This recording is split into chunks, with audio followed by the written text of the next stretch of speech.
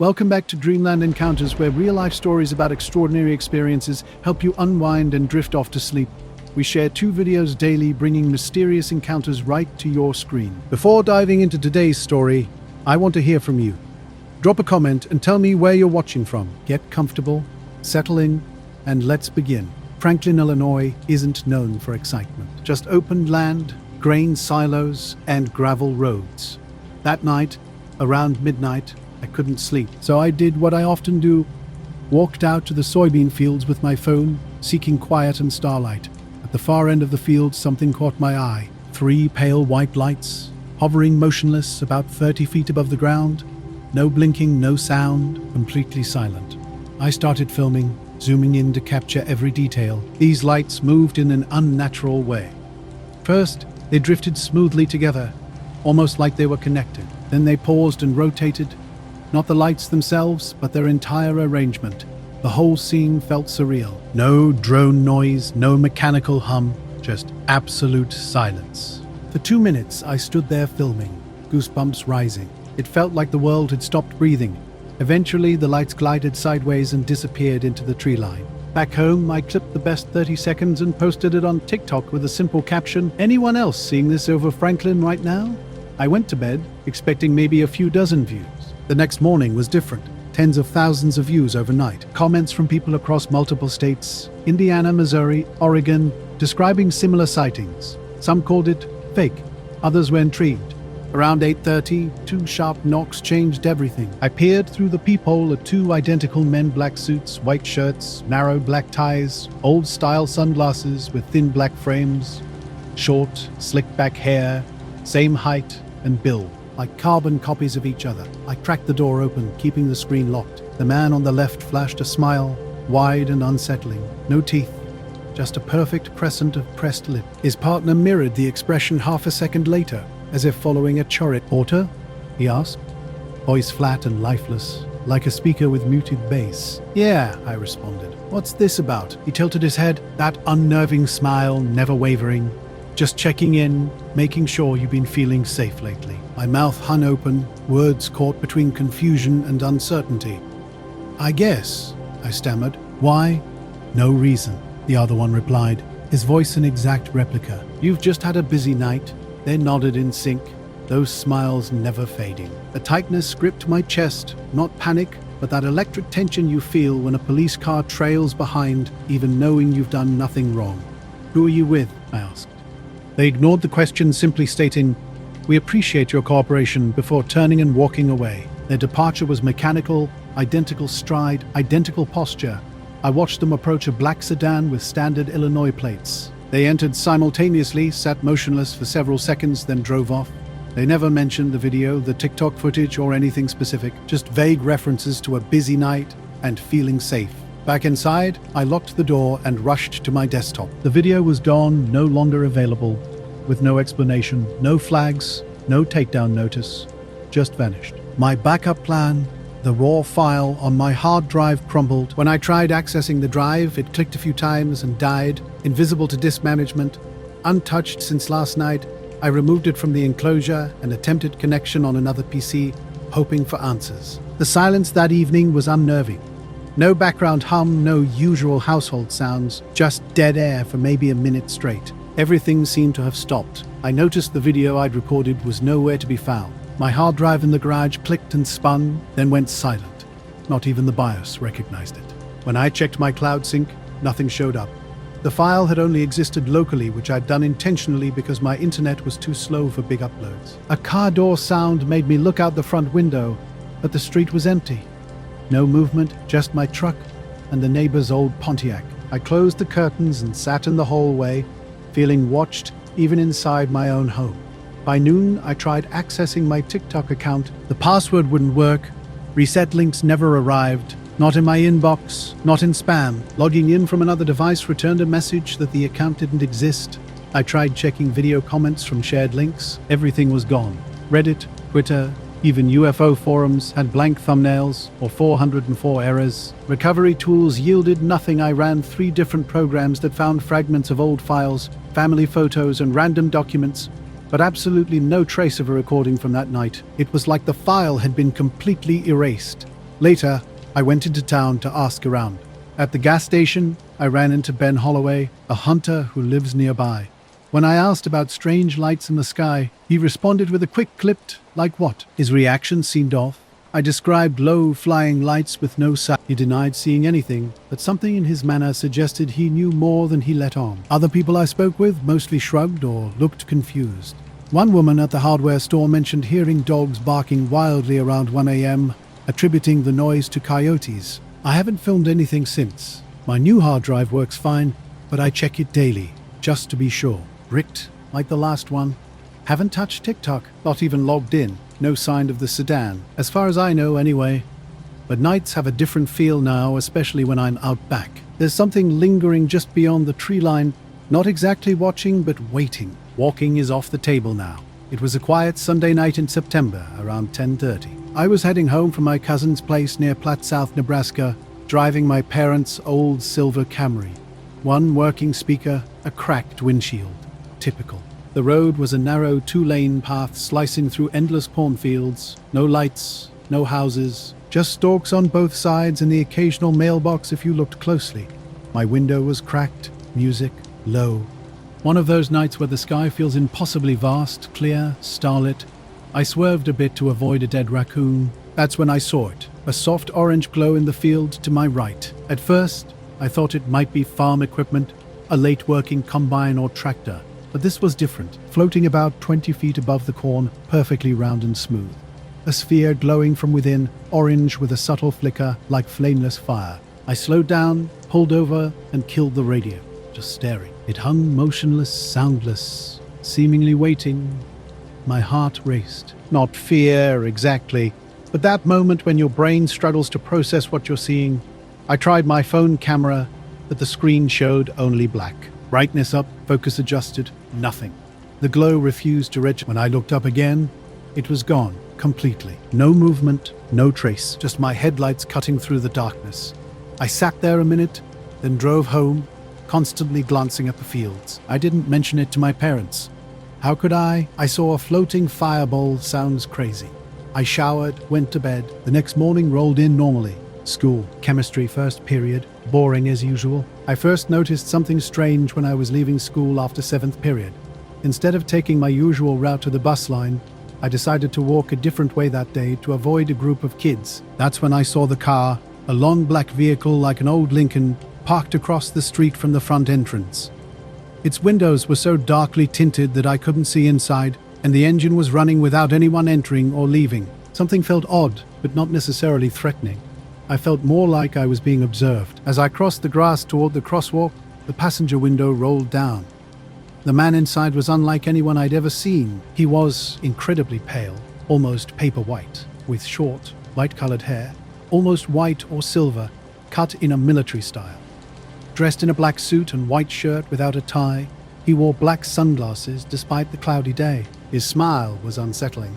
It didn't reach his eyes, which remained hidden behind those dark glasses. In a flat, scripted-sounding voice, he said, "It's not healthy to dwell on things you didn't really see." My mouth went dry.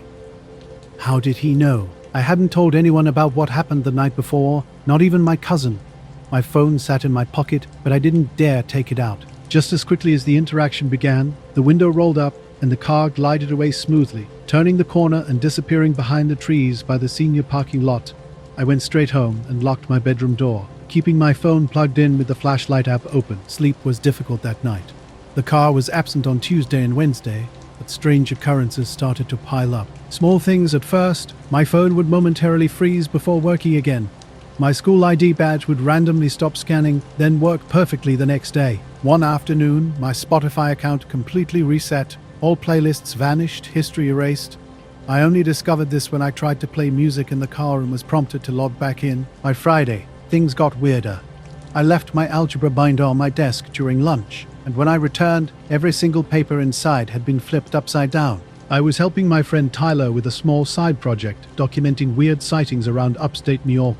We weren't experts, just two guys with day jobs in Albany who liked exploring local mysteries. This particular trip took us to a patch of woods near Midburg after a man named Len contacted us about something strange. Len was in his 60s, quiet and serious. He'd seen 3 white lights drop below the treetops around 2 a.m. on a Tuesday. No noise, no wind. The next day, he hiked out and found a perfectly round ring in the moss, about 20 feet wide. He sent us photos of the ground. Not long after that investigation, weird things started happening. I noticed a man in a car watching me. I asked my friends if they were playing a joke, but they seemed genuinely confused. One of them laughed and said I must be haunted.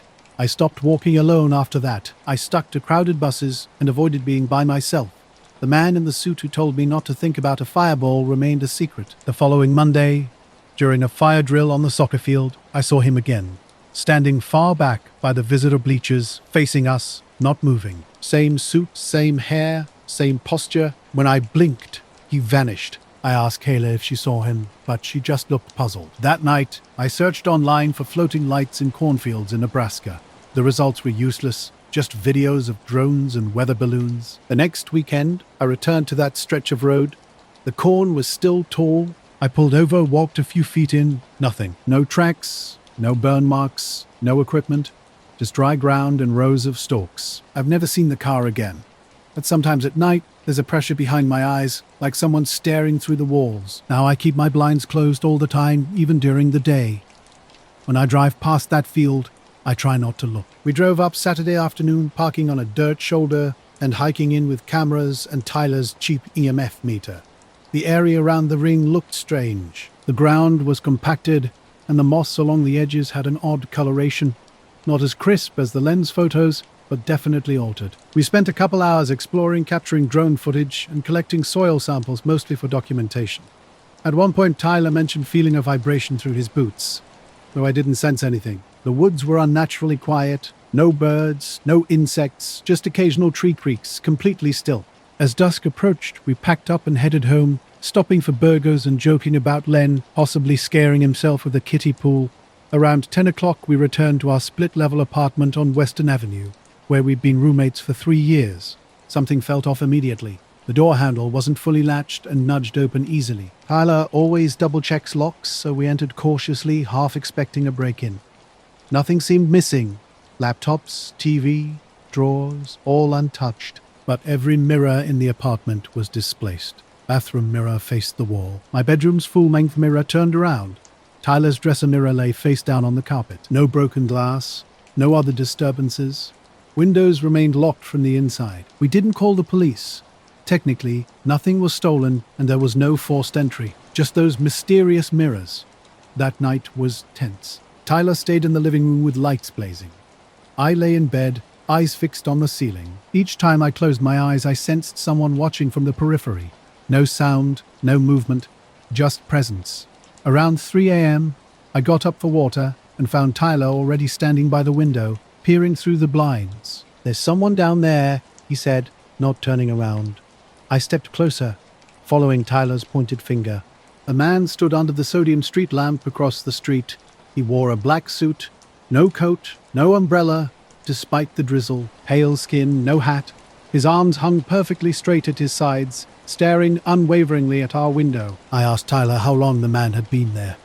"About half an hour," he said. "We watched for 10 minutes. He didn't look away." I snapped a photo on my phone, but when I checked, only an empty street appeared in the frame. Tyler wanted to confront him. I disagreed, suggesting we wait. Around 4 a.m., the man walked away, not toward a car or building, just turning and disappearing around the corner, with no hurry in his step. The next day, we called out of work. I rechecked the locks. Nothing was broken.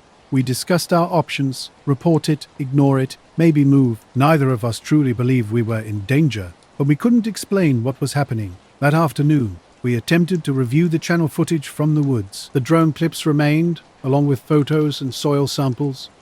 But Tyler's handheld files, the ones documenting his walk through the ring and discussing the soil, had vanished. Not corrupted or mislabeled, simply gone. We checked both SD cards. No files existed past a specific timestamp, coinciding with the strange quiet we'd noticed in the clearing. Just before bed, I glanced out the window. The street was empty, but the lamp directly across from our building flickered erratically, as if someone was toying with its power. We said nothing about it the next morning. Coffee, routine, normalcy. But this wasn't my late October, midnight. I was on the ridge pursuing long-exposure Milky Way shots, a hobby I'd developed over years as an escape, a way to focus on something larger than myself. The night was clear, dry, and cold, perfect for capturing stars in their most brilliant display. I'd driven up alone to a familiar spot. I'd been scouting locations around northern Vermont and found this perfect spot about 20 minutes from my place. A small dirt path led to a clearing on the ridge, with no streetlights anywhere nearby. The sky was crystal clear. My old Canon AE1 came out, loaded with some expired Kodak Ektachrome I'd scored at a thrift store. I'm a photography major, and sometimes I love shooting film because it makes you slow down and be patient. I set up the tripod, adjusted the settings, 30-second exposures, ISO 600, and started shooting. The ridge faced east, so I was hoping to capture star trails circling Polaris. Everything looked normal at first. After about an hour, I packed up and headed home. The next morning, I started developing the film in the campus dark room. This basement space is cramped, with concrete walls and flickering fluorescent lights surrounded by chemical trays. Surprisingly, I find it peaceful down there. As I pulled out the first film strips and hung them to dry, the star trails looked beautiful, but then something caught my eye on one roll. Sharp geometric streaks cut across the sky above the ridge, not random, but deliberate. These weren't from planes or satellites. The shapes were precise, triangles, diamonds, even what looked like a hexagon, all glowing faintly white. I blinked, wondering if it was a processing error or a scratch. Under the light, the shapes seemed even more unusual. Using the enlarger, I printed a few frames. The geometric forms remained sharp and rigid, while the surrounding stars blurred from the long exposure. My photography friend Claire took a look. She suggested it might be light graffiti or a film glitch. I wanted to believe that. I returned to the ridge the next night, but clouds obscured the sky. A few days later, back in the dark room, I hoped to investigate further. But something felt different. I noticed something was off the moment I spoke with Mr. Pro. Carver, the janitor.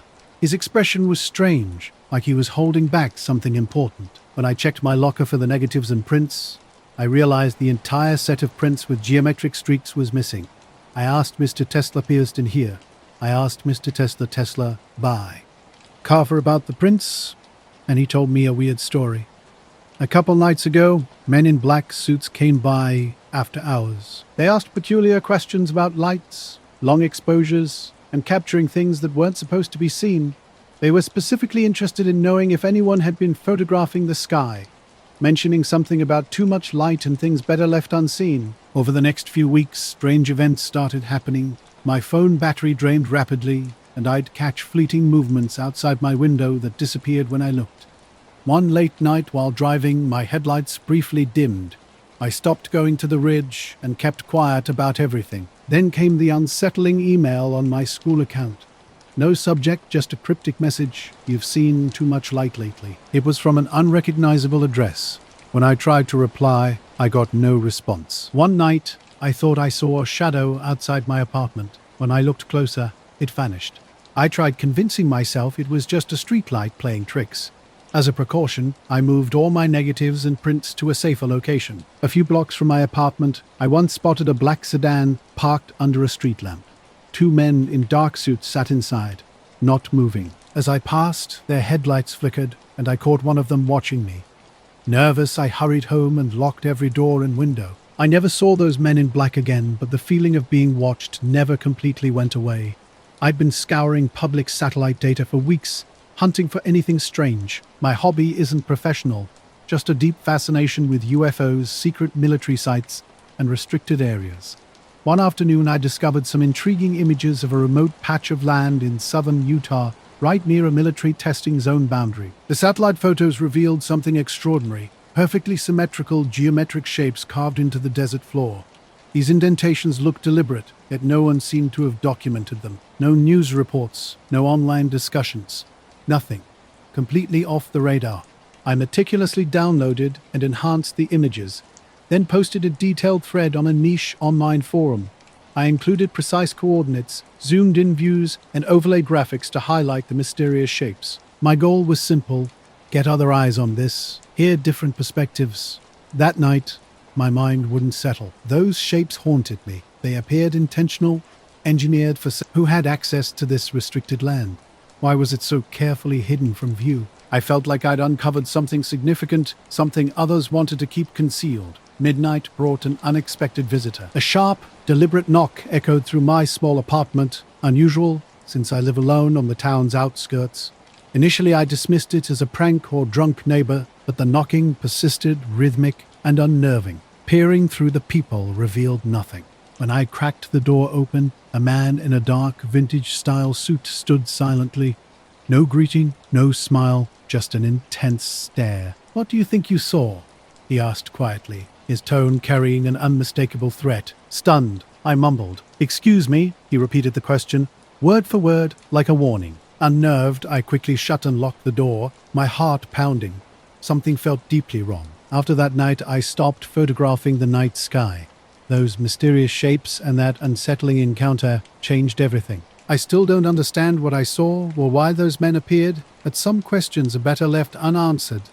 I worked nights at the Mount Kelsey Observatory, a remote facility about 40 miles outside Flagstaff, Arizona. Perched on a ridge, surrounded by pine trees, the job was mostly quiet. Until that night, the knocking started unexpectedly. Sharp, deliberate sounds hitting my door every 3 minutes, like a mechanical rhythm. No words, just relentless noise. I tried calling a friend, but my phone had no signal. Strange, since reception was usually fine here. I checked everything. Locks secured, windows shut. I sat near the door, listening. The hallway through the peephole remained empty. No one was there, yet the knocks continued, echoing faintly down the corridor. Calling the police seemed ridiculous. What would I say? There's someone knocking, but no one's actually there. Hours passed. No sleep. Just waiting.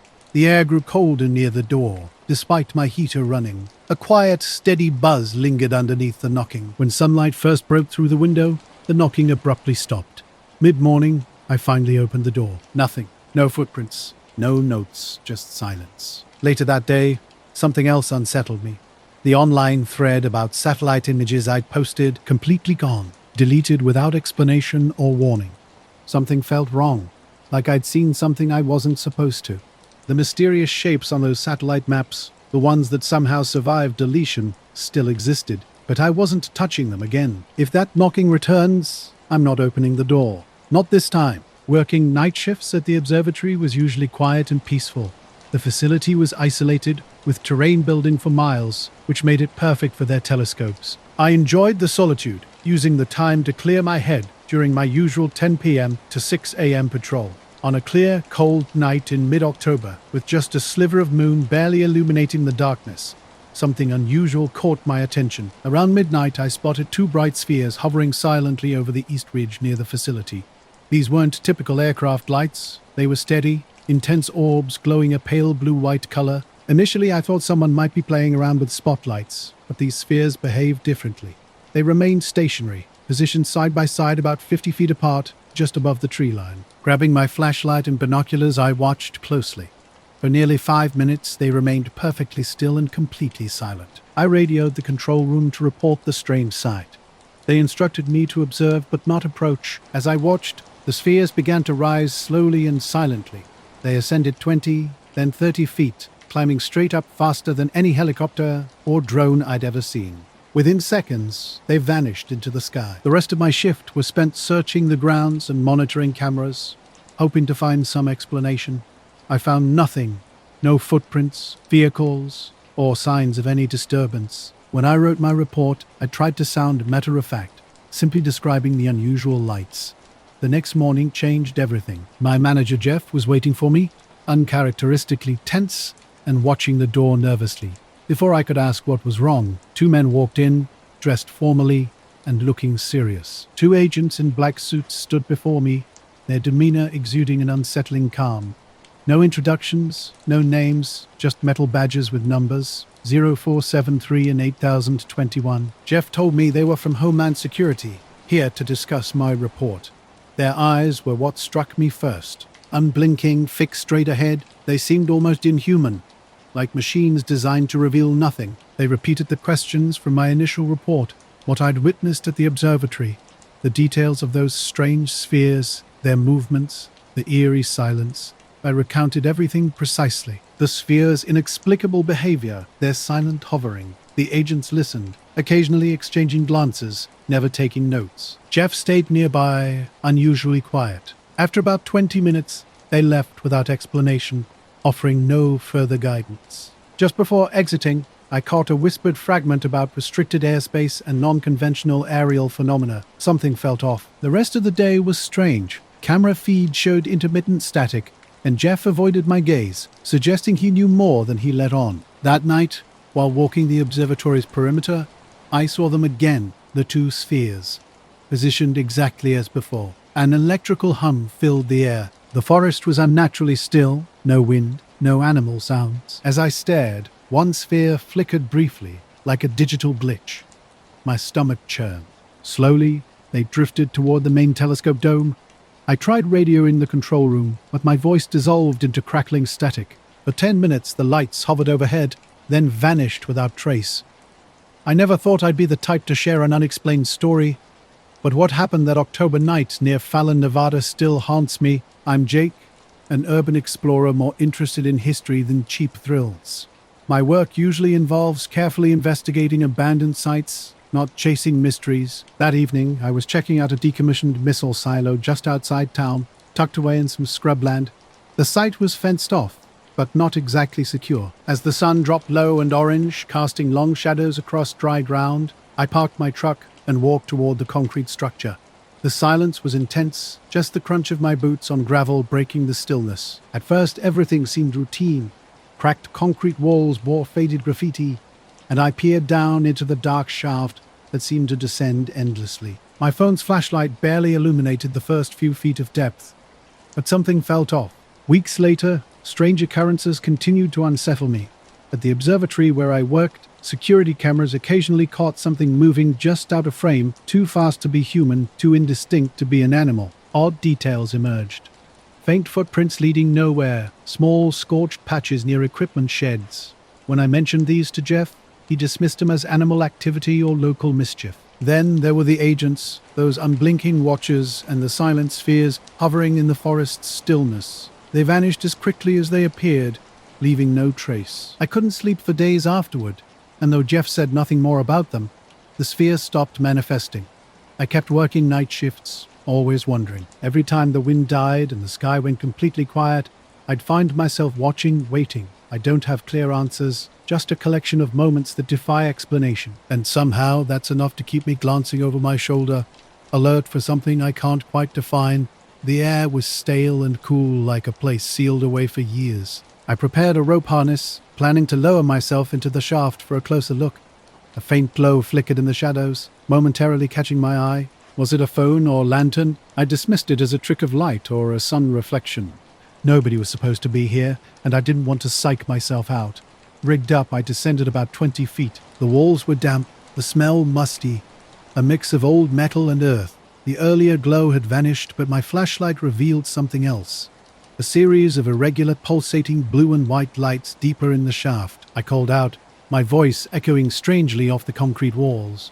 No response came. The silence felt unnerving. Something undefined made my heart race as I climbed back up. The wind had grown stronger, and darkness was settling in. I scanned the area, no footprints, vehicles, or signs of anyone else. Driving back to town, my truck's radio and phone signal died. The two-lane road stretched ahead, lit only by starlight and a distant glow from Fallon. Suddenly, the dashboard flickered. The radio crackled to life with a low electrical hum before cutting out abruptly. Home at last, everything looked normal. Clothes scattered, books piled on the table. But something waited in the mailbox, a single photograph with a handwritten note on the back. The messy scroll read simply, "We're not buried that deep. I'm Lisa Moreno, and things got strange after that night on the dock.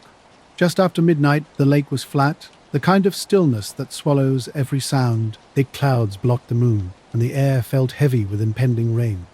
I was filming, waiting for those strange lights I'd been seeing. A week earlier, I'd discovered a black and white photo on my doorstep. Taken from above, it showed the silo at night, and shockingly, my own silhouette was standing at its edge. I live alone on the second floor of a locked apartment, with no windows facing that direction. No one but me and the barely known landlord has keys. That night at the silo, I'd been puzzled by mysterious lights. During daylight visits, both alone and with friends. I found nothing unusual, no footprints, no sounds, just an unsettling quiet. Then, driving by at dusk, my truck's radio died. A low, steady hum filled the air. Outside, the evening felt different.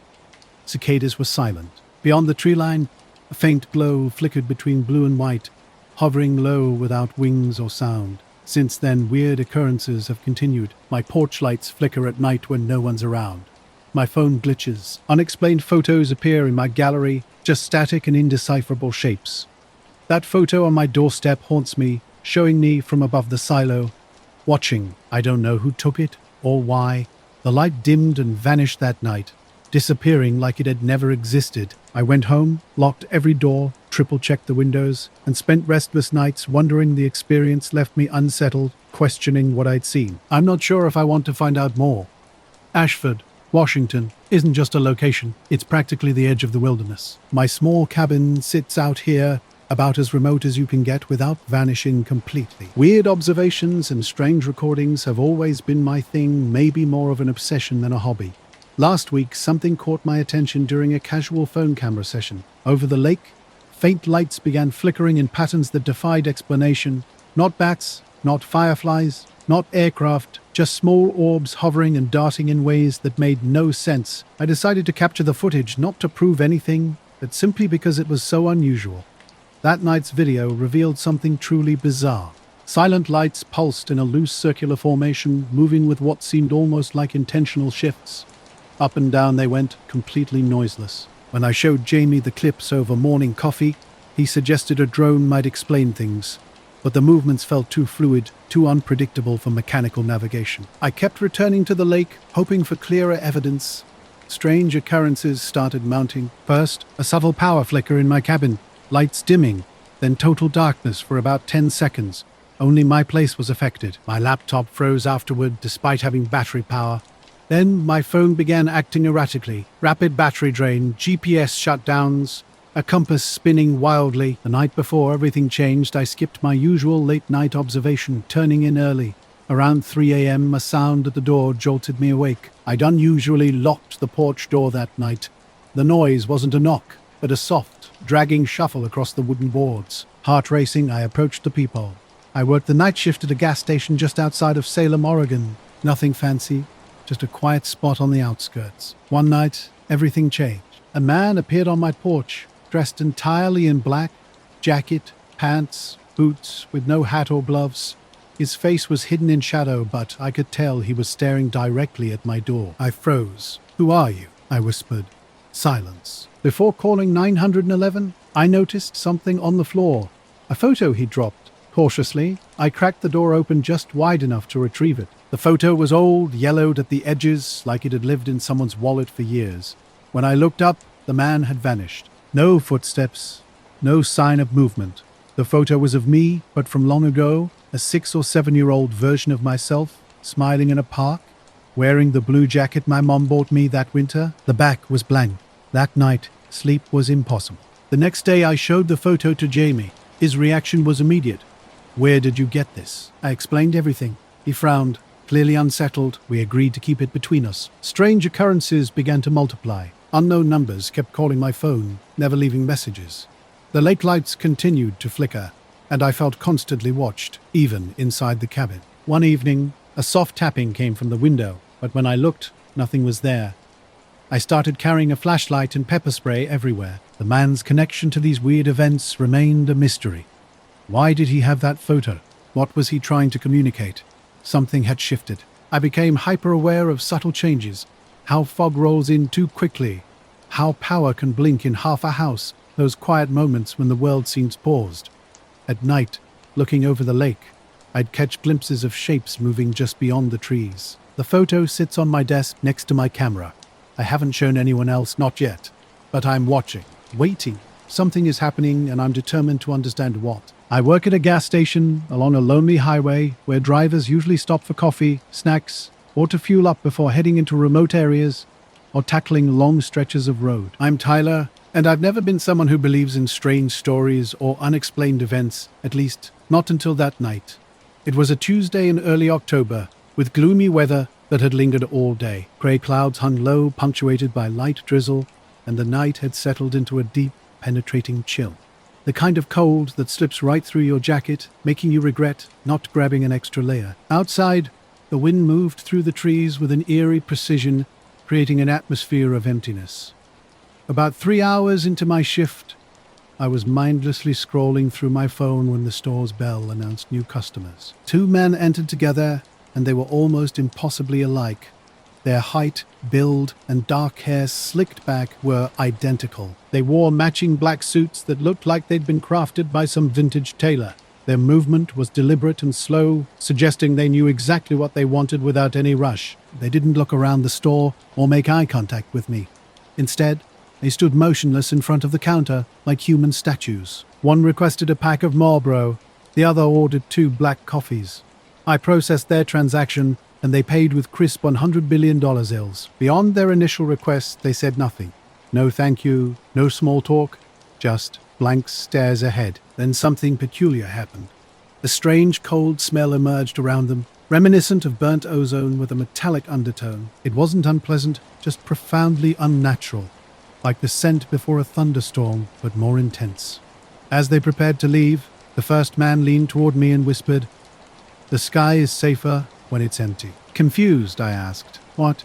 He offered only a slight, cryptic nod before walking out with his companion. I remained frozen, watching the door swing shut, while that inexplicable cold smell continued drifting through the store. The heater blasted heat while I worked the counter, dismissing the whole thing as some local quirk or bizarre occurrence. But the smell lingered, transforming the familiar store into something sharp and unsettling. Those 2 men haunted my thoughts in the days that followed. Strange events started unfolding.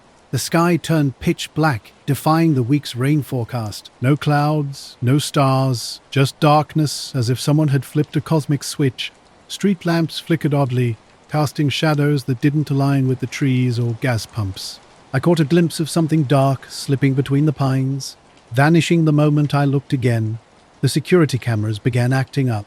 One night, the 2 black cars usually parked in the far corner disappeared completely. Even more bizarre, the feed cut to static for exactly 33 seconds before the cars mysteriously reappeared. When I mentioned this to the manager, he dismissed it, telling me to reset the system and forget about it. Soft sounds started creeping in, a low humming like a distant machine. I'd step outside, searching for the source, but nothing moved. No headlights, no people. Then came the pale light. One night, I spotted a faint, round glow moving smoothly across the sky. Not like any plane or helicopter, this thing glided, almost ethereal before vanishing behind the clouds. My co-workers laughed when I shared the story, writing it off as fog or airplane lights, but the night was crystal clear. No fog. Something had changed in the store's atmosphere, a tension that felt like anticipation. A week after those men's visit, the bell jingled again. My heart raced, but it was just a woman grabbing a soda. Yet the store felt different, waiting, watching, holding on to some unspoken secret that hung in the air like a held breath. I'd been working the night shift at the gas station, and it was close to 4 a.m. The wind was strong, rattling the building's siding. As I wiped down the counters and thought about heading home, the door jingled. 2 men walked in, same black suits, same slick hair, same blank faces. They approached the counter silently, bringing that cold smell with them. The first man spoke quietly, almost like a warning. "The sky is safer when it's empty." I wanted to ask what he meant, but my throat was dry. I just nodded, feeling trapped in a surreal moment. They handed me a plain envelope with no markings. "Keep it safe," the second man said before they left without another word. After they were gone, I stared at the door. The cold smell lingered. When I finally opened the envelope, I found a few blurry photos. Strange shots of the night sky, long shadows stretching over the trees near the gas station. I still don't understand what it all meant. Since that night, I've been watching the sky during my shifts, waiting. I don't expect those men to return, but sometimes when the wind picks up and the night goes quiet, I feel like something is watching from the treetops. The cold smell comes back occasionally, usually right before the sky seems to darken more than it should. The sky might be safer when it's empty, but it sure doesn't feel safe to me. Those photos and that strange encounter have changed everything about my night shifts. Now, every sound, every shadow makes me wonder what might be lurking just beyond my sight. Here's the rewritten text. The night was quiet as I drove down the empty country road. something caught my attention.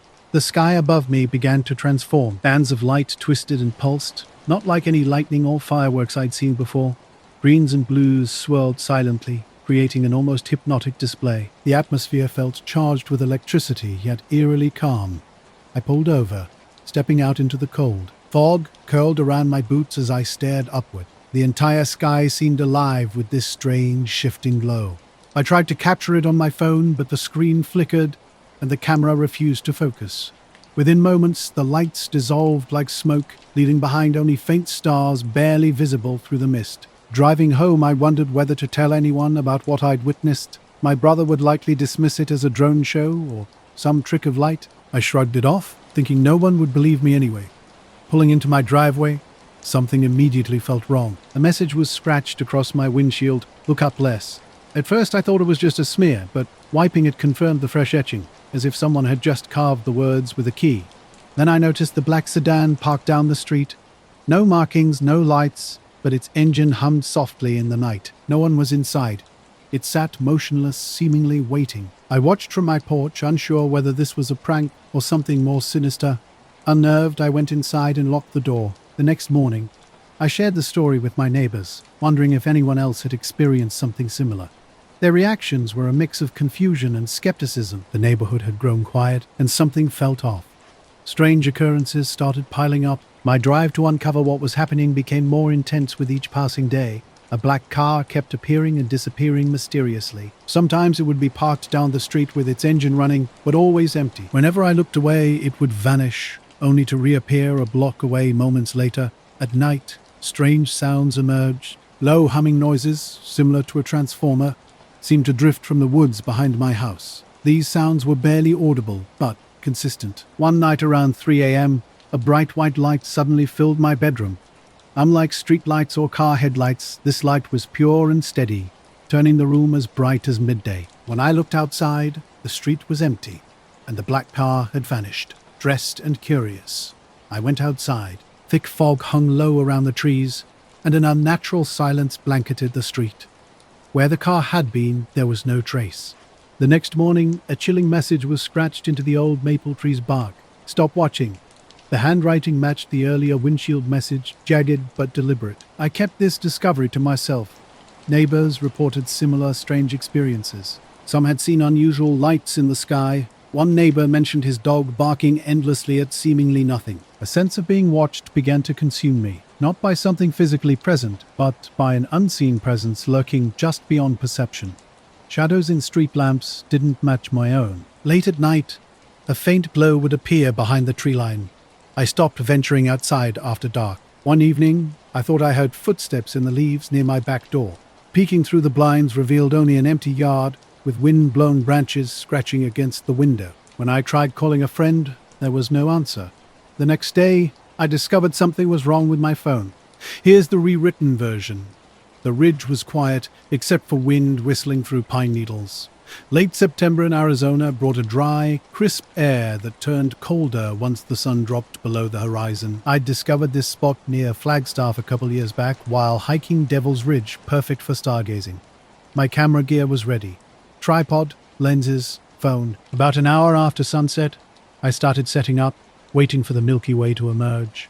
The sky was stunning, dark and packed with stars. While adjusting aperture and checking exposure, I caught something in my peripheral vision. Across the small valley, a figure stood motionless on the opposite ridge, completely still. Later, strange things started happening. My phone's battery died despite being fully charged. The signal felt weak, like I was in a dead zone, even though my house normally had full bars. Time seemed to slip weirdly, hours passing faster than they should. Sometimes the clock would jump ahead 10 or 15 minutes without explanation. A few nights after that night on the ridge, a black car rolled slowly down my street, no headlights, engine silent. It stopped right in front of my house and just sat there for a long minute. No one emerged. My heart raced as I stared back, and eventually the car disappeared into the fog. The messages stopped. The strange lights faded from the sky. The black car never returned. I went back to my normal routines. But sometimes, driving home late or sitting outside alone, that quiet watching feeling creeps back. A soft pressure on my neck. The windshield scratches have almost vanished.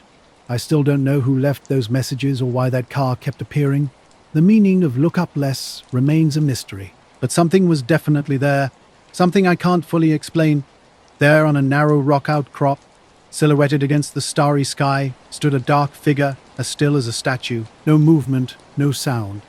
I was alone in this remote spot, camera in hand, focused on capturing the night sky. Something felt off. I called out softly, then a bit louder, hoping to get a response from what I assumed was another hiker or photographer. Silence. Then, in an instant, the figure vanished. Not walked away, not hidden, just gone. Like someone flipped a switch. Blinking hard, I tried to make sense of what I'd seen. Maybe it was a trick of the light, my imagination playing games in the darkness. But my hands were shaking as I returned to my camera. Then my phone rang. An unknown number with random digits. Something compelled me to answer. A cold, distorted voice spoke 3 chilling words: "We're watching," then silence. My heart raced. The night suddenly felt alive with an unsettling energy. I decided to leave, taking the long way home through winding desert roads. The radio crackled with static. More than once, I caught fleeting glimpses of headlights in my rearview mirror that disappeared when I looked directly. Home felt like a temporary refuge. I checked my phone. No missed calls, no texts. Everything seemed normal, but I felt anything but calm. The next day, I brought friends to the ridge. We searched for any sign of disturbance, footprints, broken branches, anything unusual. Nothing. The rocks and ground were exactly as I'd left them. That night, from my bedroom window, I saw a shadow slip between the trees across the street. Just a neighbor or an animal, I told myself. But deep down, I knew something was watching. My job as a night security guard at a military base near Hawthorne, Nevada, is usually pretty routine. I monitor surveillance cameras from midnight to AM, watching screens and making sure no unauthorized people get close. Most nights are uneventful, just me and the quiet hum of machines. 2 weeks ago, something unusual happened. Around 3 a.m., with the room bathed in the soft glow of monitors, I was scrolling through the perimeter camera feeds. One particular camera, pointed at a remote stretch of road half a mile from the main gates, caught my attention. At exactly 3:02 a.m., a black sedan without headlights pulled up and stopped briefly. The car looked like it was from the late 90s or early 2000s, unremarkable and nondescript. Then 2 men emerged, and that's when things got strange. Their movements were unnatural. They didn't walk normally, but seemed to glide inches above the ground, almost floating. When they stepped out, they stood side by side, scanning the horizon with an eerie, rigid stillness. No blinking, no head movements, just an unsettling, fixed gaze. I kept looking back, wondering if the camera was malfunctioning. Their presence felt wrong, like something you'd see in a nightmare. Those 2 figures stood motionless for about 2 minutes, searching for something or someone. Since that night, I've been haunted by what I saw. Devil's Ridge, where I often go, now feels different. Sometimes I sense a quiet pressure, like unseen eyes watching me. My phone occasionally lights up with calls from unknown numbers, but when I answer, there's only silence. I can't explain who those figures were or what they wanted. All I know is that out there in the dark, under the starlit sky, something was definitely paying attention. The night felt strange even before anything unusual happened. I was watching the security cameras during my shift, focusing on the monitors that showed the base's perimeter. Something caught my eye. 2 men walking near a black car, but they didn't cast any shadows under the streetlights. Their movements were odd, almost unnaturally smooth. When I leaned closer to the screen, the walkie-talkie crackled. Another guard asked if I was seeing what he was seeing. I described the car and the men, watching as they suddenly glided back toward the vehicle without their feet seeming to touch the ground. The car moved forward without headlights and vanished into the darkness. As I tried to rewind the footage, the feed cut out. All monitors blinked off and returned with normal daytime footage. The entire 3 a.m. recording had disappeared completely. My supervisor dismissed my concerns, telling me to focus on routine patrols. But I knew something wasn't right. I asked other guards about what I'd seen, but they either hadn't noticed anything or weren't willing to talk. For the next few nights, I stayed near that camera's feed, hoping to catch another glimpse. Nothing happened. The area remained silent except for the wind and the distant bass hum. A few days later, driving home on the same road, I spotted a car parked on the roadside with no lights on. I slowed down, thinking someone might need help, but no one was inside. Local residents started sharing stories about strange lights near the base and unexplained movements in the hills. They looked genuinely concerned. I'm not someone who believes in ghost stories, but these encounters were unsettling. I can't explain what I saw that night, whether it was a military test or something entirely different. The missing shadows, the strange movements, the vanishing footage, none of it made sense. I still work at the base, watching the cameras. The 3 a.m. feed is now under extra security, and on quiet nights when the wind blows just right, I can almost feel something watching from the dark hills surrounding us. The forest had that early fall feel, sharp air, early sunset, overcast sky, damp earth and recent rain lingered in the thick atmosphere. I'm Claire, a graphic designer from Seattle who sometimes needs to escape the city's constant noise. Around noon I started my hike, planning to cover 5 or 6 miles before turning back. The trail was mostly empty, just occasional runners and dog walkers, exactly how I prefer it. No expectations of anything out of the ordinary. About 3 miles in, something caught my eye near a cluster of ferns. A black briefcase sat upright on the ground, positioned as if deliberately placed. No markings, no logos, just a scratched matte black surface that looked like it had been dragged or bumped around.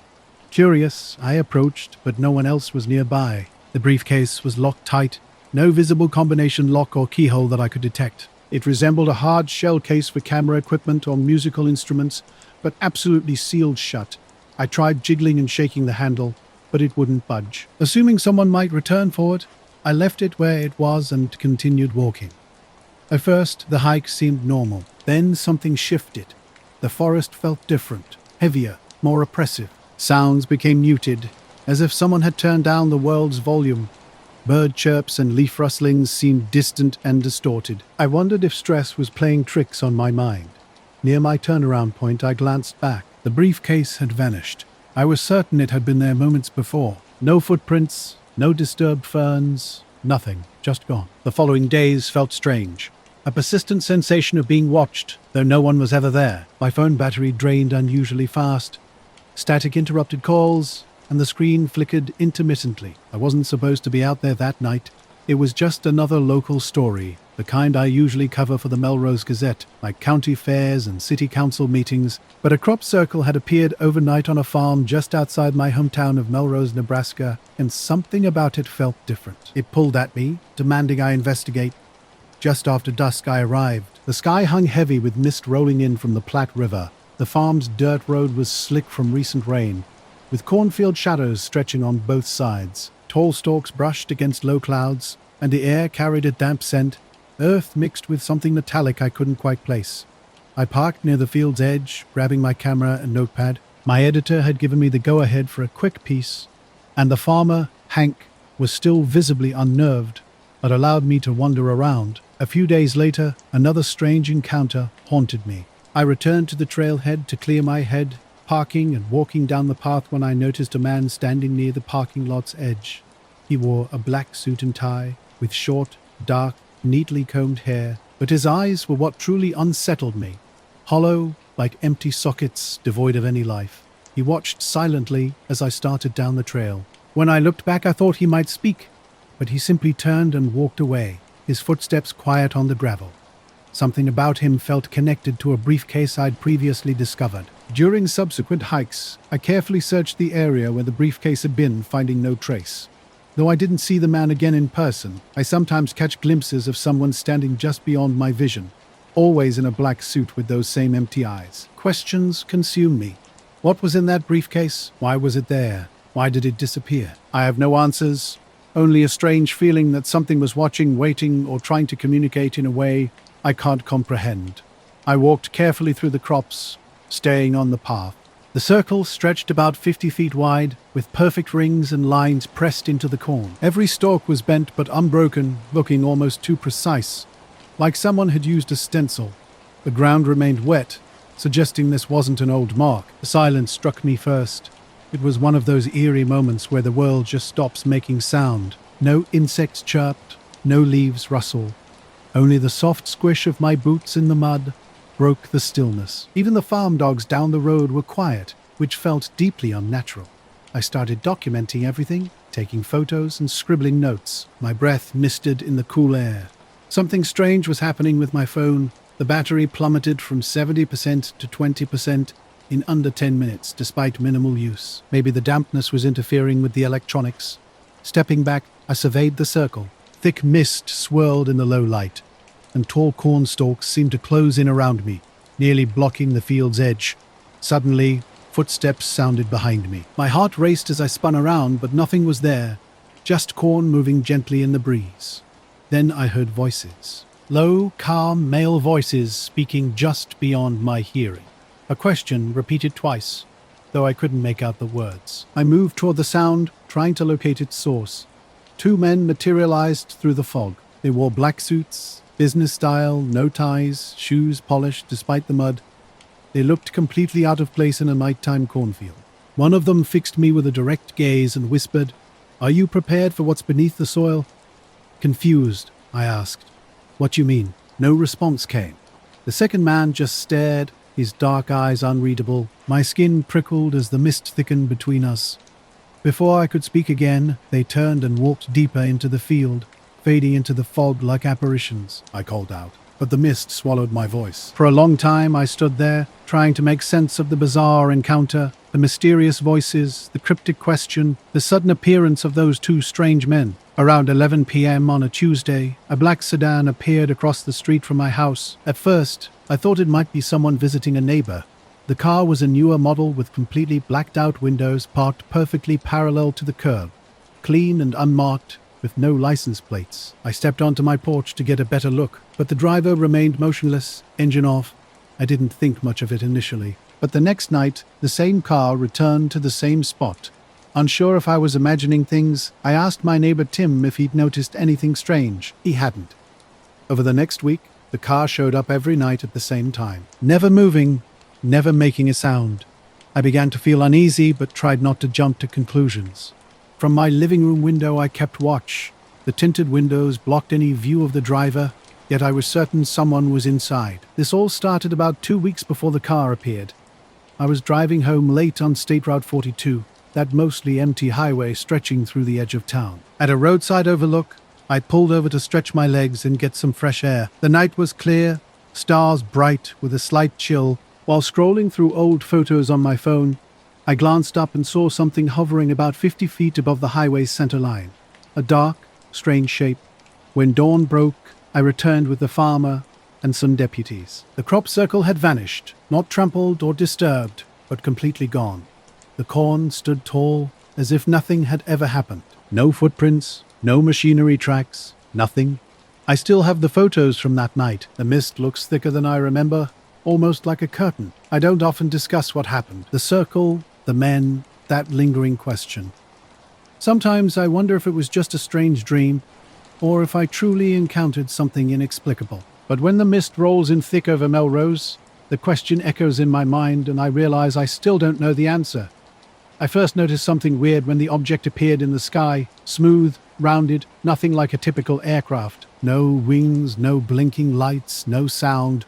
It just hovered there, perfectly still. The street lights below flickered as if the power was struggling. I tried to take pictures with my phone, but focusing was tough. The object seemed to absorb the light, blurring its edges against the sky.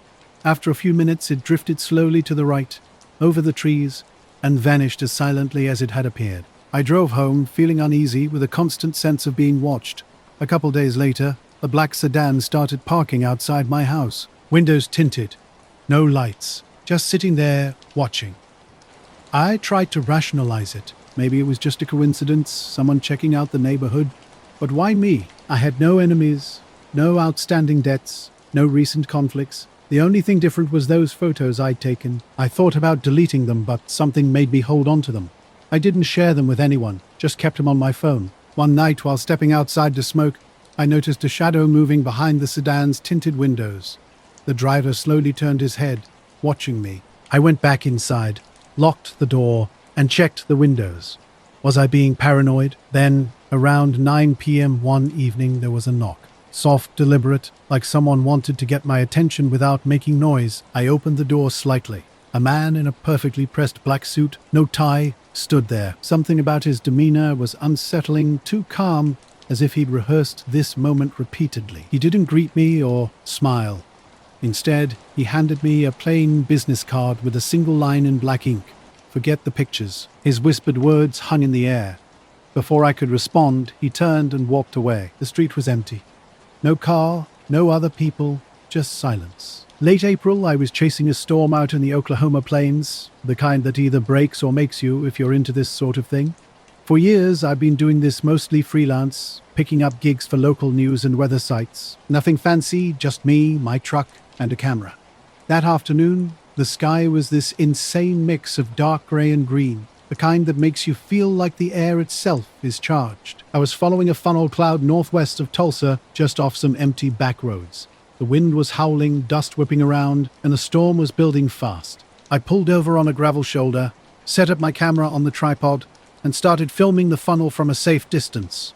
The cloud was rotating steady, thick at the base, tearing across the flat land. I was focused on the usual stuff, the swirling dust lightening off in the distance, the way the clouds shifted and twisted. Then, out of the corner of my eye, I caught something that didn't fit. There was a faint shimmer, like a reflection, or maybe a heat haze just above the funnel's tip. I adjusted the zoom and got a better look. At first, I thought it was debris caught in the updraft, but this was too smooth, too precise. It looked like some kind of metallic object floating or hovering, catching the fading sunlight in a way that made it gleam. The shape was vague, sort of oval, maybe the size of a small car, but it moved slowly, deliberately, not spinning, not tumbling, just holding position like it was watching the storm or riding its edge. I kept filming, heart pounding, trying to stay steady. The wind was getting worse, and I could feel rain starting to spit. The whole thing lasted maybe 2 minutes. Later, someone slipped me a card. The paper was thick, almost unnaturally smooth. I wanted to throw it away, but instead, I stuck it in my pocket. After that night, the black sedan stopped showing up, but the photos stayed on my phone, and sometimes when it's dark and quiet, I catch myself glancing out the window, half expecting to see those blacked-out windows staring back. I don't know who that man was or what he wanted. I don't know if I should delete the pictures or keep them. All I know is that sometimes when I look at those photos, I see more than just a shape hovering over the highway. There's something watching back, and I don't think I'm supposed to see it. Minutes after the metallic shape vanished behind the clouds, I packed up my gear and headed back to town, my nerves still buzzing. That night, I uploaded the video to my YouTube channel and shared it on some storm-chasing forums. By morning, it had exploded online, tens of thousands of views, with endless speculation. Some people thought it was a drone. Others claimed it was just a light trick or reflection. I wasn't sure what to make of it myself. Then the strange incident started happening. Around noon, the day after the video went viral, I received a peculiar phone call from an unknown number. The caller claimed to be an insurance agent asking about potential wind damage to my brain.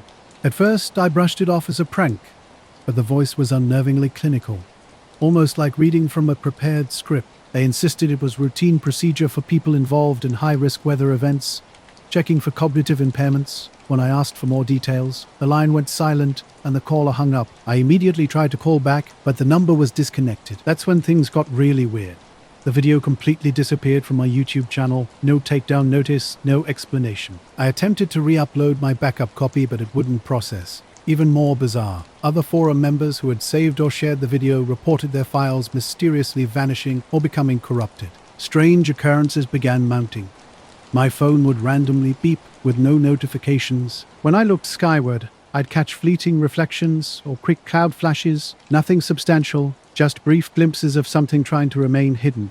One night, while driving home from a diner, my car radio went completely silent for 5 full minutes. No static, no sound, despite everything else functioning normally. I checked the car the next day and found no technical issues. I kept expecting some official contact, maybe requesting the footage or wanting an interview. Nothing ever came. It's been a couple of months now, and while I still chase storms, I'm much more cautious. I keep my distance from funnels and anything that seems even slightly unusual. The forest fell into an eerie, unnatural silence that day in early October. I was hiking a less popular trail in the Bitterroot National Forest, hoping for quiet and maybe some good photos of the changing trees. The usual sounds of birds, rustling leaves, and distant streams simply vanished. About halfway through my hike, as I crossed a small ridge and descended into a hollow, something felt off. It wasn't just quiet, it was as if someone had hit a mute button. No birds chirped, No wind rustled the leaves, no animals moved through the brush, even the distant stream had gone silent. The air stood unnaturally still, heavy with an inexplicable tension. In a clearing ahead, something caught my eye. At first, I thought it was a black tarp or some equipment. As I got closer, I realized it was a helicopter, a matte black chopper hovering about 20 feet above the ground, blades spinning slowly with a low, almost mechanical humming sound. This wasn't like any rescue or ranger helicopter I'd seen before. Beneath the aircraft, 3 figures stood in a tight, motionless line. They were dressed in black uniforms, but no details were visible. No faces, no movement, just black shapes standing perfectly still, like living statues. My brain screamed to keep walking or turn back, but my feet remained rooted to the ground. And shaking slightly, I raised my camera and took a few pictures. The entire scene felt surreal, unlike anything I'd ever experienced. Sometimes I wonder if I imagined the whole thing, the metallic shape, the strange call, the missing video. But the memory of that shimmer above the funnel cloud remains burned in my mind. I can't explain what I saw that day, but I know it wasn't part of any storm I'd ever encountered before. After the helicopter vanished over the treetops with a near-silent glide, the figures in the clearing disappeared just as quickly. I scanned the area, but no trace remained. A weird chill ran through me, despite the warm air. My heart racing, I left the clearing and headed back to the trailhead. The next week seemed normal at first. On Monday morning, I drove to work through back roads and light traffic. About 10 minutes into my 25-minute commute, a black SUV began tailing me. It was large, with tinted windows and no visible plates. I tried taking different turns to shake it off, but the vehicle stayed close. At a red light, the passenger window rolled down. A man leaned out and spoke in a low, unsettling tone. Forests don't like company. His calm delivery sent a chill down my spine. I said nothing as the light turned green and I pulled away. The SUV followed for a few more miles before vanishing. Those words haunted me. Was it a warning? I couldn't dismiss it as a random comment. Over the next few days, I watched for the SUV, but it never reappeared. Still, I felt constantly observed. My phone battery drained unusually quickly, and fleeting shadows would catch my peripheral vision, disappearing when I turned to look. I tried convincing myself it was just stress or fatigue, but the memory of that silent clearing lingered. The helicopter, the 3 motionless figures who seemed to belong to another world I wasn't meant to witness. I never returned to that part of the forest. Sometimes, when the wind is low and the trees stand quiet, I still sense those black shapes watching from somewhere out there. I don't know if I'll ever understand what happened that day. My name is Jamie Towers and I live in Asheville, North Carolina. I started this podcast almost 2 years ago, mostly as a side project. I've always been drawn to weird stories that most people dismiss as conspiracy or urban legend. I've been doing a podcast about local mysteries for a while now. Nothing sensational, just odd stories that don't quite make sense. Last month, I released an episode about a forgotten UFO sighting from the 1970s. A trucker named Walt claimed he saw strange lights hovering over a highway near Cherokee and experienced missing time. The official records are sparse, and most locals treat it like a campfire story. After digging through some old audio interviews, I pieced the story together. The episode became my most popular yet, but things got weird quickly. The day after publishing, strange voicemails started coming to my podcast number. Initially, they were just static bursts, the kind you'd expect from a bad phone connection. Days passed, and the static began to change. A deep, distorted voice emerged, repeating "turn back the signal" over and over. No context, no explanation. I assumed it was a prank. Who would go to such lengths? But the calls continued, almost daily. Always at night, always with that same cryptic phrase. Sometimes the static would surge so loudly it would make my phone vibrate. I tried blocking the number, but it kept changing. No caller ID, no way to trace it. My friends laughed it off as podcast hype or just someone trolling me. Yet something felt fundamentally wrong. About a week after the episode went live, I woke up to find all my recording equipment had vanished. Every microphone, recorder, mixer, and headphone gone. I live alone on the town's outskirts, with no one else having easy access. I checked every entry point. Nothing was forced or broken. It was as if someone had a key and knew exactly what to take. But what really unnerved me was what I found on my front doormat. A single microphone, one of my old handheld interview mics, was placed precisely in the center. When I picked it up, I noticed a word carved into its metal body near the base: silence. I'm not sure how I kept my composure. It felt like an unspoken boundary had been crossed in a way I couldn't comprehend. I called the police, but they dismissed it as a routine burglary with no clear leads. Heart pounding, I'm back here writing this, trying to make sense of it all. The gear is still gone. A low, rhythmic pulse like a heartbeat leaked through my old tape player after a minute of mostly silence. I found a small, worn cassette tape sitting on the porch light ledge after hearing a soft, deliberate knock at the door around midnight. When I looked through the peephole, no one was there. I opened it anyway. The voice came through clearer than before. That same deep voice, calm but chilling. Turn back the signal. I turned it off. The mic remains on my desk, cold to the touch, and the voice keeps coming in bursts of static on my phone. I had shut down the podcast for a while, deleted the episode about Walt, hoping that would stop whatever was happening, but something else started. When I tried to record ambient sounds or anything normal, the playback would have static or low whispers layered underneath. Nothing clear, but always there. I even tried wiping my phone and computer, reinstalling everything, but the interference persisted. The silence in the room felt heavier, like it was watching me. I was watching the shadows in my apartment, double-checking locks, jumping at every noise. They couldn't explain the missing stuff or the mic on the doorstep, and they didn't find any signs of forced entry.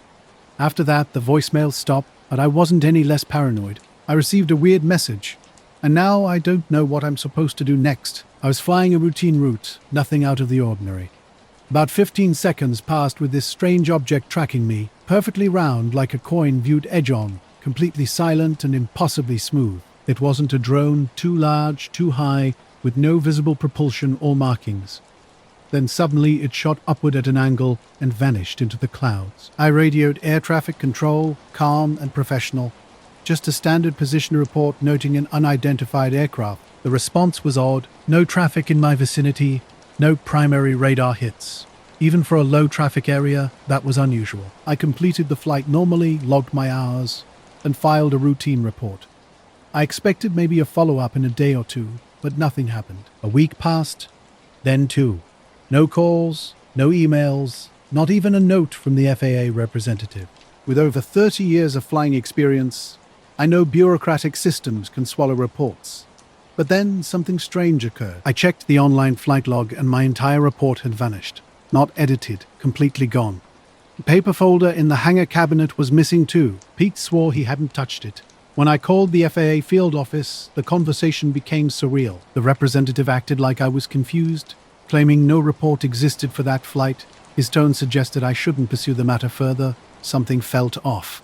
Weeks later, on a quiet Sunday morning, I arrived at the hangar early. As I unlocked the gate to the tarmac, a black rental car was parked at the end of the row. Two men in black suits stood beside it, watching. Two men stood by the hangars, no hats, no coats, braving the wind. They weren't talking, just waiting, facing the metal structures like they were expecting someone. Their presence felt odd, synchronized, deliberate, with a steady walk that suggested they knew exactly where they were going. Both looked identical, late 30s, clean-shaven, pale, same short haircut. When they approached, one spoke first, his voice flat and mechanical. "Wilcox," he said. I nodded. They mentioned my recent report of a visual anomaly east of Missoula, a report I thought had vanished without acknowledgement. "Who are you with?" I asked. The second man smiled, wide but not warm. "Contractors," he said. "We handle misfiled data." Something in his tone suggested intentionality, like the misfile wasn't accidental.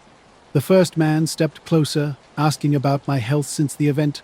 Any dizziness, confusion, hallucinations? I insisted I was fine, but he didn't seem convinced. He started explaining how pilots often mistake visual artifacts for debris or weather phenomena, and I knew what I saw. This wasn't a weather balloon or some random atmospheric trick. Their recommendation was direct: a short leave from flying, just a few weeks. The second man said. I pushed back, claiming I wasn't grounded. "Not yet," he replied cryptically. Then the first man said something that made my stomach drop. "Still chasing the sky, huh? Chippy." That nickname, used only by my grandfather when I was 10, wasn't recorded anywhere. Not on my license, not online, nowhere official. They turned and walked back to their car. The wind picked up, but strangely, their shoes made no sound on the gravel. They drove away without another word, leaving me stunned and uncertain. That night, I went back and checked everything.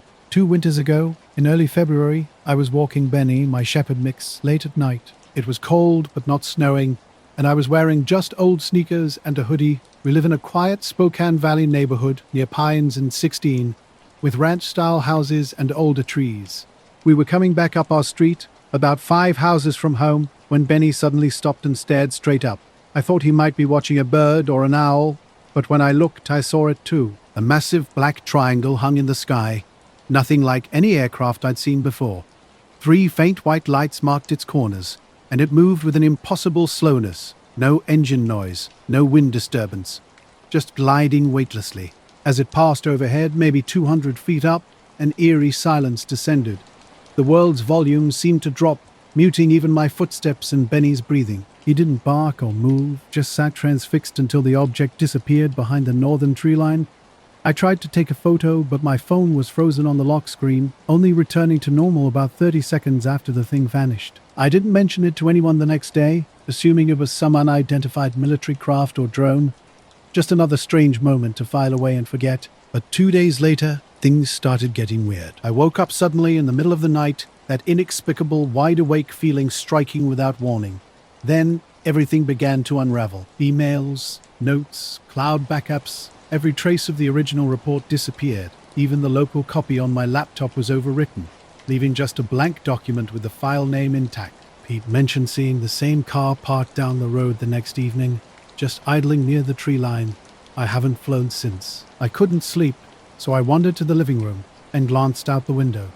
At first, nothing seemed unusual. Then I spotted the car across the street, an older sedan with chrome trim, black paint gleaming under the streetlight, just sitting there, headlights barely visible.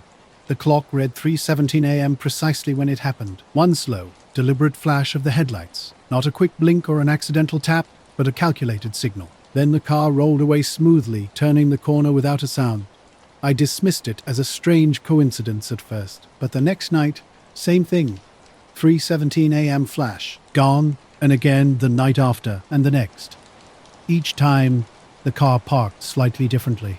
Sometimes near the Wilkins house, sometimes closer to the Morgans, always directly across from my place. By the 5th night, I was unnerved. I tried recording it. Phone on a tripod, 20 minutes of footage starting at 3:10. But when I checked the next morning, nothing. Empty street. Yet I knew what I'd see. I'd even waved at the car once. No response. Nobody believed me. Not the Morgans with their open blinds. Not Mr. Harrington, whose dog barks at the slightest movement. My wife just thought I was watching too many weird documentaries. She works nights, so she's never around to see it. I changed my routine. No more late-night dog walks with Benny. Earlier trips, just after dinner. Every night, 3:17 a.m., one flash.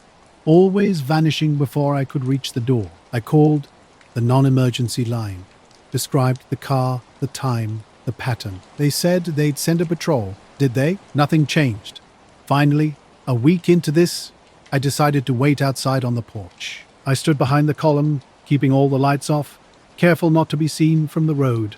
2 summers ago during the Palisades, I'd driven out to a remote spot east of Landau, Wyoming, County Road 221. Just scrub hills and a lone busted windmill. A place I knew well from past fieldwork. Benny was inside, pacing. He'd been antsy about me being out of sight lately. My plan was simple: park the truck off the shoulder, throw down a blanket, and watch the meteor shower with coffee and camera. The sky was crystal clear, no clouds, no moon, just a brilliant canvas of stars. I arrived early, around 11, well before peak activity. The solitude was perfect. No cell service out here, which only made it better. At 3:17, the car pulled up across the street. No headlights, just faint running lights. It stopped directly opposite me. Engines remained on. The windows were too dark to see inside, but something felt off. The car looked unnaturally clean, with no front license plate. I stepped out slightly for a better view. The driver's side window rolled down halfway. A pale, thin-faced man in a black suit sat motionless, staring directly at me. We both remained completely still. After about 10 seconds, he raised his hand, not a wave, but a flat stop signal, then slowly rolled the window back up. The car disappeared without a trace. The first few hours that night had been uneventful. I dozed off around 12:30 and woke just after 2 a.m. to a sky ablaze with light. I set up my makeshift tripod in the truck bed, clicking long exposures. Past 3, I noticed something unusual on the road behind me. In the following nights, I kept watch. Nothing came. No headlights, no idling, just an empty street. I told myself I was relieved, but part of me missed the predictability. Now I habitually check the street at 3:17. Sometimes I could swear I hear a car idling down the block, but when I look, there's nothing there. I was out taking night photos, setting up my tripod when something caught my eye. At first I thought it was just a shadow, but it wasn't moving with me. Standing dead center on the road, about 50 feet back, was a silhouette. No flashlight, no movement, just a shape. I stared, wondering if someone had pulled over nearby. But there was no sound, no car, no footsteps on gravel, nothing. This figure, if it was even human, didn't shift or turn like a normal person would. I switched on my headlamp and pointed it toward them. The beam swept across the road and shoulder, but somehow didn't catch their face. They didn't react. No flinching, no shielding their eyes, no stepping back. Quickly, I snapped a photo with my phone. As soon as the shutter clicked, they turned and walked into the darkness, vanishing behind the low slope across the road. No sound, just gone. I considered calling out. Maybe they needed help, but decided against chasing someone through the brush in the middle of nowhere. Back in the truck, I checked the photo. The figure looked strange. Thin and too tall, probably wearing black. The arms seemed unnaturally long, and the head was oddly shaped, almost featureless, like the face was blurred or turned away. I tried to convince myself it was just a camera artifact, but it unnerved me more than I wanted to admit. The next morning, stopping for gas in Riverton around 7 a.m., things got weird. Inside the empty Conoco station, just me and the cashier, a man in a pristine black suit entered. Mid-40s, pale skin, top button fastened, shoes immaculate. He looked out of place. Standing by the sinks, he said without looking at me, "You've seen too much light lately." I laughed, thinking it was a strange joke.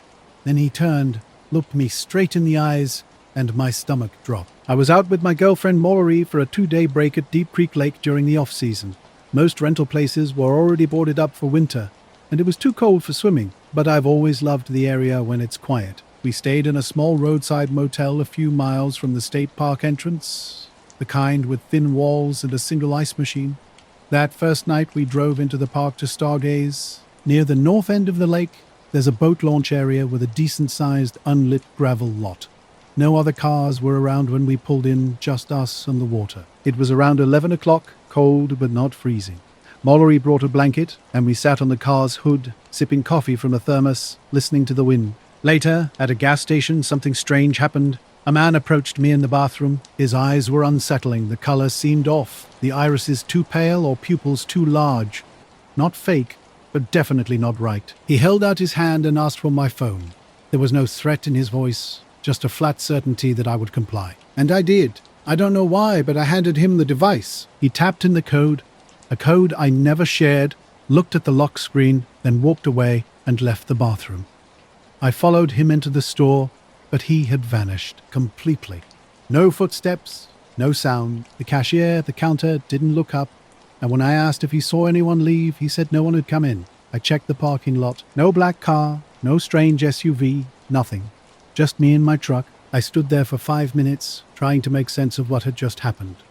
Then I noticed my phone was back in my pocket. I hadn't felt him return it or seen him come near me. When I unlocked the phone, everything was wiped. Camera roll, texts, downloads, all gone. Factory reset. Only my cloud sync contacts remained. The photo I'd taken was nowhere, not even in the backup folder. Later that night, I plugged the phone into my laptop and ran recovery software. Nothing. The metadata showed a hard reset at 7:14 a.m., the exact time I was in that gas station bathroom. I haven't shared this story with many people. Those I did tell assumed I'd fallen asleep and dreamed part of it. But I know what happened. That stretch of road, I've never gone back. The night was dark and thick with silence as we sat on the car hood by the lake. Visibility was almost zero, with the far shoreline barely distinguishable as a slightly darker shade against the black sky. 20 minutes passed before something strange caught our attention. What I initially thought was fog seemed different. It was moving purposefully, rising from the water instead of drifting. We both sat up, alert. A massive shape emerged, Wide, angular, and completely silent. No mechanical sounds, no lights. Just this enormous dark form lifting straight up from the lake's depths, as if it had been resting underwater. Mallory asked if it was a blimp, but it wasn't. This object was more like a stretched wedge with a flat bottom, nothing like a traditional aircraft. It rose about 50 feet and hovered motionlessly. We were frozen, not daring to speak. The absolute silence was more unsettling than any sound could have been. Then it began to move. Not toward or away from us, but sideways, gliding just feet above the lake's surface. It slipped past the distant tree line and vanished into the darkness, leaving no trace. "We should go," Mallory said after a long moment of silence. Packed up and got in the car. As I made a quick U-turn toward the exit, something caught my eye. A folded note was tucked under the windshield wiper, which definitely hadn't been there when we arrived. No one had approached, no footsteps, no lights. Mallory picked up the plain white paper. In blocky capital letters it read, "Keep driving next time, no signature, no personal touch." We drove back to the motel in complete silence. The next morning, restless from an uncomfortable bed and a noisy heater, I went to the lobby for coffee. It was nearly empty, just the desk clerk and another man sitting by the fake fireplace. Dressed in a black suit and dark tie, wearing sunglasses in the dim morning light, he held a newspaper upside down. Not as if he couldn't read it, but as if he simply didn't care. I went back to look at my dashcam footage from that week after the drive-in. I'd left it running by accident. It captured everything until suddenly nothing. Just a black screen for 2 hours before picking back up when we started driving out. When I checked the file details, I realized the missing time wasn't erased. It was simply blank. No audio, no video, just dead air. The note is still in my glove compartment. It all started with a paper for my modern American myth course. I'm not even into UFOs or anything. I just picked the topic thinking it would be easy to research and weird enough to keep me interested. Dr. Luring, our professor, required us to connect the myth to a real historical event. I chose the 1977 Broadbrook sightings, a cluster of reports in upstate Connecticut. My school wasn't far, just a couple hours away. I dove into local archives, library newspaper reels, and old message boards. Most of what I found was typical UFO fare, fuzzy lights, and second-hand stories. A few farmers mentioned their cows acting strange. Someone claimed their watch stopped for exactly 40 minutes, nothing extraordinary. But 2 brief mentions in old articles caught my eye. They referenced a pair of federal men visiting locals afterward. The men weren't described or named, just casually dropped into the text. I assumed it was probably local cops or reporters exaggerating, but I made a note to investigate further. Earlier at the drive-in, something weird happened. A guy at the map rack seemed intensely focused, never looking my way. I grabbed my coffee and returned to our room. Mallory was getting dressed when I explained what I'd seen. She laughed initially, but her expression changed when she realized I was serious. We decided to check out early. I warmed up the car while she settled the bill. When she came out, she told me the guy had followed her through the lobby and stood right outside the front door as she got into the car. He didn't speak, didn't help, just walked behind her, stopped, and stared. He didn't follow us when we left, at least not that we saw. During the drive back, we barely discussed the incident. Every attempt to talk about it felt strange, like our words couldn't quite connect. Maury simply said, "Let's just get home." And that was that. I'd been digging into a local historical research project when things got weird. My weekend started with emails to regional historians, and Vince Halbrook pointed me toward a microfilm archive in Springfield. Then Tuesday night around 8:20 p.m., while sitting in my dorm room with my roommate Aaron, half watching TV and finishing some notes, an email landed in my inbox. It was from Dr. Harlan Oakes at an unfamiliar email address. oakes.faculty@sun.agd. The subject line was simply, "Stop." The message was cryptic and direct. "You are looking in the wrong places. There are things that are not meant to be named. Move on. This is your only warning." I immediately started investigating. Southern University of New Hampshire had no record of a Dr. tap. Harlan Oakes, but the email headers looked legitimate. It had passed through normal campus filters with no signs of spoofing. When I showed Aaron, he dismissed it casually. Someone's probably just messing with you. Maybe someone from class knows about my research. Minutes later, the fire alarm blared. Strobing red lights. The entire dorm emptied into the cold, wet March courtyard. Students stood around in sweats and hoodies, complaining about the interruption. That's when I saw them. 2 men across the street, perfectly still. Black suits, short black coats, dark ties. One wore sunglasses despite the darkness. They weren't moving, talking, or taking photos. They were staring directly at me. I looked around. No one else seemed to notice them. Aaron was scrolling Instagram beside me. When I pointed them out and asked him to look, they vanished instantly. No sound, no movement, just gone. Back in the dorm, I checked my email. The message from Dr. Oakes had completely disappeared. Not in my inbox, not in trash, nowhere. I couldn't find the email in my sent folder, archived mail, or anywhere else. I ran a search on my laptop using the subject line, but nothing came up. The next morning, I headed to the campus IT help desk to ask about retrieving a deleted email. They explained that messages deleted from both inbox and trash were non-recoverable without admin access. When I provided the sender's address, they investigated. 10 minutes later, the technician returned with surprising news. The email had never passed through the university's servers. There was no record of any message to or from that address on any domain connected to Sun. Feeling unsettled, I switched my paper topic to something about Elvis sightings in the 80s. Something didn't feel right, and I found myself constantly looking over my shoulder for the rest of the semester. Late one night, I was driving through the Mojave Desert, making my way from Las Vegas back to LA. The car was low on gas, and darkness had long since fallen. The highway stretched endlessly, just dark asphalt cutting through an empty landscape of scrub and cacti. The silence and vastness began to weigh on me. Around 1 a.m., a figure caught my eye, standing on the shoulder, seemingly waving for help. At first, I thought it might be someone with car trouble, needing assistance. But something felt off. The desert was completely empty with no other vehicles in sight. The figure was a man in a black suit, standing motionless. As I approached, I slowed down, ready to offer help. But something was strange. Instead of a typical distress wave, he held his hand up, palm out in a rigid, unnatural signal. His face was blank, expressionless. I couldn't make out details, but there was something fundamentally wrong, as if he wasn't fully present, watching me in an unsettlingly inhuman way. A chill ran through me despite the desert heat. I didn't stop. The moment I passed him, my GPS went haywire. The screen flickered and went black, then reset when it came back on. Instead of continuing to LA, it redirected me back toward the spot I had just passed.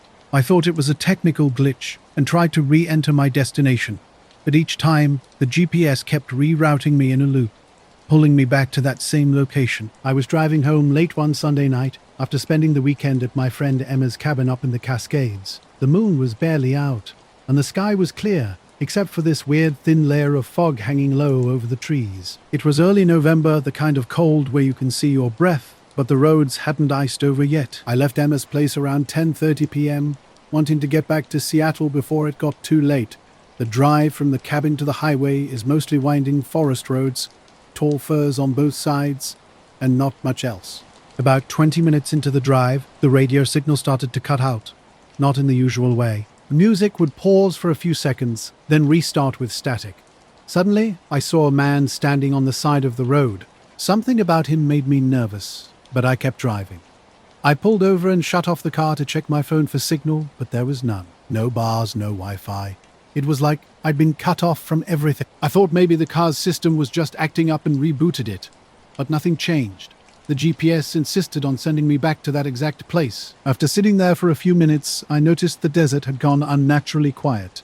No crickets, no wind, no cars, just silence. The air felt heavy like before a storm, but the sky was clear and full of stars. I turned on my headlights and scanned the shoulder again. No one was there, no sign the man had ever been. I started to feel the edge of panic creeping in. Eventually, I forced myself to start driving again, ignoring the GPS. I took a side road I recognized from a map earlier, hoping it would get me out of the loop. Hours later, I checked into a small motel on the outskirts of town. I was exhausted and shaken, but told myself I was just tired and stressed. I tried to put it out of my head. Just after midnight, the phone in my room rang. I didn't recognize the number, but I answered anyway. A voice spoke on the other end, calm, cold, and strangely detached. "You were right not to stop," it said. "Not everyone is." The line went dead. I stared at the receiver for a long time before hanging up. I didn't sleep much after that. The next morning, my GPS worked fine again. I left the motel, heading home, but I kept thinking about that figure on the side of the road, the loop, and the call. I still don't know who he was or what he wanted, but I'm glad I didn't stop. The static erupted on the radio, bursting through for a few seconds before vanishing into dead silence. Every station I flipped through was the same, just white noise. My attention drifted to something unusual outside the car window. A single light hovered above the tree line, unlike anything I'd seen before. Soft yet bright, at the size of a headlight, it barely moved. For 5 long minutes it lingered almost motionless in the sky. When I blinked and looked back, it had barely shifted, maybe an inch or two. No blinking lights, no sounds, just this strange, slow-moving glow. I tried rationalizing it: a helicopter, a weather balloon, a drone, but nothing matched. The silence was too complete. Normally, machines have a hum, navigation lights, some sign of mechanical presence. But here, the road was empty. Aisles of nothing, and my phone had no signal. I drove on, unable to look away from the light. Occasionally, it seemed to pulse, brightening and dimming without pattern. After 15 minutes, I pulled into Maples Fuel, an old-fashioned station with flickering neon and a small convenience store. I needed coffee, a bathroom break, and a moment to clear my head. Stepping out, the cold air hit me. The light was still there, hanging above the trees in the parking lot. While filling my tank, a man in a plain black suit approached the pump next to mine. Clean-shaven, late 40s, with an unshakable, calm demeanor. He glanced over and spoke quietly. Some lights are meant to be ignored.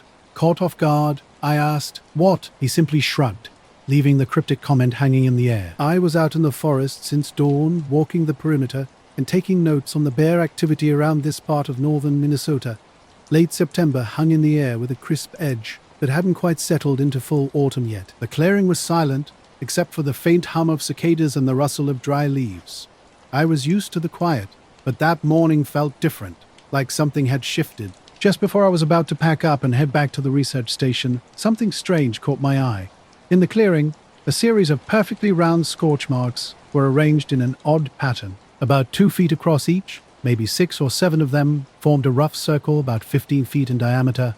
The marks were deeply embedded in the earth, with the soil beneath blackened and cracked. Oddly, no trees or plants seemed affected around the edges. Later, at a gas station, I met a man who seemed to know something. He leaned on the pump and asked, "You saw it too, didn't you?" I couldn't speak, just nodded. He gave a half smile and walked into the store, the door closing with a mechanical clang that felt out of place. Inside, I grabbed a coffee and tried to make sense of what had happened. When I glanced out the window, the light was gone. The sky was dark and empty. I asked the cashier if anyone had been acting strangely, but she just shrugged, saying people come and go all the time.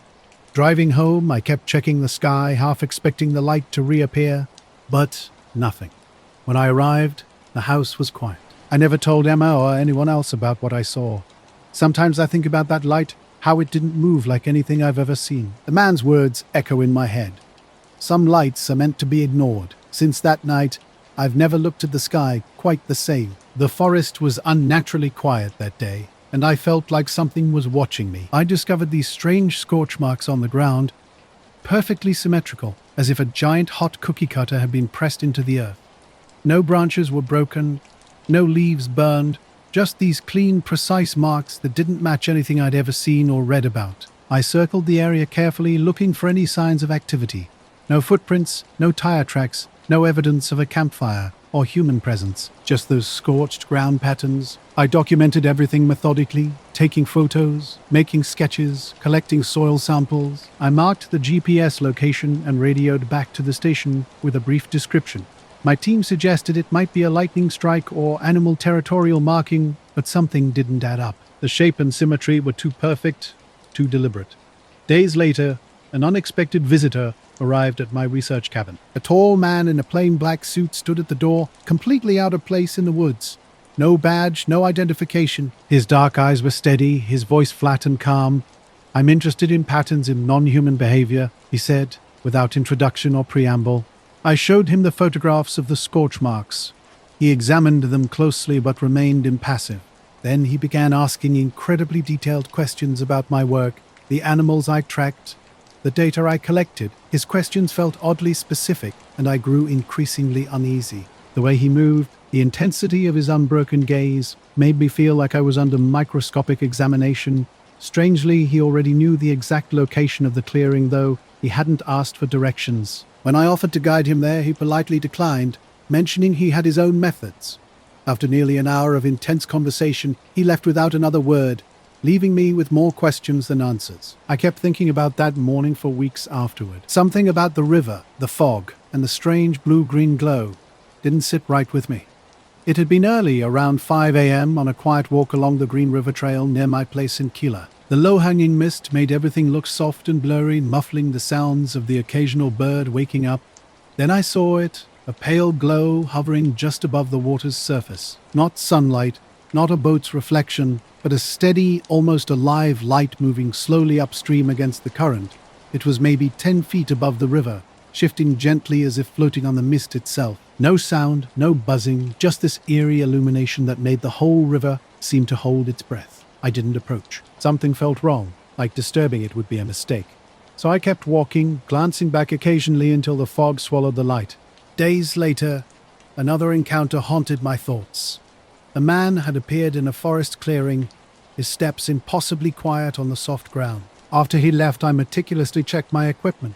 Nothing was missing, but an unsettling feeling remained. I returned to the clearing multiple times, searching for changes or unusual marks. Nothing ever appeared. Yet on some nights, when the wind rustled the trees just right, I could swear I heard a low hum, not like any animal or machine, but a faint vibration just beneath the forest's skin. He never returned. No calls, no messages, just that single visit and the lingering sensation that something out there was watching, not particularly interested in me, but present nonetheless. The scorch marks continued to replay in my mind, a constant reminder of that unexplained moment. When I got home around 6 that morning, the darkness had already swallowed the light completely. I was sleepy and craving coffee. As I pulled up to my small townhouse, something felt off immediately. The front door was slightly ajar, cracked open just enough that I could see inside from the street. My heart raced. I always locked my door, especially at night. For a moment, I stood frozen, not daring to move. No sounds broke the silence, no footsteps, no voices. The neighborhood remained dead quiet, with only distant cars on the main road creating any background noise. I pulled out my phone and texted my brother Mark, who's a cop. "Door's open, don't come over, but I might need you to check this out." Then I slowly pushed the door open and stepped inside. Everything looked normal. No drawers were open, no mess was visible. The couch cushions were exactly where I'd left them, and the TV was off. But something was strange. Every single clock in the house read exactly 3:33. The wall clock in the kitchen, the alarm clock by my bed, even the microwave. This wasn't just odd, it was impossible. These clocks never kept perfect time, usually being off by a few minutes. The precision felt unnatural. I considered a power outage, but the lights weren't flickering, and my phone was fully charged with no warnings. I called Mark and explained the situation. He said he'd stop by after his shift, but I assured him it probably wasn't urgent. Still, I spent the day being extra cautious. I double-checked all the locks, changed the front door keypad code, and found myself moving around the house more than usual. The quiet felt different now, heavier, as if the air itself had changed. That evening, around 7 o'clock, I took my usual walk through the neighborhood park across the street. At the far end, near the playground, a man sat on a bench, looking completely out of place. He wore a black suit, the kind you'd expect at a funeral or business meeting, not a suburban park on a Tuesday night. He was reading a newspaper, but something was off. As I got closer, I realized the newspaper was completely blank. No text, no photos, just white pages folded neatly. When I slowed down to look at him, he glanced up.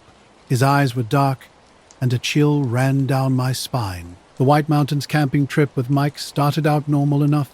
Just a couple of nights away, some beers, and casual hiking during the day. The sky was cold but crystal clear, and we'd set up camp in a quiet clearing, building a fire as the night settled in.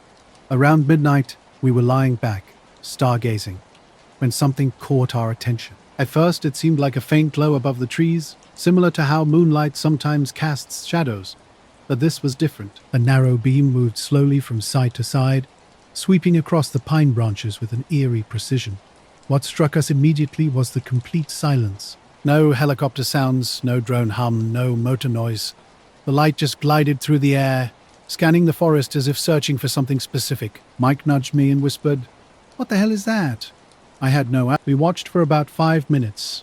The light moved smoothly, occasionally catching on branches and creating strange shadows. Then suddenly it stopped. Hovering maybe 50 feet above the treetops, it shone straight down.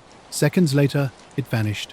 Like someone had flipped a switch, we were frozen, looking at each other. "Did you hear anything?" I asked. Mike shook his head. The silence felt heavy, almost pressing against us from the surrounding woods. We didn't say much after that. Days later, strange things started happening. Walking home one evening, I passed someone who gave me an unsettling feeling. The air around him seemed colder, and a chill ran down my spine. I nodded politely and kept moving. Back home, I locked every door twice and checked the windows repeatedly. Over the next few days, nothing overtly strange occurred. No mysterious river lights, no unexplained open doors, no silent strangers on benches. But something felt off. I'd catch myself staring at clocks longer than usual. Sometimes, while sitting on the couch or making coffee, I'd sense someone watching me from just outside the window, though no one was there. I can't explain what I saw that morning by the river or why my door was unlocked, but it all feels connected somehow. I haven't told anyone, and honestly, I'm not sure I want to. We spent weeks avoiding the topic after that night. The ranger station confirmed no scheduled activities or reports when we called. Both of us seemed to want to forget what we'd seen. Then, 3 months later, an email arrived. The sender was simply listed as Control with a blank subject line. One sentence greeted me, "No need to share what you never understood." Shortly after, Mike texted me he'd received the exact same message from the same mysterious sender. We were completely stumped. I didn't discuss it with anyone. Not my family, not my colleagues. It felt like a private communication meant only for us. Sometimes I reflect on that night, the stillness, the beam of light moving silently. What were they searching for? What were we supposed to comprehend? I'm not sure. And perhaps that uncertainty is precisely the point. My name is Eric, and I work in software support. After a week-long journey through the Mojave Desert, I was heading home. These trips are my way of escaping the constant screen time that defines my job. My old Jeep, a map, and miles of open road were my only companions. On the final evening, I was near Baker, California, approaching the 15th. The sun had disappeared, leaving a deep blue desert sky. Daytime heat still lingered close to the ground while the air gradually cooled. Empty roads stretched before me, my headlights piercing the darkness. About 40 miles from Baker, a black sedan appeared behind me. It looked unremarkable, no distinguishing features. In the rearview mirror, I caught a blurry glimpse of the driver, just a vague human shape. Initially, I assumed it was mere coincidence, but an unsettling sensation grew. When I accelerated, hoping the car would pass or reveal itself as nothing unusual, it matched my speed precisely. Something wasn't right. I was working the late shift at Millie's Diner in Ashland, Oregon when it happened. The place is an old roadside spot with buzzing neon signs and vinyl seats worn thin from years of use. I'm Dan, and I've been here a few years now. That night was slow, with just a handful of night owls and truckers killing time. My drive home was when things got strange. A black sedan started following me, dropping back and speeding up, always staying close. I tried to shake them off, but they seemed to match my every move. When I turned onto a smaller road leading to a gas station, the car stopped about 20 yards behind me, engine running quietly. I got out and started filling my tank, watching the car carefully. The driver sat motionless, just staring. Something kept me there after I finished, a weird feeling I couldn't explain.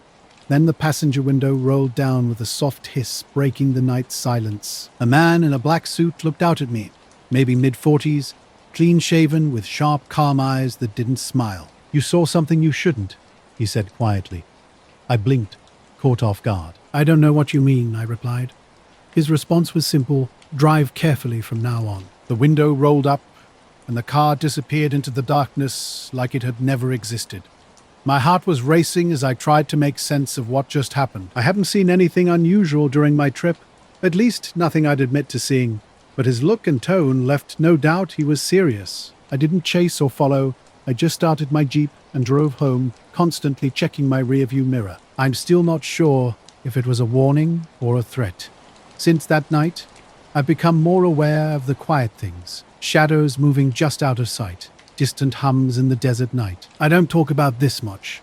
It's the kind of story people either don't believe or look at you differently for telling, but sometimes, late at night, I spot headlights far on the horizon and wonder if that black sedan is still out there somewhere, watching.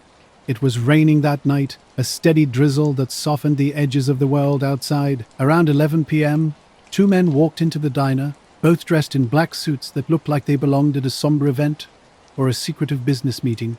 One was tall with slicked-back hair, the other shorter and older, wearing thin glasses and wearing a permanent frown. My usual routine of wiping tables and brewing coffee continued, but something about their conversation caught my attention. They weren't discussing the weather or everyday topics. Instead, they spoke in hushed tones about controlling a narrative and managing the fallout from a recent incident. A few days earlier, the town had been abuzz with talk of a strange light hovering over the old radio tower on the hill. People were calling it a UFO, though no one had solid proof or clear footage. The news seemed eager to dismiss the sighting, but these two men appeared deeply involved. I tried to listen carefully without being obvious, continuing to wipe tables nearby. Suddenly, the tall man glanced in my direction. I froze mid-wipe, heart racing. He didn't speak, but leaned closer to his companion and lowered his voice even more. "Curiosity can be dangerous," he muttered. Their eyes met mine, cold and sharp. I quickly nodded and mumbled, "Got it," as if I hadn't been trying to eavesdrop. They finished their black coffee rapidly and left without another word. I watched them disappear into the rainy night, their coats pulled tight, streetlights glinting off the wet pavement. After their departure, something felt different. The diner's usual background noise seemed muted, as if the walls themselves were holding a secret. An unsettling sensation crept over me, not scary, but like I'd accidentally stumbled into something much larger than a simple late-night conversation. The next morning, no mention of the light appeared in the news. The radio tower returned to being just another forgotten landmark on the hill. I've kept this story to myself, knowing most people wouldn't believe a tale from a late-night diner. But on rainy nights, when the neon lights blur and the world feels slightly off-kilter, I can't help but remember those two men and their cryptic warning. I was halfway through a solo camping trip in northern Vermont when things started to feel off. My goal was simple: get some quiet time away from the city. Deep in the forest, off a small logging road about 10 miles from the nearest town, I found a flat clearing near a creek that looked perfect for camping. Late afternoon arrived, and I set up my tent and got a fire going. The first night was cold but uneventful. I woke a few times to typical forest sounds: crickets, owls, wind rustling through pine trees. Nothing seemed out of place. The second day I hiked around and didn't encounter another soul. When I returned to my campsite, a strange smell hung in the air, something like burnt rubber or a chemical odor. I figured maybe a truck had passed nearby, but the road remained silent. No vehicles had come through all day. I was tired and brushed the smell aside. Around 4 a.m., I jolted awake to rustling leaves right outside my tent. This wasn't just animal movement, it was heavier, more deliberate. Someone was walking slowly and carefully through the brush. My heart raced. I lay completely still, straining to hear in the darkness. Then silence. Not just quiet, but an unnatural, deep silence that felt wrong. At dawn, I unzipped the tent and saw something that made my skin crawl. A small note was pinned to the tent flap using a twig, a simple scrap of notebook paper with messy block letters spelling out "Go home." I scanned the area but saw no one.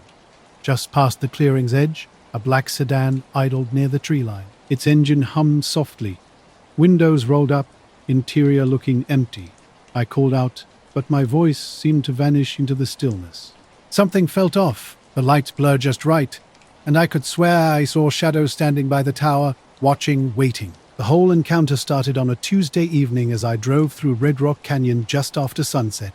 Everything felt weird in the open space. A car sitting motionless, no response, no movement. I wasn't sure whether to feel scared or just confused. Like one of those moments in a horror movie where you want to run but can't move, I slowly approached the vehicle. I was trying to see if someone was hidden inside or if it had been abandoned. When I got within 15 feet, the engine suddenly cut off without warning or sound. I stopped and stared, and silence rushed back, thick and heavy. Scanning the tree line behind the car, I looked for any evidence of how it arrived. Footprints, tire marks, anything. But there was nothing, no tracks in the dirt, no crushed grass, no signs it had driven in recently. Something didn't add up. I pulled out my phone to call for help, but there was no signal. I tried again. Still nothing. Then I noticed something strange about the woods beyond the car. The light looked different. A weird haze hung like a thin curtain around that section of trees, not moving, just suspended there. Unease crept over me. I decided to leave, grabbed my pack, and started walking back toward my tent, glancing over my shoulder. No sign of anyone or anything followed me. When I returned, the mysterious note was gone. My tent flap was zipped tight, exactly as I'd left it. I tried convincing myself I'd imagined the note, or it had fallen off somehow, but the memory of that silent car felt too real. I packed up quickly. That faint, weird smell had returned. The whole time, I kept looking behind me. Driving back in my truck parked down the logging road, I checked the rearview mirror and briefly thought I saw headlights through the trees. But when I turned, nothing was there. I drove straight to town without stopping until I hit the main highway. Later, I told some friends about the experience, but they dismissed it as a prank, wildlife encounter, or just nerves. I've returned to that area a few times since, always avoiding that specific clearing. I never saw the black car or the note again, yet every time I remember that quiet, empty car and the unexplained note, something just doesn't make sense. The canyon roads were narrow and winding, sandstone cliffs rising steep on either side. As evening settled in, the sky held onto its last hints of light, while shadows stretched long and dark, and the temperature dropped quickly. I was heading home from a work trip in Vegas, taking the scenic route to clear my head. I've never liked the freeway. At around 7:30, something caught my eye. Just past a sharp bend sat an old black sedan without plates, which was unusual for this remote stretch of road. I slowed down, half expecting a roadblock or some construction work, but nothing official was visible. Two men emerged from the car, both dressed in black suits and dark sunglasses, despite the low evening light. The tall one, probably in his early 40s, and the shorter guy, maybe late 30s, walked directly to my window as if they'd been waiting. "Road ahead is closed for maintenance," the tall one said without a smile. "You'll have to turn back." I blinked and looked up the road. No workers, no barriers, no equipment. Maintenance, I questioned. The shorter man responded flatly, "Private job, no exceptions." I tried to push back. "I need to get through. I'm trying to get home." The tall guy was firm. "We can't let you through. It's not safe." The canyon around us was empty, no lights, no sounds, just quiet rocks against the fading sky. Their car was completely black. No visible windows, no license plates, no markings. Something felt off, but I kept my voice steady. "How long is this maintenance?" I asked. "Indefinite," the shorter man replied. "Is there a detour?" "No. You have to turn around." Sighing, I started backing up slowly, checking my rearview mirror. When I glanced back, both men were already in their car. The sedan began to move, but when I shifted gears and looked over my shoulder, the car had vanished. No engine sound, no lights, nothing. Just empty road and canyon walls. No tire marks, no evidence they'd ever been there. I gripped the steering wheel, trying to make sense of what had just happened. Just after sunset on a cool, early autumn evening, with sharp air and clear skies, I set out on a drive. The road stretched ahead and I began creeping forward, scanning carefully. No barriers, no equipment, nothing seemed out of the ordinary. I pulled over at a wider spot and stepped out, taking in the canyon's silence. Only dry brush rustled in the wind. My phone showed no signal. I walked up and down the road, searching for tracks or any clue that might explain the sudden disappearance of something. Finding nothing, I returned to my car and took a deep breath before driving back the way I came. The sky deepened to a rich blue, with the first stars emerging. About 10 minutes into the drive, a light caught my attention. Soft and steady, it hovered just above the canyon rim. This wasn't like a plane or helicopter. It simply hung there, glowing almost like a suspended lantern. I blinked and rubbed my eyes, but the light remained. Try as I might to focus on the road, it seemed to follow me, lingering at the edge of my vision. At the canyon's entrance, I stopped at a small, nearly empty diner. Only the night cook, an older man named Sam, was there. I shared my experience, expecting to be dismissed. Sam's response was minimal, a slow, knowing nod. "You're not the first to see things like that out here," he said, and I pressed for details. He vaguely mentioned lights, mysterious figures, and roads that vanish without explanation. I left with an unsettled feeling. Driving home, I constantly checked my mirrors, half expecting to see the black sedan or the two men again, but the road remained empty. Once home, I scoured news sites and county road updates. Nothing explained the road closure or suggested any maintenance. In the following days, I found myself mulling over the encounter. I cautiously shared the story with friends, who joked about government agents or extraterrestrial involvement. A couple of days later, I discovered a small blank piece of paper tucked under my windshield wiper. I folded it and left it on the dashboard, where it remains untouched. Something strange had happened that night, and I couldn't shake the feeling that there was more to the story than I understood. I was out on the dock, behind my place, phone in hand, trying to capture some star shots. The night was typical, quiet and peaceful. While scrolling through my pictures, something caught my eye out on the lake. Hovering just above the water was a dark silhouette that didn't behave like anything familiar. No movement like a bird or aircraft, just a solid, sharp shape hanging motionless against the sky. No blinking lights, no sound. I zoomed in with my camera, noticing it was a smooth, matte black oval. After a few minutes, the shape began drifting sideways incrementally. Then, without warning, it shot straight up and vanished into the darkness. Unnerved but intrigued, I stayed a while longer. The lake returned to its usual stillness, with only occasional fish breaking the surface. The next morning, a black car appeared at the end of my driveway. An older model from the early 2000s. It looked pristine, clean, undamaged, with no license plate. Strange as it was, I initially thought it might belong to a neighbor's visitor. But something was off. No tire tracks led to the car. No footprints disturbed the gravel. I checked the windows, empty, no keys. Each morning, the car remained in the exact same spot, untouched. Days passed and I started leaving notes on the windshield, hoping the owner would move it. Nothing changed.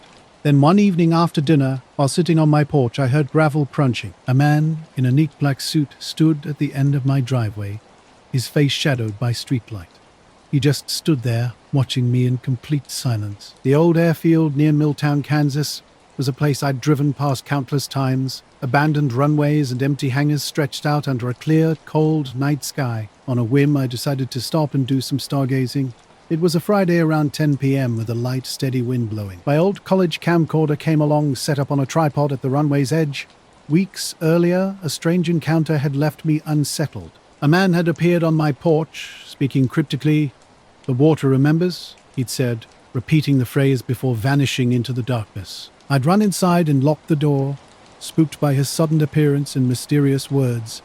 In the days that followed, a car kept showing up near my property. My phone would glitch when I tried to photograph the nearby lake. Late at night, faint humming sounds would drift from the water, disappearing whenever I went outside to investigate. One night I saw soft blue lights flickering over the lake's surface. My phone's camera froze when I tried to capture the moment, and the lights vanished as quickly as they'd appeared. Though the man and the car were gone, something lingered. An eerie feeling of being watched would wash over me whenever I approached the water. His words echoed in my mind. "The water remembers." Back at the airfield, I'd been filming for about an hour, hoping to capture something interesting in the night sky. Meteors, satellites, anything that might break the monotony of the dark horizon. But something felt different. The silence seemed to hold a weight I couldn't explain, a presence just beyond perception. Those words continued to haunt me. The water remembers. What did they mean? And why did I feel like something was waiting just below the surface of understanding?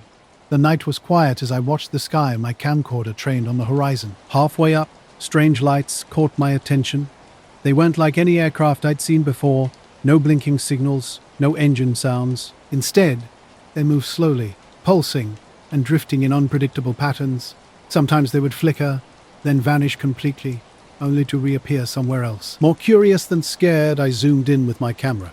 The light seemed almost responsive, shifting as if aware of my gaze. The air grew noticeably colder, though the wind remained unchanged. Then movement caught my eye. Behind the rusted chain-link fence separating the runway from the service road, a figure stood motionless. A man in a black suit, no tie, just a jacket and slacks, blended into the shadows. He seemed bizarrely out of place in this isolated nighttime landscape. I called out, keeping my voice steady. "Hey, can I help you?" No response. "Are you lost?" Then, impossibly, he stepped through the fence without a sound. No climbing, no disturbance. He simply appeared closer. I raised my camcorder but didn't record. Something about his presence stopped me. 6 feet away, he reached into his jacket and pulled out a single piece of paper. Wordlessly, he handed it to me. I looked down. The paper was completely blank. When I looked up to question him, he was gone. No footprints, no sound, no trace. The sky had also cleared. The mysterious lights had vanished as if they'd never existed. I remained outside, unsettled by the inexplicable encounter. Back in my car, I examined the blank paper again. It remained in my jacket pocket, a silent reminder of that strange night. Here's the rewritten text. I've never been one to chase strange stories or hunt down weird experiences. Photography is just a hobby for me, something I do to unwind after work, especially around the old power plant near my small Ohio town. Those big cooling towers with their steam clouds have always fascinated me, especially at night when they look almost ghostly against the dark sky. That Wednesday was colder than most spring nights. I packed my camera and tripod, heading out to a spot a couple miles from the plant where the woods meet an open field. My plan was simple: capture some long exposure shots of stars and maybe catch the moonlight reflecting off the steam. Just another quiet evening of landscape photography. Everything seemed normal at first. The distant machinery hummed. A train rumbled far off in the background. But around 11 p.m., something changed. Near the horizon behind the plant, a faint glow caught my eye. It wasn't stationary. This light moved slowly, almost like it was floating. I zoomed in and started shooting, watching it pulse between blue and green, completely silent. The light was strange. It flickered unpredictably, making it hard to focus. I switched between still shots and video, trying to capture whatever was happening. Something felt off, but I couldn't explain what. Later, back home, I reviewed the footage. Everything was there, the moving lights, the sudden silence, but something crucial was missing. The moment a man appeared and handed me a piece of paper, completely absent from the recording. When I told friends, they laughed it off as a prank or my imagination. Now, I avoid that airfield, but on quiet nights, I sometimes catch movement in my peripheral vision. Lights dancing, just out of sight, watching. I can't explain what happened that night, and I'm not sure I want to know. I noticed a weird feeling on the back of my neck, like something was watching me. After about 10 minutes, the light vanished without a sound or crash. Brushing it off as the night air, I packed up and drove home feeling uneasy. The next day, I loaded the photos onto my computer and discovered something strange. Every photo of the light was corrupted, just blank, black images. I tried everything. Different card readers, recovery software, even a different computer. Nothing worked. It was as if the photos had never existed, which unsettled me more than the original light. That night, sitting in my living room and staring at my camera bag, a sharp knock interrupted my thoughts. I opened the door cautiously to find two men in expensive black suits. They didn't introduce themselves. One held out a business card, but it was completely blank. Speaking quietly, almost in a whisper, one of them said, "Some lights aren't meant to be captured." My heart raced. They weren't threatening, but a cold seriousness surrounded them.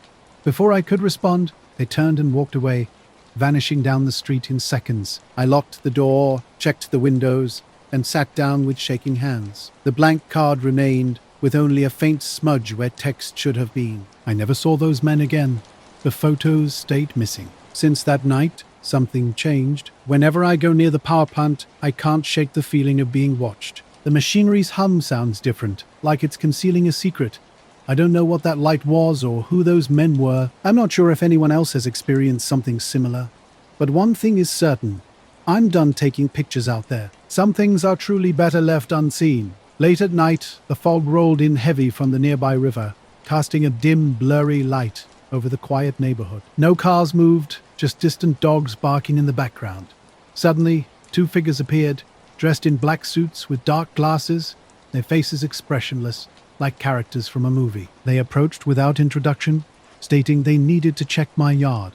Their manner was calm but firm, speaking of safety concerns. I stood there rubbing my eyes, unsure if I was dreaming. Something felt off. They looked like government agents, but no badges or IDs were visible. The way they spoke suggested arguing wouldn't be wise. I stepped outside, locking the door behind me. One agent moved quickly toward the backyard, scanning the area, while the other watched me closely. I tried to peek over the fence, but could only see my old garden, shed, and a few bushes. After a few minutes, the agent in the yard called me over with a polite yet firm instruction: "Please stay inside." When I asked why, he simply repeated, "Standard procedure." Returning inside, I locked the door and stood by the window. The fog thickened, creating a hazy view. They began pulling out heavy black bags, similar to those used by forensic teams. One agent carefully approached something near the shed, methodically wrapping it up. From my view, the object seemed small. I wanted to call the police, but my phone's screen went black. No signal. Minutes felt like hours as I watched the tension unfold. As silently as they arrived, the men in black walked back to the front door. One nodded at me, almost like a warning, and then they were gone. No car was present during their arrival or departure. Stepping outside in the cold air, I surveyed the yard. Everything looked normal, except for a faint scuff mark near the shed. No footprints remained, no trace of what they'd bagged. Confused and unsettled, I went back inside, locked the door, and sat down, trying to make sense of the mysterious encounter. I was out by the edge of the soybean fields behind my place in Franklin, Illinois. Nothing fancy, just open land, grain silos, and gravel roads. It was just past midnight, maybe closer to 1 o'clock. I do this sometimes when I can't sleep. Walk out where it's dead quiet and the stars are bright. I'd gone out with my phone, scanning the dark landscape. That's when I saw them. 3 lights hovering low over the far end of the field, pale white, no blinking, just hanging there maybe 30 feet above the ground, no sound at all. I was walking home late one night, just minding my own business. The street was quiet, a little foggy, the kind of night where everything feels slightly off. Near the end of the block, a black car caught my eye, parked by the curb. It wasn't the car that was strange. It was who sat inside. 2 men in black suits and old-fashioned top hats. At first, I thought maybe it was a costume or some weird prank. But then I looked closer. Their faces weren't faces at all. No eyes, no nose, no mouth. Just smooth, featureless skin, like someone had completely erased their features. I froze, then started walking faster. Tried not to look back, but curiosity won. When I glanced over my shoulder, the car was gone. No lights, no engine sound, no tire marks, just an empty street under the fog. The next morning I checked my yard thoroughly. Nothing missing, nothing strange, except that scuff mark. I don't know what they were looking for or why, but shake the feeling something was out there. Watching, waiting. I didn't sleep. The fog outside thickened and stayed until dawn. Those 2 men? I've never seen them again. I was filming, camera zoomed in, when these lights appeared. They hung motionless, suspended like they were waiting. Then, without warning, they started moving. Smooth and synchronized, as if connected by an invisible thread. The arrangement shifted, not the lights themselves, but their entire formation rotating slowly in place. Then they glided sideways, completely silent. Goosebumps ran down my spine. I expected some mechanical sound, a drone's hum, but there was nothing. The world seemed to pause, holding its breath. I recorded for about 2 minutes, standing completely still, saying nothing. Eventually, the lights drifted back and vanished into the tree line. Walking home, I noticed my phone service had returned. I trimmed the most interesting 30 seconds and posted it on TikTok with a simple caption, "Anyone else seeing this over Franklin right now?" I went to bed, thinking nothing of it. Maybe a few dozen views, I thought. Perhaps someone local might comment. The next morning changed everything. The video had exploded overnight. Tens of thousands of views, comments flooding in. People claimed similar sightings across different states. Indiana, Missouri, Oregon. Some called it fake, CGI. But I was just trying to understand what I'd seen. Around 8:30, a sharp knock came. 2 quick raps. Through the peephole, I saw them. 2 men in identical black suits, white shirts, narrow black ties, old-style sunglasses with thin black frames, short hair slicked back. They were identical. Same height, same build, like carbon copies. I opened the door halfway, keeping the screen closed. The man on the left smiled first, wide, unnervingly wide. No teeth, just a perfect crescent of lips. His partner mirrored the smile half a second later. It looked rehearsed. "Mr. Porter?" the left one asked, his voice flat and toneless, like a speaker with no bass. "Yeah," I replied. "What's this about?" He tilted his head, smile unchanged. "Just checking in, making sure you've been feeling safe lately." I paused, mouth half open. The question didn't make sense. "I guess," I stammered. "Why? No reason," the other one responded. I kept thinking about those 2 people who showed up earlier, their matching postures, same voices, same tone. They had come right after my busy night. We exchanged slow nods, still smiling. A tightness started growing in my chest. This wasn't a panic attack, but more like that moment when a police car pulls up behind you, and even though you know you've done nothing wrong, your entire body still tenses. I asked who they were with. Their response was simple: "We appreciate your cooperation." Then they turned, walking away in perfect synchronization. I watched them approach a black sedan parked at the curb, sporting regular Illinois license plates. They entered the car simultaneously, sitting motionless for several seconds before driving off. Notably, they never mentioned the video, TikTok, or anything specific, just commented on the busy night and feeling safe. After locking the door, I rushed to my desktop to review the video. The app displayed a stark message. This video is no longer available. I assumed it might have been reported or flagged, but there were no notifications. It was simply gone, as if it had never existed. Typically, I save all my filmed content to a backup folder. When I tried accessing the hard drive, it only clicked a few times before spinning down, not even registering in the disk manager. Completely dead. I hadn't touched it since the previous night. Moving it to another PC in the garage yielded the same result: clicks, spin, then silence. The BIOS didn't even recognize it. My cloud sync was empty. It had been offline that night, as my slow internet prevents automatic large file uploads. The local copy was my only version. Suddenly, I noticed how unnaturally quiet the house had become. No pets, no kids, no background hum, just dead air for what felt like an endless minute. A car door sound broke the silence. Peering out the front window revealed an empty street, no pedestrians, no parked vehicles, just my truck and the neighbor's old Pontiac. I closed the curtains and sat in the hallway, half expecting their return. They never came, but an unsettling sensation of being watched persisted. By noon, I attempted to log into my TikTok account. The password failed. I requested a reset link, but nothing arrived, not to my email, not to my phone. I was driving home late on a Sunday night in September, cruising through endless cornfields near Platsouth, Nebraska. My parents had let me borrow their beat-up silver Camry, one working speaker, a cracked windshield, typical family car. The road was narrow, just 2 lanes cutting through an ocean of cornstalks. No lights, no houses, just occasional mailboxes barely visible in the darkness. The window was cracked, music playing softly. The sky was massive, impossibly clear, packed with stars. Later, things got strange. My video disappeared completely. Every site that had embedded it, Reddit, Twitter, even UFO forums, showed blank thumbnails or 404 errors. I tried multiple recovery tools, which found fragments of old files like family photos, but nothing from that night. It was like the recording never existed. I started asking around town. At the gas station, I ran into Ben Holloway, a local hunter who lives 2 roads over. When I asked about weird lights in the sky, he responded quickly, almost too quickly. Like what? He said. I described low lights over the fields, no sound. He denied seeing anything, but something in his tone suggested he knew more than he was saying. Other townspeople were equally unhelpful, mostly shrugs or polite confusion. One woman at the hardware store mentioned dogs barking wildly around 1 a.m., attributing it to coyotes. I haven't filmed anything since. My new hard drive works, but I check it obsessively. I've stopped posting on TikTok and haven't logged in. The mysterious sedan hasn't returned, at least not that I've seen. But at night, especially out back, I sense something just beyond the tree line. Not watching exactly. Just waiting. I don't take walks anymore. The night was quiet when I swerved past a dead raccoon. A soft orange glow caught my eye in the field beside the road. At first, I thought it might be farm equipment working late. But something was different. This light was floating perfectly round, about 20 feet above the corn. Not on the ground, but suspended in midair.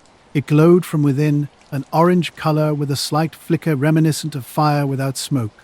I pulled over, turned off the radio, and just stared. The object remained completely motionless, hanging silently as if waiting. My heart raced with a mix of curiosity and uncertainty. Have you ever experienced a moment where your brain struggles to process what you're seeing? That was exactly how I felt. I tried to capture it on my phone, but the screen showed only black. No matter how I adjusted the settings, the glow wouldn't register. When I looked up again, it had vanished. Not gradually or with movement, but instantly, as if it had never existed. My headlights were the only illumination on the empty road. I sat for a moment, then continued home, occasionally glancing at the fields. I didn't mention it to anyone. How could I explain seeing a floating, glowing sphere? The next day proceeded normally. School dragged on, with chemistry feeling especially tedious. As I left after 7th period, I chose an unusual route to avoid some classmates. That's when I noticed the car. A long, black vehicle, reminiscent of an old Lincoln, was parked across from the school entrance. Its windows were so deeply tinted that the interior was completely obscured. The engine ran, but no one entered or exited. Something felt off, not threatening, but definitely strange. As I approached the crosswalk, the passenger window rolled down.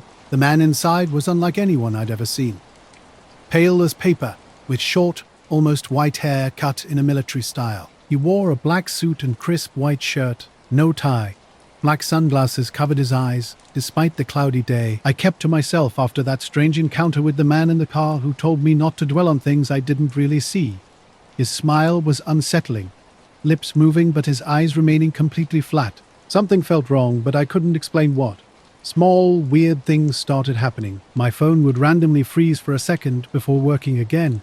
My school ID badge would stop scanning, then suddenly work the next day. One afternoon, my entire Spotify account reset. All playlists vanished. History completely blank. I didn't even realize until I tried playing music in the car. That Friday, I found my algebra binder different. Everything inside was flipped upside down. Paper still in order, just completely inverted. When I asked my friends about it, they looked confused. One of them joked that I must be haunted. I started avoiding walking alone. I stuck close to the bus and stayed in crowds. The memory of that man in the car haunted me, but I couldn't bring myself to tell anyone. What would I even say? The following Monday during a fire drill, something truly strange happened. Standing on the soccer field, I spotted a figure at the far end of the track near the visitor bleachers. Same suit, same hair, same unmoving posture as the man from before. I blinked, and he vanished. When I asked Kayla if she saw him, she just looked bewildered and said, "What guy?" That night, I found myself searching online for floating light cornfield, desperate to make sense of these increasingly bizarre experiences. It started as a weekend hobby. Tyler and I ran a small project documenting weird sightings around upstate New York. We weren't experts, just two guys with day jobs in Albany who would drive out to locations people emailed us about, snap some photos, shoot B-roll, and upload to our YouTube channel. This particular trip was to a patch of woods near Midburg. Len, a guy in his 60s, had contacted us about seeing something strange. He described 3 white lights dropping below the treetops around 2 a.m. on a Tuesday. No noise, no wind. The next day, he'd found a perfect ring in the moss, about 20 feet wide. His photos showed something unusual. The ground looked flat and dry, like something had pressed it down. We drove up on a Saturday afternoon, parked on a dirt shoulder, and hiked in with cameras and Tyler's cheap EMF meter. After about 40 minutes, we reached the clearing. The ring was still there, though not as sharp as in the photos. Something had definitely disturbed the area. The ground was compacted, and the moss around the edge had a different color. We spent a couple hours exploring, getting drone footage and collecting soil samples. At one point, Tyler felt a vibration through his boots, but I felt nothing. The woods were unnaturally still. No birds, no bugs, just the occasional creak of trees. We wrapped up around dusk and headed home. Later, I drove back to the area. The corn was tall, and I pulled over to the same shoulder. Walking a few feet in, I found nothing. No tracks, no burn marks, no equipment, just dry ground and rows of stalks. I've never seen the car again, not around town, not anywhere, but something changed. At night, there's a pressure behind my eyes like someone staring through the walls. I keep my blinds closed all the time, even during the day. When I drive past that field, which happens sometimes by accident, I try not to look. We got back to our apartment just after 10 o'clock. Tyler and I had been roommates for 3 years in this split-level, second-floor unit of a 3-story walk-up on Western Avenue. As soon as we reached the door, something felt wrong. The handle wasn't fully latched and nudged open when I pushed it. Tyler always double-checks locks, so we entered cautiously, wondering if someone had broken in. Nothing seemed stolen. Our laptops sat undisturbed on the desk, the TV was in place, and drawers remained untouched. But something was bizarre. Every mirror in the apartment had been flipped. The bathroom mirror faced the wall. My bedroom's full-length mirror was turned around, and Tyler's dresser mirror lay face down on the carpet. No glass was broken, no other signs of disturbance. We checked the windows, all locked from the inside. We didn't call the police. Maybe because technically nothing was missing and there was no forced entry. Just those mirrors, unsettling and inexplicable. That night was tense. Tyler stayed in the living room with lights blazing, and I lay in bed, staring at the ceiling. Each time I closed my eyes, I felt watched, like someone stood just beyond my peripheral vision, motionless, silent. Around 3 a.m., I went to get water and found Tyler already standing by the window, peering through the blinds. "Someone's down there," he said without turning. I approached and looked where he pointed. Across the street, under a sodium street lamp, stood a man in a black suit. No coat, no umbrella, despite the drizzle. Pale skin, no hat. His arms hung unnaturally straight at his sides. He stared directly up at our window, completely still. Tyler had noticed him about 30 minutes earlier. We watched for 10 more minutes. The man never moved, never looked away. I tried photographing him, but when I checked my phone, only an empty street appeared in the frame. Tyler wanted to confront him. I disagreed, suggesting we wait. Eventually, sometime after 4 o'clock, the man simply walked away, not toward a car or building, just turning and disappeared around the corner. No hurry in his movements. We both called out of work the next day. I checked the locks again. Nothing was broken. We discussed our options: report it, ignore it, maybe move. Deep down, neither of us truly believed we were in danger, but we couldn't make sense of what was happening. That afternoon, we tried accessing the channel to review the woods footage. The drone clips were present. Photos and soil sample materials were there too. But Tyler's handheld files, the ones documenting his walk through the ring and discussing the soil, had vanished, completely gone. Not corrupted or mislabeled, but as if they were never recorded. We checked both his SD card and my laptop. Same result. No files existed beyond a specific timestamp, right around the moment we noticed the strange silence in the clearing. Just before bed that night, I glanced out the window. The street was empty, but one lamp directly across from our building kept flickering, on, off, on again, as if someone was toying with the power. I watched for a while, then closed the blinds. The next morning, we said nothing about it. We made coffee and carried on normally. But this wasn't the last time I encountered the man. I'm an astrophotography enthusiast, mainly as a way to disconnect and focus on something greater. This late October night was crystal clear, dry, and cold, perfect for capturing stellar details. About 20 minutes from my northern Vermont home, I drove to a scouted ridge location. A small dirt path led to a secluded clearing miles from any streetlights. I set up my old Canon AE-1 with expired Kodak Ektachrome from a thrift store, enjoying film photography's meditative pace. Mounted on a tripod, I configured 30-second exposures at ISO 600, aiming to capture star trails around Polaris. Everything seemed normal initially. After an hour of shooting, I packed up and returned home. The next morning, I began developing the film in the campus darkroom, curious about what I might have captured. My photography lab is pretty much open around the clock. When I developed my latest star trail shots in the dark room, a cramped basement space with concrete walls and flickering fluorescent lights, something caught my eye. The first few strips were hanging to dry when I noticed something unusual. Across the star trails above the ridge, there were sharp geometric streaks, precise lines and angles that weren't random. These weren't satellite or airplane traces. They looked deliberate, like carefully drawn light patterns I'd never seen before.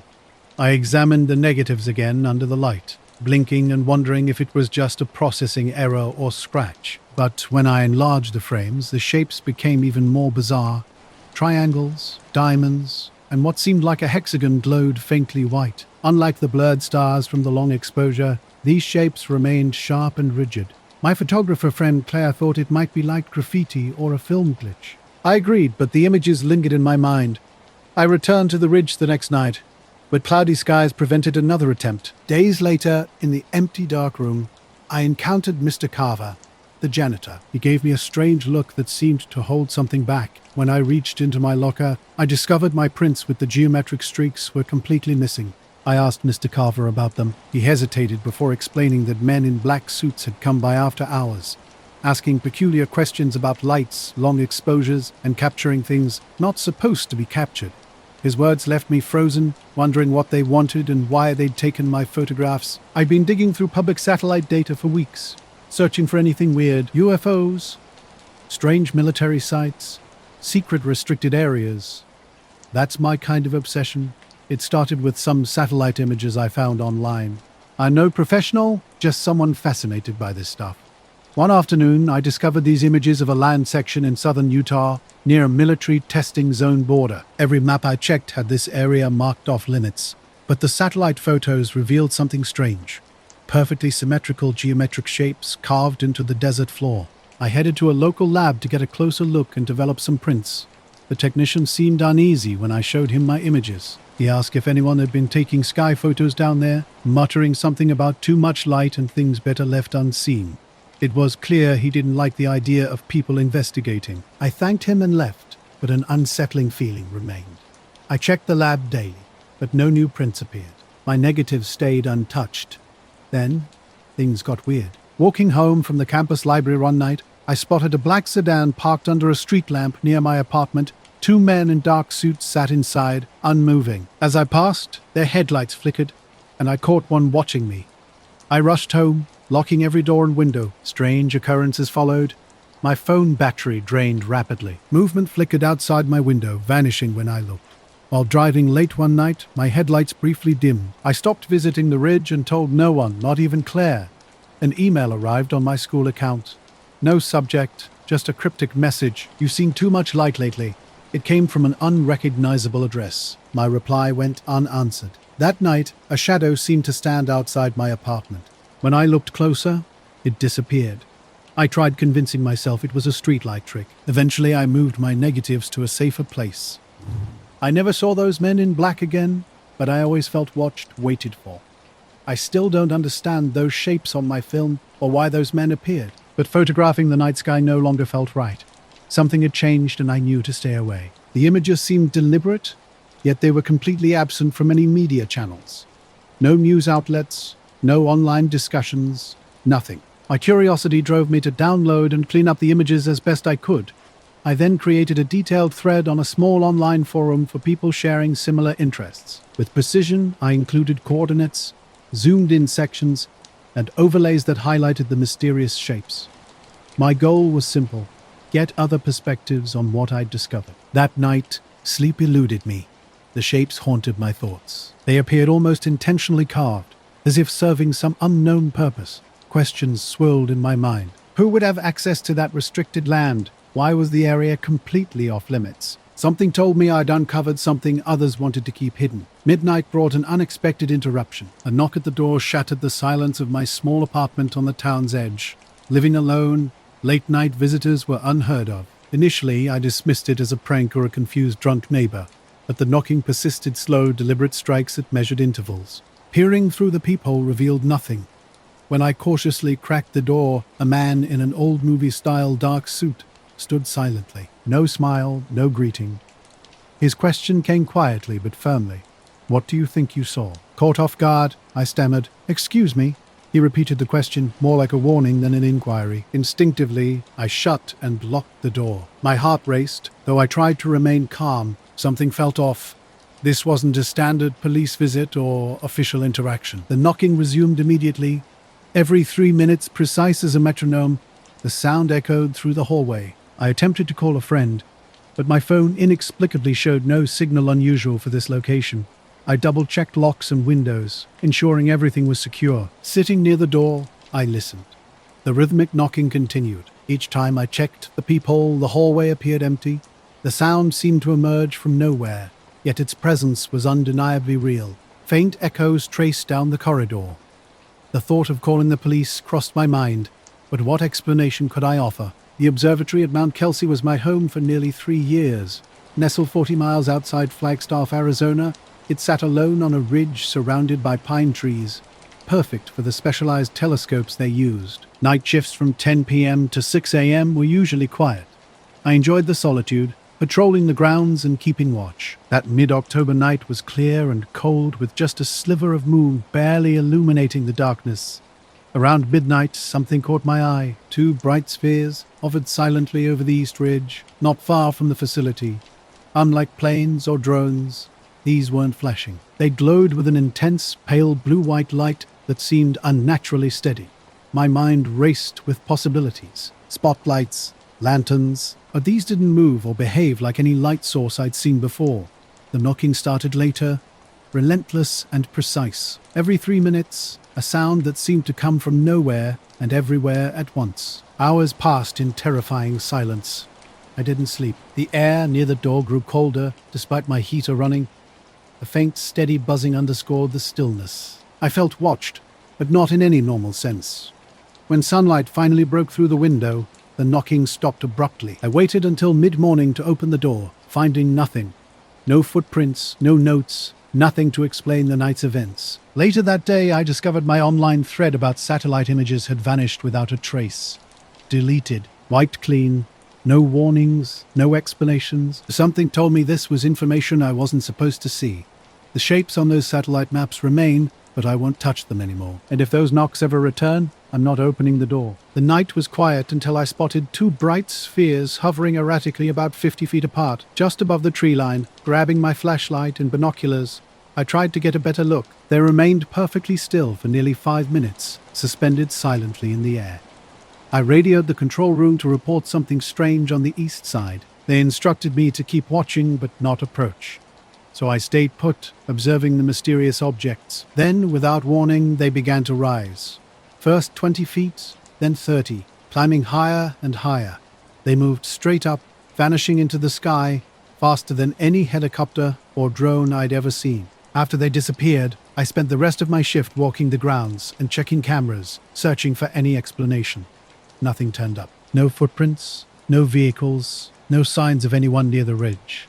When I clocked out, I wrote my report carefully, trying to sound matter-of-fact about the two bright lights that had hovered silently before vanishing. The next morning, something felt off. My manager, Jeff, was waiting for me, looking tense and watching the door nervously. Before I could ask what was wrong, two men in crisp black suits walked in. They carried themselves with an unsettling calm. Jeff introduced them as Homeland Security agents, here to discuss my report. These men were unlike any officials I'd encountered. They wore thick metal badges with numbers 0473 and 8921, but no names. What struck me most was their eyes, completely unblinking, staring ahead with an almost inhuman intensity. They asked me to repeat the details from my report, what I saw, when, and if I'd noticed anything unusual. I stuck strictly to the facts. The spheres, their movement, the absolute silence, my inability to find any rational explanation. They listened without taking notes, occasionally exchanging meaningful glances. The night shifts at the observatory had always been quiet, but this time felt different. After the agents left without explanation, a strange tension hung in the air. They had whispered something about restricted airspace and non-conventional aerial phenomena, but offered no further details. Throughout the day, the cameras showed intermittent static, and Jeff seemed unusually distant, avoiding my gaze. That night, while walking the perimeter, I saw them again, the two spheres, hovering in the exact same spot as before. The forest around me was unnaturally still. No wind, no wildlife sounds, just a heavy silence. A low electrical hum buzzed behind me. When I looked toward the spheres, one seemed to flicker, almost like a digital glitch. My stomach twisted. These weren't normal lights. They began moving slowly toward the main telescope dome, and when I tried to radio the control room, my voice came out crackled and distorted by overwhelming static. For 10 minutes, the lights hovered overhead before vanishing completely. The agents never returned. Jeff remained tight-lipped about the entire incident. In the following weeks, strange occurrences continued. Security cameras would catch something moving just beyond view, too fast for a person, too indistinct to be an animal. Faint footprints appeared randomly. Small patches of scorched grass emerged near equipment sheds. When I mentioned these odd details to Jeff, he dismissed them casually.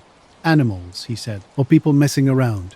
But the unease lingered. Those unblinking agents, those silent spheres. The eerie stillness of that forest night. Weeks passed. The observatory eventually felt normal again. But I never forgot. And I kept working the night shifts, and Jake, an urban explorer who's interested in abandoned sites with a bit of history. Not the thrill-seeking type who breaks into places, but someone drawn to forgotten locations. Late one October afternoon, I found myself near Fallon, Nevada, at a decommissioned missile silo tucked away in some scrubland. The place was fenced off, but not completely sealed. A big concrete hole led deep underground, and I could see right into the opening where a missile would have been stored. The sun hung low and orange, casting long shadows across the dry, chilly landscape. I parked my truck on a dirt road and walked toward the entrance, my boots crunching on gravel in an eerily quiet setting. Concrete walls bore cracks and faded graffiti. Leaning over the edge, I peered down into what seemed like a bottomless, dark shaft. My phone's flashlight barely illuminated the first few feet, revealing a stale, cool air that suggested the place had been sealed for years. I prepared carefully, pulling out a coil of rope and rigging a harness to lower myself for a better look. Just as I was getting ready, something caught my eye. A faint flicker down in the shadows. almost like a phone light or lantern glow. I froze momentarily, then rationalized it was probably just a light trick or sun reflection. Nobody else was supposed to be here, and I didn't want to psych myself out. Lowering myself about 20 feet down, I noticed the damp walls, an intensified musty smell of old metal and earth. The previous glow had vanished, but my flashlight now revealed something unexpected, a series of lights flickering along the far side of the shaft, deeper down. The moments that followed remain unexplained. Completely quiet now, I wondered if those spheres might return. I don't have answers, just a collection of strange experiences that keep me looking over my shoulder every so often. The lights were unsteady, blue and white, pulsating in an irregular rhythm.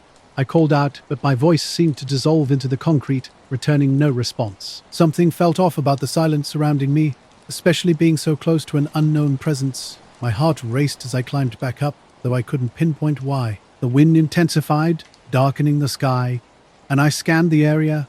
No signs of life anywhere, no tracks, no vehicles, no distant lights. Back at my truck, I discovered my phone had no signal. That wasn't shocking in such a remote location, but the radio's complete silence unsettled me. No static, no buzz, just emptiness when I switched it on. Driving homeward, my headlights sliced through darkness, with only starlight and a faint Fallon glow accompanying me. Midway through the journey, strange things started happening. The dashboard flickered, gauges dancing erratically. Suddenly, the radio erupted with a low electrical hum, faint and fleeting, cutting out before I could investigate. Arriving home, the weirdness continued. My apartment looked normal, clothes scattered, books piled on the table, everything in its usual chaotic state. A single photograph waited in my mailbox. No envelope, just a cryptic note scrawled in messy handwriting. "We're not buried that deep." Turning it over revealed a grainy black and white aerial shot of the silo at night. There I was, silhouetted at the concrete rim, looking down, but I had no idea how this image was taken. I live alone on the second floor, in a locked apartment with no windows facing that direction. Only I and the landlord have keys, and we barely know each other. In the days following, I returned to the silo repeatedly, alone and with friends, searching for explanations. Nothing unusual emerged. No lights, no sounds, no traces of another presence. The area remained unnaturally quiet. A week later, I drove past the silo at dusk, still wondering about those inexplicable moments. The lake was flat, swallowing sound whole just after midnight. My name's Lisa Moreno, and I was standing on the dock with my camera, waiting. Thick clouds masked the moon, and the air felt heavy with approaching rain. I live in a small cabin on the outskirts of Ashford, Washington, about as close to wilderness as you can get without vanishing completely. I've always been the type to record strange things. Call it a hobby or an obsession. Last week I first noticed those weird lights while messing around with my phone's camera. They flickered over the water in impossible patterns. Not planes, bats, or fireflies. Small orbs hovered and zipped in ways that defied explanation. I wasn't trying to prove anything, just capture something unusual. That night, I got some footage. The lights pulsed in a loose circle above the lake, darting up and down with what seemed like deliberate movement. No sound, just pure silence. The next morning, I reviewed the video. Later, my truck's radio died again. As the sunset faded, that familiar low, steady hum returned. I killed the engine and stepped outside. The evening was eerily quiet. No cicadas singing. Just beyond the tree line, a faint glow flickered between blue and white. Not a helicopter or plane. With no wings or sound. Words caught in my throat. I wanted to call out but couldn't. After a few minutes, the light dimmed and vanished like it had never existed. Since then, weird things haven't stopped completely. My porch lights flicker at night when no one's around. My phone glitches. Unexplained photos appear in my gallery. Just static and strange shapes. There's a photo on my doorstep, and something watches from above the silo. I'm not sure I want to know why. I shared the strange video clips with Janie over coffee. Even though he's more into hiking than unusual occurrences, he listened carefully and suggested it might be a drone. While that seemed possible, the movements didn't feel mechanical, and drones typically don't hide in fog like that. In the days that followed, I kept returning to the lake, hoping to capture better footage and understand what was happening. Gradually, strange things began to occur. First, there was a subtle power flicker. One night, while editing video on my laptop, the lights dimmed and went out completely for about 10 seconds, but only in my cabin. The entire street remained unaffected. When power returned, my laptop had frozen despite being battery-powered. I started noticing other odd behaviors. My phone's battery drained unusually fast, and its GPS would randomly shut off. The compass would spin erratically, especially around the lake. The night before everything changed, I decided to sleep early, skipping my usual late-night investigation. Around 3 a.m., a sound at the door woke me. Unusually, I had locked the porch door that night. The sound wasn't a knock, but a soft, dragging shuffle across the wooden porch. A man dressed entirely in black stood motionless, his face shadowed but clearly facing the door. I whispered, "Who are you?" Silence followed.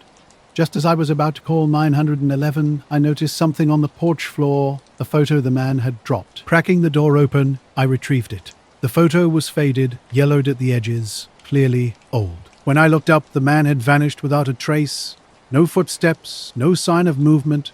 The photo was of me as a child, around 6 or 7 years old, smiling in a park and wearing the blue jacket my mom had bought that winter. The back was blank, unsettled. I couldn't sleep for the rest of the night. The next day, I showed Jamie the mysterious photograph. I worked the night shift at a gas station just outside of Salem, Oregon. My name's Tyler, and it was a quiet Tuesday in early October. Nothing fancy, just a small place on the highway where travelers stop for coffee, snacks, or to fill up before heading into the woods. The weather had been gloomy all day, low gray clouds and light drizzle. The night had settled into a cold stillness that crept into your bones. Wind hummed through the trees, making everything feel empty and silent. About 3 hours into my shift, I was scrolling through my phone when the doorbell jingled. 2 men walked in, almost perfectly identical. Same height, same dark hair, slicked back, same black suits that looked like they'd stepped out of another era. They moved slowly, deliberately, as if they had all the time in the world but knew exactly where they were going.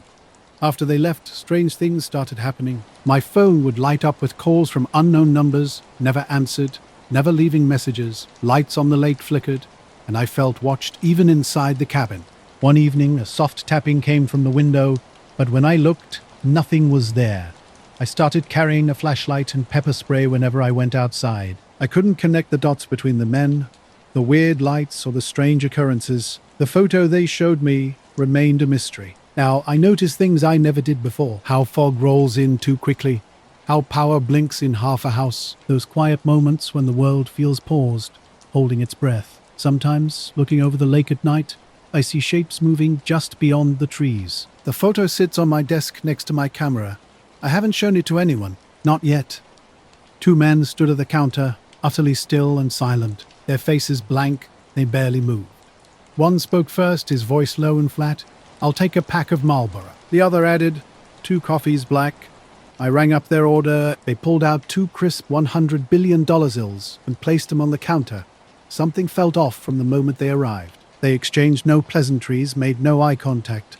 As I handed back their change, a strange smell filled the air, cold and metallic like burnt ozone mixed with the electricity before a thunderstorm. It wasn't unpleasant, just unnatural. The scent seemed to seep into the store's walls, lingering long after they would be gone. Just before leaving, the first man leaned slightly toward me and whispered, "The sky is safer when it's empty."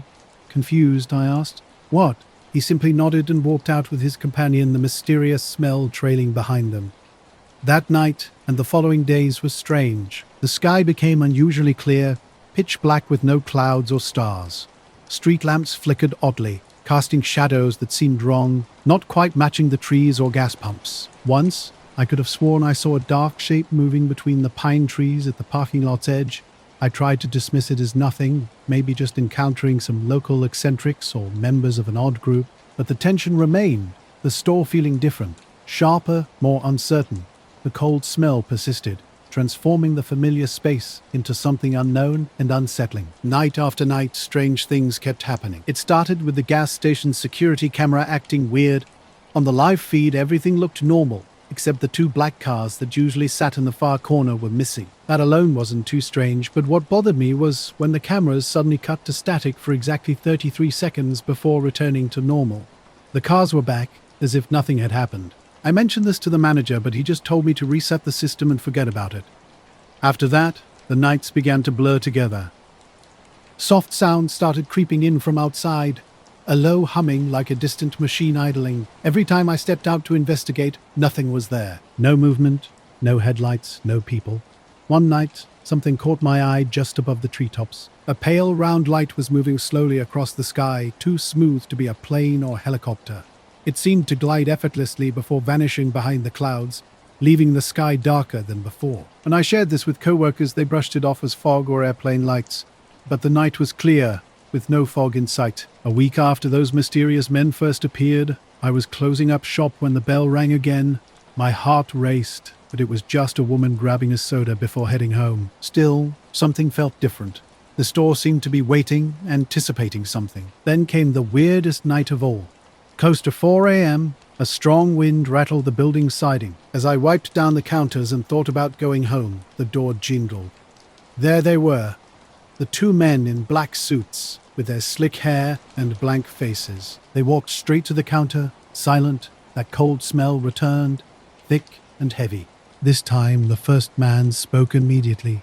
"The sky is safer when it's empty," he said quietly, almost like a warning. I wanted to ask what he meant, but my throat was dry. I could only nod, feeling trapped in a surreal moment. They handed me a thick, unmarked envelope. "Keep it safe," the second man said. Then they left as quickly as they'd arrived. I stared at the door long after they were gone, the cold smell lingering. I didn't open the envelope right away. When I finally did, I found it started just after midnight. I was driving home from a late hospital shift, cruising through Cedar Falls outskirts. The road was mostly empty, trees lining the highway barely visible in my headlights' dim glow. Cool, crisp autumn night with a little fog rolling in, softening the road's edges. About halfway through the drive, something strange caught my eye up ahead. At first, I thought it was just fog playing tricks. But then the sky started lighting up with this weird, swirling glow. Not lightning, not fireworks, more like colored bands of light shifting and twisting, greens and blues mostly, pulsing and flickering with their own rhythm. I'd seen northern lights and storms before, but this was different. Quieter. No thunder, no crackling. I slowed down and pulled over onto the shoulder, stepping out of my car. Cold air hit me. Fog curled around my boots. The whole sky above was dancing with that strange light. It felt hypnotic, like electricity hanging thick in the air, yet barely a sound except the faint rustling of trees. When I tried to record it on my phone, the screen flickered and the camera wouldn't focus right. After a few seconds, the lights started to fade, melting away like they'd never been there. Now I work nights at a gas station and strange memories linger. Blurry photos show weird lights and long shadows cast over the trees nearby. I keep watching the sky during my shifts, waiting. Sometimes when the wind picks up and the night goes quiet, I swear something is watching from the treetops. That cold smell returns occasionally, usually right before the sky seems to darken more than it should. The sky might be safer when it's empty, but it doesn't feel safe to me. I still don't understand what happened that night. Those men never came back, but something changed. The memory haunts me, a silent reminder of something beyond my understanding. Faint stars peeked through the fog after some weird smoke cleared the sky. I kept driving, not wanting to sound crazy if I called my brother about what I'd seen. He'd probably just chalk it up to a drone show or airplane lights anyway. When I got home and parked in my driveway, something felt off immediately. Fresh scratches across my windshield caught my eye. At first I thought it was just dirt, but wiping it with my sleeve revealed a clear message. Look up less. A black sedan sat parked down the street, about 50 yards away. Its engine hummed softly in the quiet night, but no one was inside. I stood on my porch, trying to figure out if this was some elaborate prank or if I was imagining things. The car remained motionless, seeming to wait. Unnerved, I went inside and locked the door. The next morning, I told my neighbors about the weird light and the windshield message. Nobody had seen anything, and the police weren't particularly concerned. Over the next few days, things got weirder. That black car would appear and disappear mysteriously, sometimes down the street, sometimes a block away. Always running, always empty. Strange low humming sounds started occurring at night, like a distant transformer, always seeming to come from the woods behind my house. Then one night around 3 a.m., a bright white light suddenly flooded my bedroom. This wasn't street lamp light or headlights. It was pure, steady, turning the room as bright as midday. Heart racing, I looked outside. The street was empty. The black car had vanished. Lately, strange things had been happening in my neighborhood. It started with an odd message on my car's windshield, then escalated with another message scratched into the bark of the old maple tree in my front yard. Just 2 words: stop watching. I kept this to myself, thinking it might be a prank, but the handwriting looked eerily similar. I began investigating, talking to neighbors who'd noticed unusual lights in the sky and heard weird stories. One neighbor mentioned his dog barking at nothing for hours. Something wasn't right. A creeping sensation of being watched grew stronger each day, not like someone hiding nearby, but a presence just beyond my perception. Shadows started appearing in street lamps that didn't belong to me. Late at night, a faint glow would flicker behind the tree line. I stopped going outside after dark. One evening, I thought I heard footsteps crunching in the leaves outside my back door. Peering through the blinds revealed nothing but an empty yard, with wind-blown branches scratching against the window. Communication became difficult. My phone's battery drained inexplicably, and the signal weakened despite usually having full bars. Time itself seemed distorted, hours passing strangely, minutes seemingly jumping forward without explanation. I hesitated to contact the police, not wanting to sound paranoid. Then the black car returned. Rolling silently down the street with no headlights, it stopped directly in front of my house. For a long, tense moment, it sat motionless. No one emerged. Heart racing, I stared back until the car finally pulled away, dissolving into the thick fog. As suddenly as they began, the strange occurrences stopped. The mysterious messages vanished, the unexplained lights disappeared, and the black car never returned. Whatever had been happening seemed to have passed, leaving behind only unanswered questions. The night was colder than I'd expected once the sun dropped below the horizon. I was out by myself on Devil's Ridge, a remote spot near Flagstaff, Arizona, that I'd discovered while hiking a couple years back. I'd come to capture the stars, and the sky was perfect, dark and packed with pinpoints of light. My camera gear was all set up, tripod in place, lenses ready. I was adjusting aperture and checking exposure. The landscape was silent except for occasional wind whistling through scrub and pine needles. Late September air felt dry and crisp. As I focused on my photography, something caught my eye on the ridge across the small valley. A figure stood completely motionless on a narrow rock outcrop, silhouetted against the starry backdrop. Dressed entirely in black, it was more like a statue than a person. No movement, no sound. I thought it might be another late-night photographer or hiker, but something felt off. The location was incredibly remote. I called out softly, "Hey, you okay over there?" No response. I tried again, a bit louder. Nothing. Then, in an instant, the figure disappeared.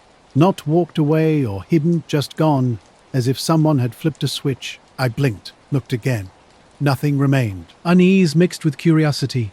I was alone, far from anything, so I tried to rationalize it. Maybe my eyes were playing tricks. Maybe the darkness or the strange light was creating an illusion. Now, back to normal routines, those moments sometimes return. Driving home late or sitting alone outside, I feel that subtle watching sensation, a soft pressure on my neck.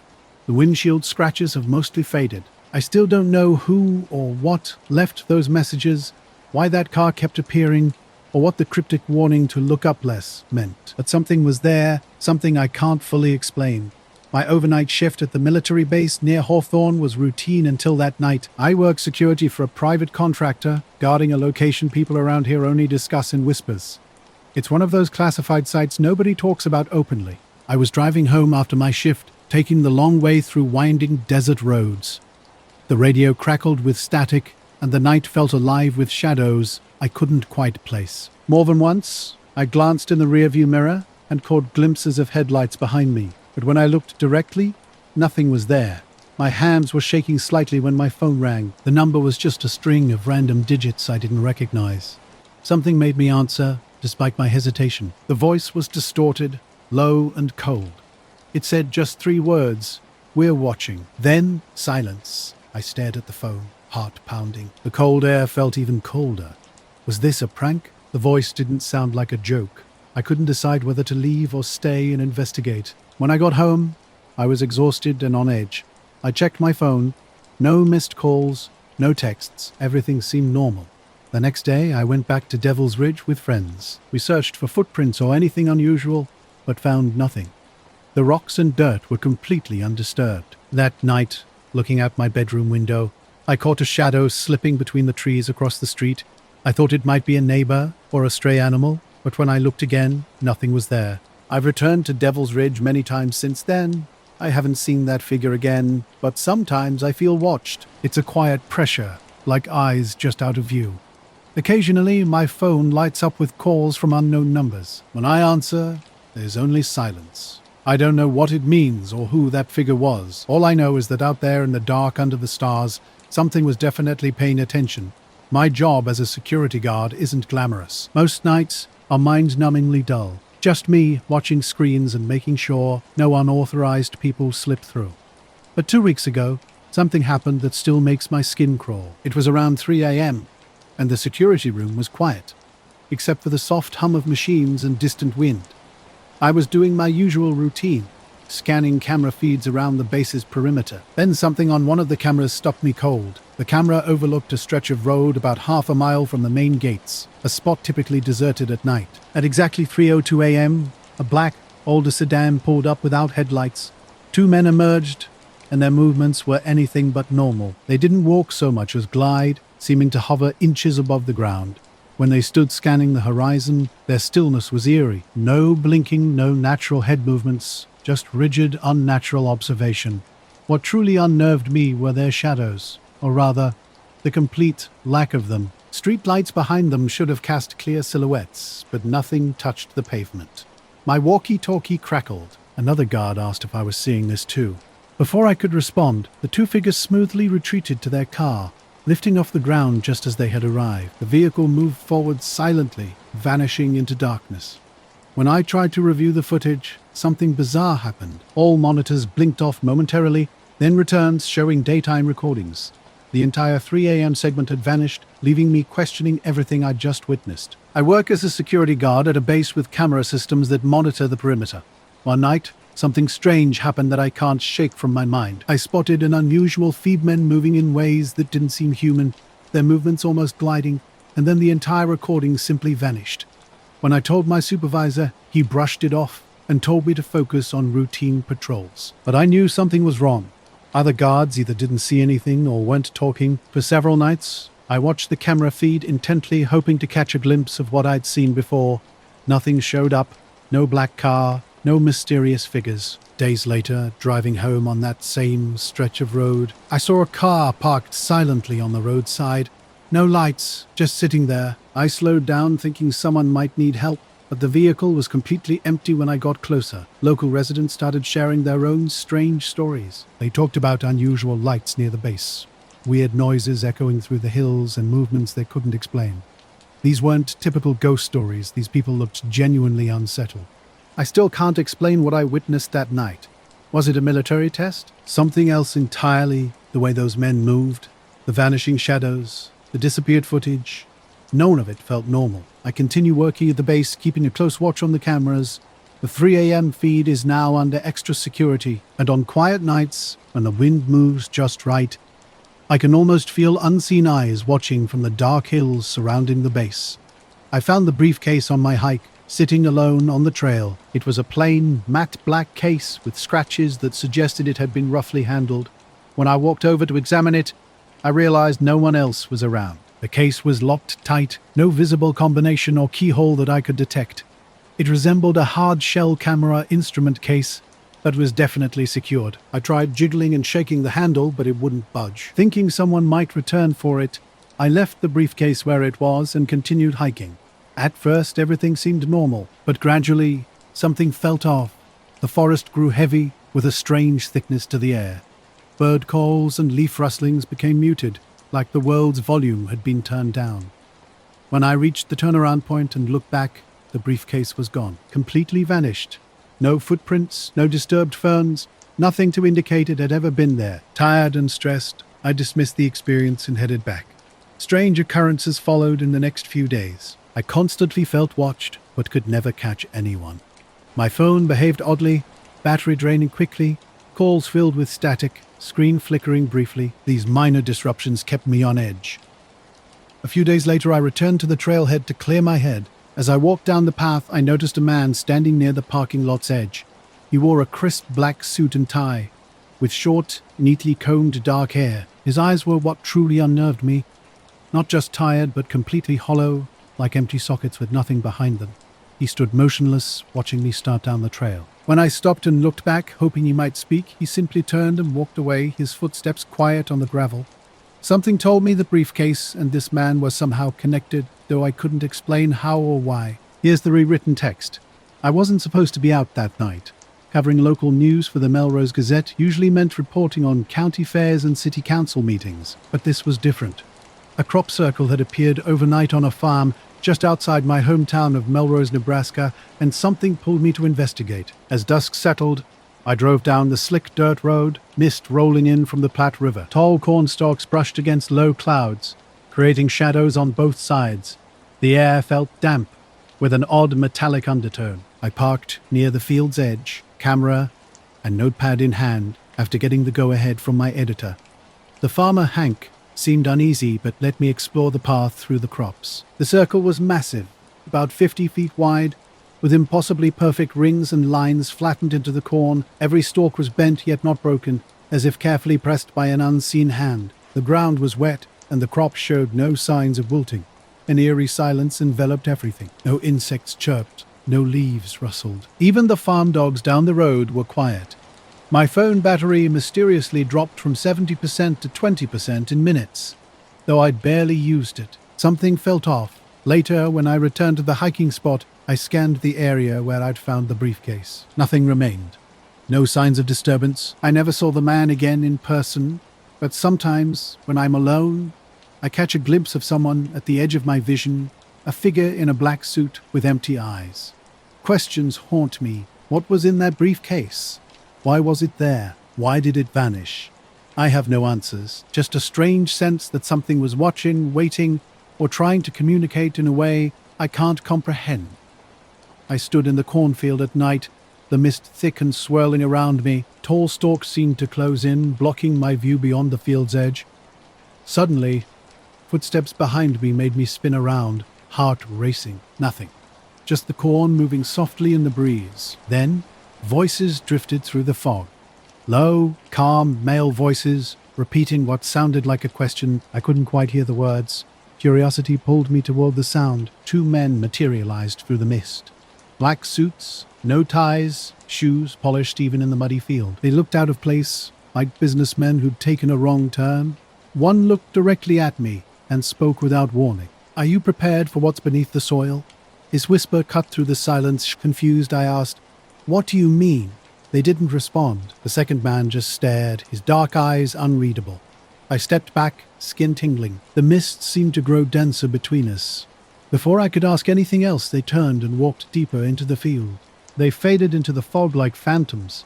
I called out, but the mist swallowed my voice completely. When dawn came, I returned with the farmer and deputies. The crops not trampled, not disturbed, simply gone. The corn stood tall, as if nothing had ever happened. No footprints, no machinery tracks, nothing. I still have the photos from that night. The mist looks thicker in them than I remember, almost like a heavy curtain. I rarely discuss what happened. The circle, the men, that haunting question. Sometimes I wonder if it was just a strange dream, but when the mist rolls in thick over Melrose, the question echoes in my mind, and I realize I still don't know the answer. The neighborhood was dead silent, save for a car passing now and then. A sleek, unmarked sedan sat perfectly parallel to the curb, its windows completely tinted black. I stepped onto my porch to take a closer look, but the driver remained motionless. Engine off, not a hint of movement. At first, I thought nothing of it. Maybe someone was waiting for a friend. But the next night, the same car returned to the exact same spot. I wasn't sure if I was seeing things, so I asked my neighbor Tim if he'd noticed anything unusual. He hadn't. Over the next week, the pattern continued. Every night, the car would appear at the same time, never moving, never making a sound. An uneasy feeling started to creep in. From my living room window, I watched. The tinted windows concealed the driver, but I was certain someone was inside. This all began a couple weeks earlier, during a late-night drive on State Route 42. The highway cuts through the edge of town, mostly empty after dark. I pulled over at a roadside overlook to stretch my legs and breathe in the crisp night air. The sky was clear, stars twinkling overhead. While scrolling through old photos on my phone, I looked up and saw something hovering about 50 feet above the highway's center line. It was a dark, smooth, rounded shape, with no wings or typical aircraft features. No blinking lights, no sound, just suspended in midair. I fumbled to take pictures, struggling to focus. The object seemed to absorb light, blurring its edges against the night sky. Streetlights below flickered as if struggling with power. It was surreal. After a few minutes, the shape drifted slowly to the right, over the trees, and vanished as silently as it had appeared. I drove home, feeling watched. A couple days later, the black sedan began its nightly vigil outside my house. The silence grew heavy. The car sat there, windowless and dark, watching. I tried to rationalize it, but something felt off. For years, I've been chasing storms across the Oklahoma plains, the kind of pursuit that can break or define you. Mostly freelance work now, picking up gigs for local news and weather sites. Nothing fancy, but it's what I do. Late April, I was out there tracking a massive storm system. The sedan first appeared a few days after I'd returned home. At first, it seemed like nothing, maybe just a coincidence, someone watching the neighborhood for some reason. But why me? I didn't have enemies. No outstanding debts. No recent conflicts. The only difference was the photos. Something made me keep them, though I couldn't explain why. I didn't show anyone. Not friends. Not family. Just saved them on my phone. About a week after the car started appearing, I stepped outside to smoke one night.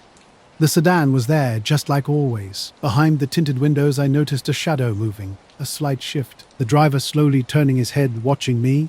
I swallowed hard and went back inside, locking the door and checking the windows. Maybe I was just being paranoid.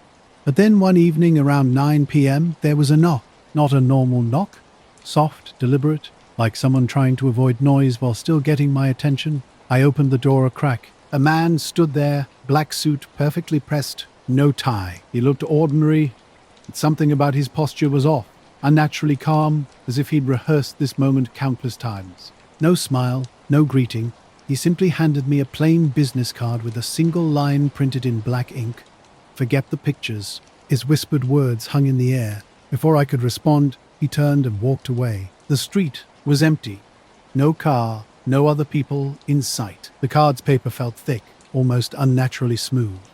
I wanted to discard it, but instead tucked it into my pocket. After that night, the black sedan disappeared. But the photos remained on my phone. In dark, quiet moments, I catch myself looking out the window, half expecting to see those blacked-out windows staring back. I don't know who that man was or what he wanted. I'm uncertain whether I should delete the pictures or keep them. But sometimes when I look at those photos, I see more than just a shape over the highway. Something is watching back, something I don't think I'm supposed to see. The storm chaser's afternoon was about to get wild. Northwest of Tulsa, on an empty back road, the sky turned an eerie shade of dark gray and green. Tension crackled in the air, wind howled, dust whipped around, and the approaching tornado was building momentum. Pulling over onto a gravel shoulder, the photographer set up a tripod and started filming the funnel cloud from a safe distance. The rotating cloud was thick at its base, tearing across the flat landscape. Lightning flickered in the distance as the clouds twisted and shifted. Something caught his eye, a faint shimmer just above the funnel's tip. At first glance, it looked like debris, but something felt different. Zooming in, he realized this was no ordinary storm fragment. The object was smooth, almost metallic, roughly the size of a small car. It hovered with an unnatural precision, catching sunlight in a way that made it gleam. The object moved slowly, deliberately, not spinning or tumbling, but seeming to ride the storm's edge or observe it. Heart racing, the photographer kept filming as wind intensified and rain began to spit. For 2 brief minutes, the metallic shape hung there before fading behind the shifting funnel, swallowed by churning clouds. Back in town, adrenaline still pumping, he uploaded the footage to YouTube and shared it on storm-chasing forums. By morning, the video had gone viral. Tens of thousands of views sparked endless speculation. Was it a drone? A light trick? A reflection? The next day, things got stranger. A mysterious phone call came from an unrecognized number. The caller, claiming to be an insurance agent, asked about potential wind damage to his brain. The voice was clinical, almost robotic, like reading from a prepared script. Something wasn't right. I was hiking alone in the Bitterroot National Forest in Montana one Saturday afternoon in early October. The leaves were just starting to turn with that crisp autumn edge in the air. Not cold, but hinting winter wasn't far away. I'd chosen a less popular trail, hoping for some quiet and maybe capturing good photos of the changing trees. The day seemed ordinary at first. Birds chirped, leaves rustled, distant streams murmured in the background. But halfway through my hike, after crossing a small ridge and descending into a hollow, everything shifted. The forest went completely silent, not just quiet, but as if someone had pressed a universal mute button. Then the strange events began. My YouTube channel was mysteriously affected after I uploaded some unusual footage. The video vanished without explanation or takedown notice. When I tried re-uploading from my backup, it wouldn't process. Even more unsettling, others who had saved or shared the clip found their files corrupted or deleted. Strange occurrences started mounting. My phone would beep randomly with no notifications. Looking skyward, I'd catch fleeting reflections or quick cloud flashes. Nothing definitive, just brief glimpses of something trying to remain hidden. One night, driving home from a diner, my radio cut out completely for 5 minutes. No static, just absolute silence, despite the car's engine running normally. Someone called me about potential psychological evaluation and radiation exposure, claiming it was routine for those involved in high-risk weather events. When I asked who they were, the line went silent and they hung up. The number was disconnected when I tried calling back. Weeks passed. No official contacted me about the footage or requested an interview. I continued chasing storms but kept my distance from funnels and anything too close. Sometimes I wonder if I imagined it all. The metallic shape, the strange call, the vanishing video. But the memory of that shimmer above the funnel cloud remains burned in my mind. I can't explain what I saw, but I know it wasn't part of any storm I'd encountered before. No sound of birds, no wind rustling through the trees, no movement in the brush. Even the distant stream seemed to have gone silent. Standing completely still, I looked around. The air felt unnatural in its absolute stillness. I tried to shrug it off, thinking maybe it was just a weird pocket where wind couldn't reach or an unusually quiet moment. But the silence pressed against me, and the forest felt heavy, as if holding its breath. Something caught my eye in a clearing ahead. From a distance, I mistook it for a black tarp or some equipment. Drawing closer, I realized it was a helicopter, a matte black chopper hovering about 20 feet above the ground, blades spinning slowly. This wasn't like any rescue or ranger helicopter I'd seen before. It emitted a low, almost mechanical humming sound. Beneath the aircraft, 3 figures stood in a perfectly straight line, completely motionless. Not a single twitch or movement. They wore uniform black clothing, but no details were visible. Just dark, statue-like shapes. My body froze, my brain screamed to move, to turn back, but my feet remained rooted. Hands trembling slightly, I raised my camera and snapped a few pictures. Moments later, the helicopter lifted silently, gliding over the treetops and vanishing. The figures in the clearing disappeared just as quickly, leaving no trace behind. A strange chill ran through me, despite the warm air. I hurried back toward the trailhead, my heart racing. The following week seemed normal at first. The next Monday morning, during my usual 25-minute commute through back roads, I noticed a black SUV trailing me. Tinted windows, no visible plates. Initially, I thought it might be a coincidence, but the vehicle stayed behind me all the way downtown. I tried losing it by taking several turns, but the SUV remained. At a red light, the passenger window rolled down. A man leaned out and spoke. Forests don't like witnesses. Over the next few days, I stayed alert, scanning my surroundings for any sign of that SUV, but it never reappeared. Something felt off, though. I couldn't shake the feeling of being watched. My phone battery drained unusually fast, and fleeting shadows caught my peripheral vision, vanishing the moment I looked directly at them. I tried convincing myself it was just stress or exhaustion, but the memory of that silent clearing haunted me, the helicopter, those 3 motionless figures who seemed to belong to a world beyond my understanding. I never returned to that part of the forest. The truth of what happened that day remains a mystery. Sometimes, when the wind dies down and the trees stand eerily still, I sense those dark shapes watching from somewhere out there. My podcast started almost 2 years ago, mostly as a side project. I'm Jamie Towles, living in Asheville, North Carolina. I've always been drawn to weird stories, local mysteries, unexplained disappearances, events that don't quite make sense. The kind people usually dismiss as conspiracy or urban legend. Last month, I released an episode about a 1970s UFO sighting that had been largely forgotten. Walter Trucker reported seeing strange lights hovering over a highway near Cherokee, then experiencing lost time. Official records were sparse, and locals treated it like a campfire story. But I discovered old audio interviews and pieced together the narrative. The episode gained more traction than any previous one. The day after its release, weird voicemails started coming to my podcast number. Initially, they were just static bursts, typical of a bad connection. After a few days, the static began to break up, revealing a deep, distorted voice repeating, "Turn back the signal." No name, no additional context, just those words. I initially dismissed it as a prank. Who would go to such lengths? But the voicemails kept coming. His voice was low and calm, but something about it unsettled me more than the actual words. I didn't respond. The light turned green, and I drove away. The SUV maintained its distance, but followed for miles before disappearing. That phrase echoed in my mind. What did it mean? Was it a warning?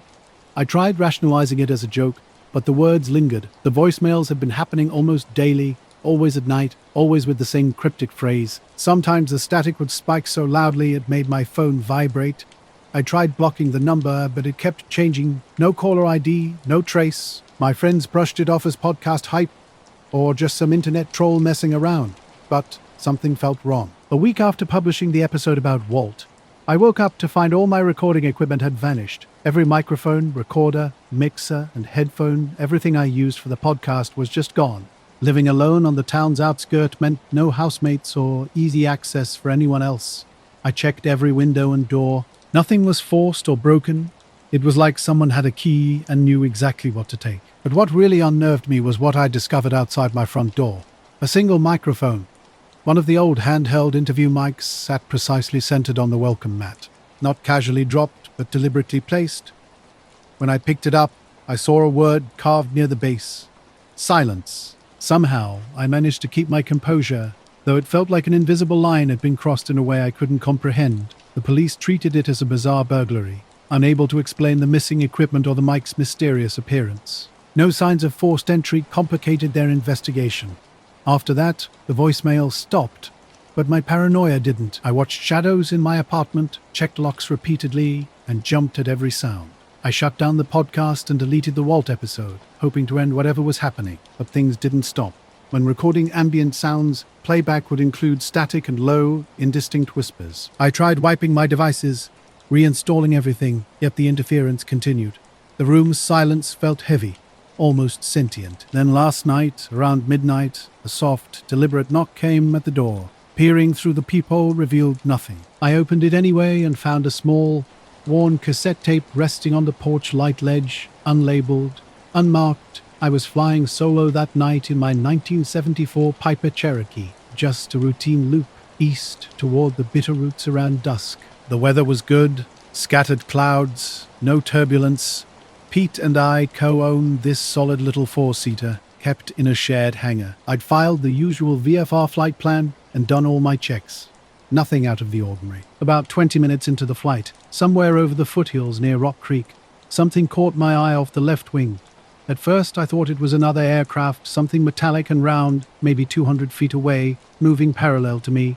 It looked like a drone, but too big and high. The shape was strange. Perfectly round like a coin held on its edge, with no visible propulsion, lights, or markings, and completely silent. The silence was different from the usual cockpit noise. It moved dead smooth, which made the stillness even more striking. For about 15 seconds it kept pace with me, then shot upward at an angle and vanished into the clouds. I keyed up the radio and called it into ATC, just a position report noting a possible unidentified aircraft. No panic, just the facts. The control responded that they weren't showing any traffic in my vicinity or primary radar hits. Unusual, even in a low-traffic area. I wrapped up the flight normally, logged my time, and filed a quick report. Nothing dramatic. Now I'm back home, and things have gotten weird. I played the recording on my old tape player, mostly silence with a low rhythmic pulse like a heartbeat. After a minute, a deep voice came through, calm but chilling. I turned off the signal, my heart racing. The gear is gone. The voice keeps breaking through in bursts of static on my phone. The mic sits on my desk, cold to the touch. I don't know what to do next. I've been flying for over 30 years and I know how things can get lost in the system. When I first noted a possible unauthorized aircraft, I figured someone would follow up soon. But days turned into weeks, and nothing happened. No calls, no emails, not even a note from the FAA rep. One afternoon I discovered something strange. The online flight log showed my report had vanished completely. Not edited, just gone like it was never submitted. I went to the hangar to pull the paper copy, but that folder was missing too. Pete swore he hadn't touched it. I called the FAA field office to investigate. The guy who answered seemed oddly dismissive. He claimed there was no report attached to my flight and nothing unusual logged. When I asked him to double-check, he paused and suggested I might be misremembering. Something about his tone made me hesitate to push further. Weeks later, on a quiet Sunday morning, I arrived at the hangar early. As I was unlocking the gate to the tarmac, I spotted a black rental car parked on the gravel. 2 men in black suits stood beside it, facing the hangars. They weren't talking, just waiting, motionless and identical. At first, I thought they might be insurance reps or federal inspectors doing a routine check. But the club hadn't mentioned any visit. As soon as I opened the hangar door halfway, they started walking toward me. Their movement was unnervingly synchronized, steady, like they knew exactly where they were going. Both looked to be in their late 30s, clean-shaven, pale, same build, same short haircut. It felt oddly deliberate, almost like cousins intentionally trying to look alike. One of them spoke first, his voice flat and mechanical. "Mr. You recently reported a visual anomaly on a flight east of Missoula. We're here to follow up." I was taken aback. The report was gone. Nobody had acknowledged it. "Who are you with?" I asked. 2 winters ago, early February, I was out walking my dog Benny late at night. It was cold, but not snowing. The sidewalk dry beneath my old sneakers and hoodie. We live in a quiet Spokane Valley neighborhood near Pines and 16. Just a typical area with ranch-style houses and older trees. Hardly any traffic after dark. Benny's a shepherd mix who needs his late-night walk or he'll pace all night. Around 12:45 a.m., we were heading back up our street, about 5 houses from home. 2 men approached me later, their demeanor professional but unsettling. "We're contractors," the second one said, smiling wide but without warmth. "We handle misfiled data." Something in his tone suggested the misfile wasn't accidental. The first man stepped closer, asking about my condition since the event, inquiring about dizziness, confusion, auditory hallucinations. I denied any issues, but he seemed unconvinced. He explained that such experiences can cause residual effects, noting how pilots sometimes mistake visual artifacts for debris or weather phenomena. I knew what I'd seen, and it wasn't a weather balloon or debris. They recommended a short leave from flying, just a few weeks to let things settle. When I insisted I wasn't grounded, they hinted that could change. Then the first man called me Chippy, a nickname my grandfather used when I was 10, a name nowhere in any official record. My stomach dropped. They walked away, their footsteps silent on the gravel, and drove off without another word. That night, I checked everything, emails, notes, cloud backups. Every trace of my original report had vanished. Even my local laptop file was overwritten, left as a blank document. Pete later told me he saw the same car idling near the tree line the next evening. I haven't flown since. It was a quiet night when he suddenly stopped and stared straight up. I figured he was watching a bird or an owl at first, but when I looked up, I saw it too. The object wasn't a plane. I've seen enough jets to know what flying aircraft look like. This was different. A massive triangle, blacker than the night sky. Only 3 faint white lights marked its corners. Its movement was unnatural, slow, almost impossibly so for something of its size. No engine noise, no wind disturbance, just gliding, weightless. As it passed overhead, maybe a couple 100 feet up, something strange happened. The world went silent. Not just the object, but everything around us. Sound seemed to dim, like someone had turned down a volume knob. My footsteps vanished. The dog's breathing stopped. Benny didn't even bark, just sat and stared until the object disappeared behind the northern tree line. I tried to capture a photo on my phone, but the screen was frozen. It wouldn't swipe. Only after the object was gone did the phone start working. The next day, I told no one. Just another weird moment to file away, maybe a military craft or an unfamiliar drone. 2 days later, things got strange. A Tuesday night, I woke suddenly, without any noise, that inexplicable wide-awake feeling.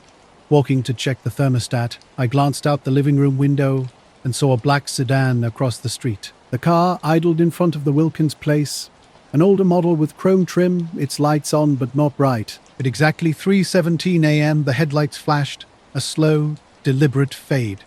Not a tap or high beams, but something that felt like a signal. Then it drove away smoothly, quietly, turning the corner and vanishing. I dismissed it as a dream. But the next night, same thing. 3:17 a.m. flash, gone. And the next night. And the next. Always the same car. Always the same time. Always one single headlight flash. Every night, the car would park in the same spot across the street from my house. Sometimes it was near the Wilkins place, other times closer to the Morgans, but always right there. By the fifth night, I was getting worried. I tried recording it with my phone on a tripod in the window, filming for 20 minutes starting at 3:10. The next morning, when I checked the footage, the street was empty. But I knew what I'd seen. I watched the car. Once, I even waved at it. No response. I started asking neighbors about it. No one else had noticed anything. Not the Morgans with their open blinds. Not Mr. Harrington across the street, who claims his dog barks at the slightest movement. My wife didn't believe me either. She works nights at the hospital and is never home that late. When I told her, she just said I needed to stop watching strange documentaries before bed. So I stopped. I started walking Benny earlier right after dinner, but I kept checking the window. Night after night, the car returned, always at 3:17, always with one flash, always gone before I could reach the door. I called the non-emergency line once, reporting a suspicious vehicle. I described the time, make, model, and pattern. They said they'd send a patrol car. I'm not sure if they did. Nothing changed. About a week in, I waited outside on the porch, lights off, hidden behind the column. Benny was inside, pacing. He'd been anxious lately when I was out of sight. At 3:17, the car appeared again. No headlights this time, just faint running lights. It stopped directly across the street, engine running. The windows were too dark to see inside. It looked clean, almost unnaturally so. No front license plate. I stepped out slightly for a better view. The driver's side window rolled down halfway. A pale, thin-faced man in a black suit sat inside, staring at me. Neither of us moved. After about 10 seconds, he raised his hand. Not a wave, but a flat, stop-like gesture. Then he rolled the window up and drove away without flashing his lights. That was the last time I saw it. 2 summers ago, during the Palisades, I found myself in the middle of nowhere, about 30 miles east of Lander, Wyoming, on County Road 21. This was familiar territory from my old fieldwork days. A quiet spot with nothing but scrub hills and a lone busted windmill. No light pollution, perfect for stargazing. My plan was simple. Park the truck off the shoulder, spread a blanket in the truck bed, and settle in with a thermos of coffee and my camera. The sky was crystal clear. No clouds, no moon, just a canopy of stars. I arrived early, around 11 p.m., well before the peak meteor activity. I've always enjoyed this kind of solitude, and the lack of cell service only added to the appeal. The first few hours passed uneventfully. I dozed off around 12:30, and when I woke just after 2 a.m., the sky was alive with light. I sat up, grabbed my camera, and started taking long exposures using a basic tripod rigged in the truck bed. Sometime after 3, something caught my eye on the road behind me. Initially, I thought it was just the tripod shadow, but it didn't move when I did. It was a shape, maybe a person, standing about 50 feet back, dead center on the road.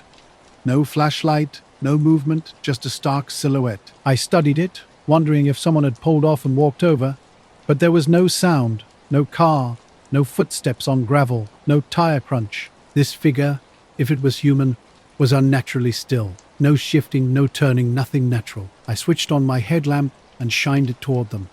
The beam swept the road, illuminating the shoulder and brush, but never catching their face. They didn't react, no flinching, no shielding of eyes, no stepping back.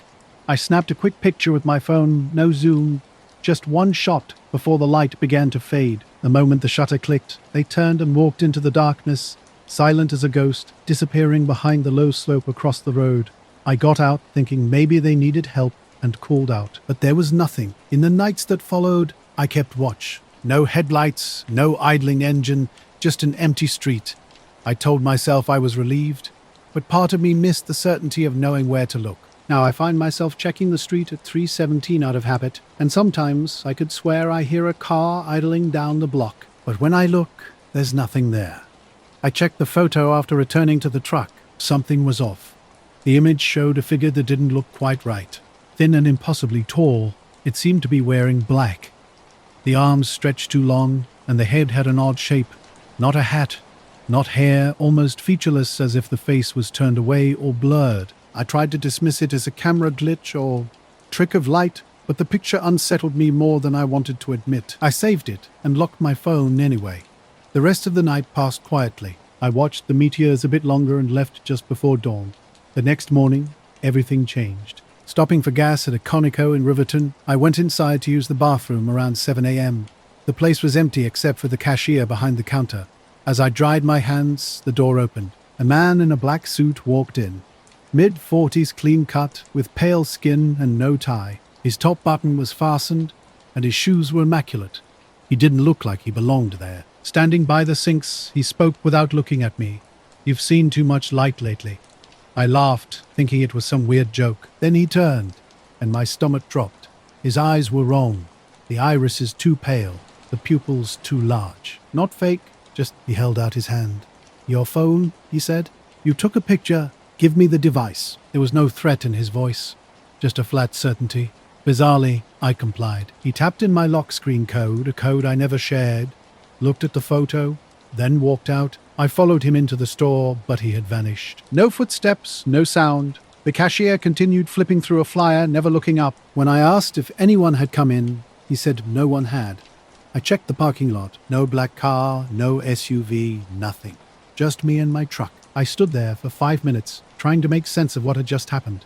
We were at Deep Creek Lake in October during the off-season. Most rentals were boarded up for winter, and it was too cold for swimming, but I'd always liked the place when it was quiet. My girlfriend Mallory and I had come for a 2-day break, staying in a small roadside motel a few miles from the state park entrance, the kind with one ice machine and paper-thin walls. That first night, we drove into the park to stargaze. Near the north end of the lake, there's a boat launch with a decent-sized gravel lot, completely unlit. No other cars were around when we pulled in, just us and the water. It was around 11 o'clock, cold but not freezing. Mallory brought a blanket, and we sat on the car's hood, sipping coffee from a thermos, listening to the wind and water. The far shore's tree line was barely visible, a darker shade of black against the sky. About 20 minutes in, we noticed something strange. Initially, I thought it was fog or mist over the lake, but it was moving too deliberately, not drifting, but rising from the water. We both sat up. A huge, wide shape was lifting straight up, slow and silent. No lights, no rotors, nothing mechanical, just this massive dark thing emerging from the lake's bottom. Mallory asked, "Is that a blimp?" It wasn't. No curve, no gondola underneath. More angular, like a stretched-out wedge with a flat underside. It rose about 50 feet and hovered. We didn't move or speak. The silence was eerie, no hum, no wind. Later that night, back at the motel, my phone was in my back pocket. I hadn't noticed anyone near me or putting it there. When I unlocked it, everything was wiped. Camera roll, texts, downloads, all gone. Factory reset. Only my cloud-synced contacts remained, and the photo I'd taken was missing, not even in the backup folder.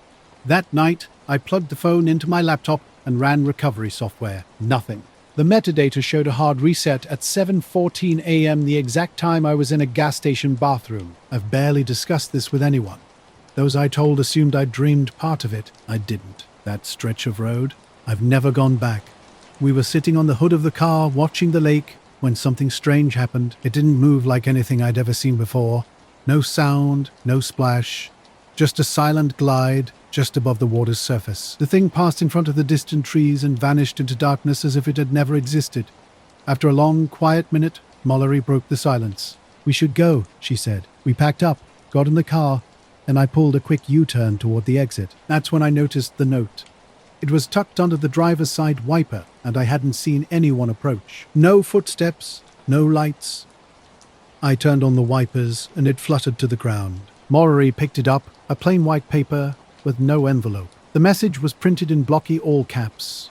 "Keep driving next time." No signature, no personal touch. The drive back to the motel was silent. The next morning, I woke early. The bed felt too soft, and the heater was loud. I went to grab coffee in the lobby.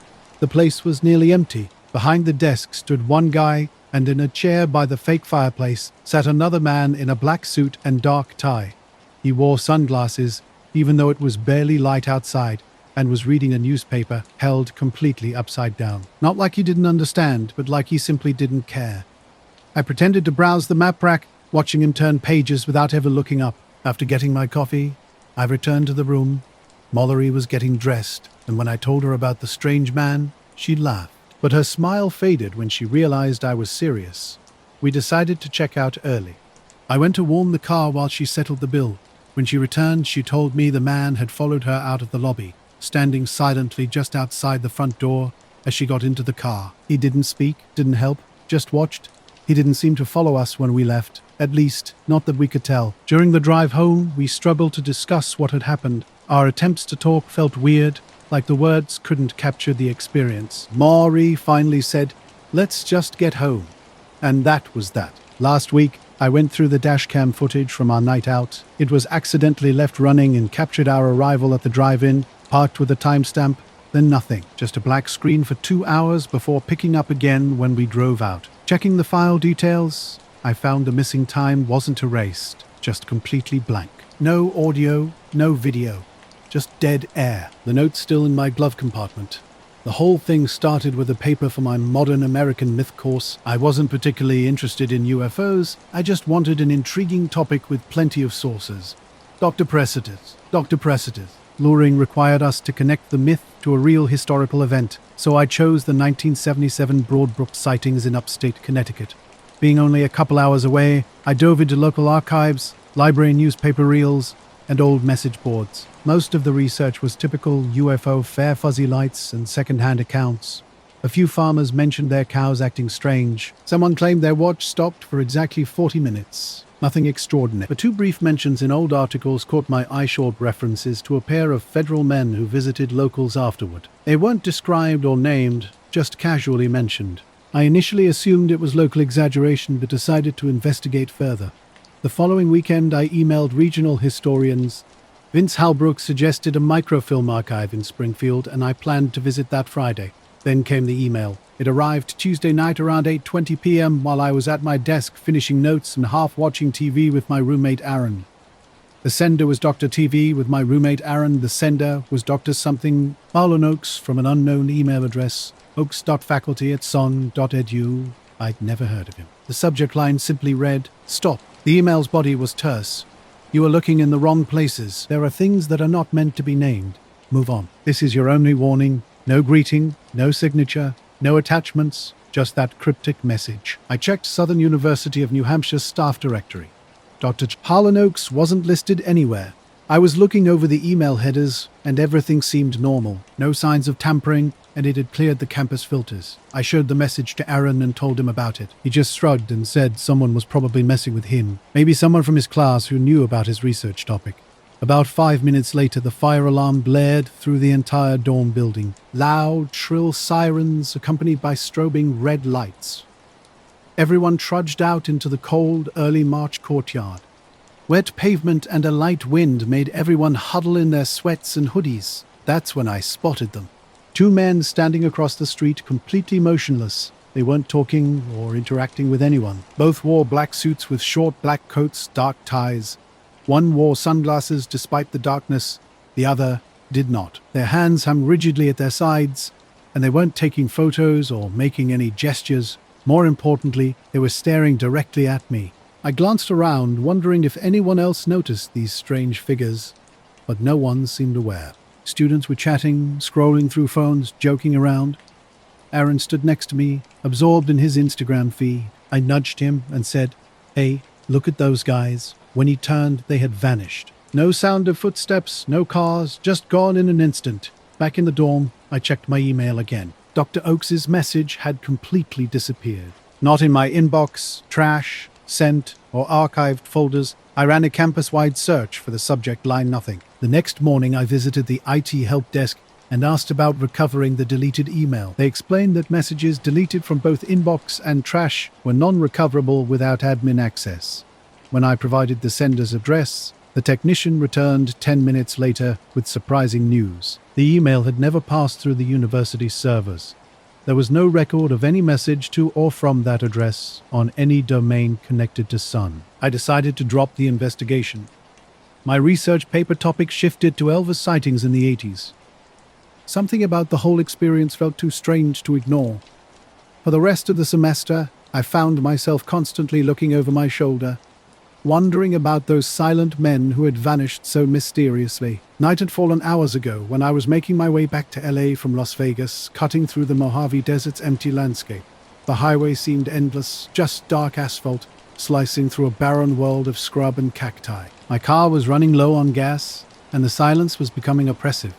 Around 1 a.m., a figure caught my eye standing on the shoulder, waving. At first, it seemed like someone needing help, which struck me as strange given the miles of absolute emptiness surrounding me. As I approached, something felt off. The man was dressed in a black suit, standing completely motionless. When I got close enough to see details, he wasn't really waving, just holding his hand out, palm rigid, face blank and unsettling. Something about him didn't feel human. I couldn't explain it, but a chill ran through me despite the desert heat. I didn't stop. The moment I passed him, my GPS went haywire. The screen flickered and went black, then reset completely. Instead of continuing to LA, it kept redirecting me back to the exact spot where the man had been standing. I tried reprogramming my destination, but each attempt sent me right back to that same stretch of highway. I pulled over and shut off the car, hoping to check my phone. No signal, no bars, no Wi-Fi. It was like I'd been cut off from everything. I rebooted the car's system, but nothing changed. The GPS remained fixated on returning me to that precise location. An unnatural silence descended. No crickets chirped. No wind rustled. No distant cars hummed. The air felt heavy, charged like before a storm, yet the sky remained clear, studded with stars. I scanned the shoulder with my headlights. Nothing. No trace of the man remained. Panic started to edge in. Eventually I forced myself to drive, deliberately ignoring the GPS and pushing forward into the desert night. I was driving home late one Sunday night after spending the weekend at my friend Emma's cabin up in the Cascades. Early November brought a crisp chill where you could see your breath, though the roads hadn't iced over yet. I left Emma's place around 10:30 p.m., eager to get back to Seattle before it got too late. The drive from the cabin to the highway wound through forest roads lined with tall firs, mostly empty and dark. A nearly invisible moon hung in a clear sky, with a strange thin layer of fog clinging low to the trees. An old classic rock station played on the radio, its signal drifting in and out as I drove. About 20 minutes into the journey, something began to feel off. The radio signal started acting weird, pausing, then bursting back with loud static. Eventually, it went completely silent, nothing but white noise across every station. That's when I saw it, single light hovering above the tree line to my right. The light was bright yet soft, like a glowing orb about the size of a headlight. But it wasn't moving like any aircraft I'd ever seen. It hung almost motionless, drifting imperceptibly slow. I watched, blinking and looking away, but each time I checked, it remained in nearly the same spot. I took a side road I recognized from an earlier map, hoping it would help me escape whatever was happening. Hours later, I checked into a small motel on the town's outskirts. Exhausted and unsettled, I tried to convince myself it was just stress and fatigue. Just after midnight, the room phone rang. An unknown number, I answered. A calm, cold voice spoke. You were right not to stop. Not everyone is. Then silence. I stared at the receiver for a long time. Morning came, and my GPS worked normally again. I left the motel heading home, haunted by memories of the roadside figure, the strange loop, and that cryptic phone call. I still don't know who or what it was, but I'm glad I didn't stop. The road stretched out endlessly, empty and silent. A strange light hovered above me, moving in an unnatural way. My mind raced through possible explanations. A helicopter, a weather balloon, maybe even a drone. Something didn't add up. The silence was too complete. The movement too odd. No machine sounds, no blinking navigation lights. My phone had no signal, leaving me disconnected from the world. I drove on, unable to look away from the pulsing glow. It seemed to brighten and dim unpredictably, almost breathing. 15 minutes of this otherworldly encounter led me to pull into Maples Fuel, a small gas station with flickering neon lights and a worn convenience store. I needed coffee and a bathroom break, hoping to clear my head. Stepping out of the car, the cold air hit me. The light was still visible above the tree line in the parking lot, just hanging there. As I filled my tank, a man in a plain black suit approached the pump next to mine. Clean-shaven, probably in his late 40s, he had an unshakable calm about him. He glanced at me and spoke quietly. Some lights are meant to be ignored. Caught off guard, he shrugged and continued. You saw it too, didn't you? I could only nod. He gave a half smile and walked into the store, the door closing with a mechanical clang that felt somehow wrong. Inside, I bought coffee and tried to process the strange encounter. When I looked out the window, the sky was dark and empty, the light had vanished. I asked the cashier if anything unusual had happened recently. She was nonchalant, saying, "People come and go all the time." Back in my car, I scanned the sky. The light was gone. It was time to finish the drive home, leaving behind a moment that defied explanation. Driving home, I kept glancing at the sky through my windshield, hoping to catch another glimpse, but nothing appeared. The house was quiet when I arrived, and as I closed the door, a strange weight settled in my chest. I never shared the encounter with Emma or anyone else. It seemed too bizarre to explain. Sometimes the memory haunts me. The light moved in a way I'd never seen before, and the man's cryptic words keep echoing. Some lights are meant to be ignored. Since that night, the sky looks different to me. It was late September in northern Minnesota, and the crisp air hinted that fall was approaching. I'd been out in the forest since dawn, walking the perimeter and taking notes on the area's activity. The clearing was silent, except for the soft hum of cicadas and rustling dry leaves. Something felt off that morning, a subtle shift in the atmosphere. Just as I was preparing to head back to the research station, something caught my eye. A series of perfectly round scorch marks dotted the ground in an unusual pattern. About 6 or 7 circles, each around 2 feet wide, formed a rough 15-foot diameter circle. The marks were deeply embedded in the earth, the soil beneath blackened and cracked. Strangely, the surrounding vegetation remained untouched. No snapped branches, no burned leaves. It was as if a giant, precise cookie cutter had been pressed into the ground. I circled the area carefully, searching for any signs of activity. No footprints, no tire marks, no evidence of a campfire, just these symmetrical scorch marks. Methodically, I photographed the scene, made detailed sketches, and collected soil samples. I marked the location on my GPS and radioed the research station with a brief description. The team suggested possible explanations like a lightning strike or animal territorial marking, but the shape and precision didn't align with those theories. The forest felt unnervingly quiet, and an unsettling sensation of being watched crept over me. I kept looking over my shoulder, but nothing was there. Days later, after lunch, a knock echoed through my old research cabin, a simple space with wood walls and a compact kitchen. I wasn't expecting anyone, so I opened the door carefully. A tall man stood outside, wearing a plain black suit that seemed wildly out of place in the dense woods. No badge, no identification. His dark eyes were steady, his voice flat and calm when he spoke. "I'm interested in patterns in non-human behavior." No introduction, no small talk, just that single line. I blinked, trying to understand his purpose. He hadn't mentioned any agency or reason for being here. When I showed him the photos of scorch marks on my camera, he examined them closely but revealed nothing. His questions were precise and oddly specific. Detailed inquiries about my work, the animals I tracked, the data I'd collected. Something about his presence made me increasingly uneasy. The way he moved, how his gaze never wavered, analyzing every subtle reaction. Strangely, he knew exactly where the clearing was, without asking for directions. I offered to guide him, partly to get him out of my cabin, and partly to see what he might reveal.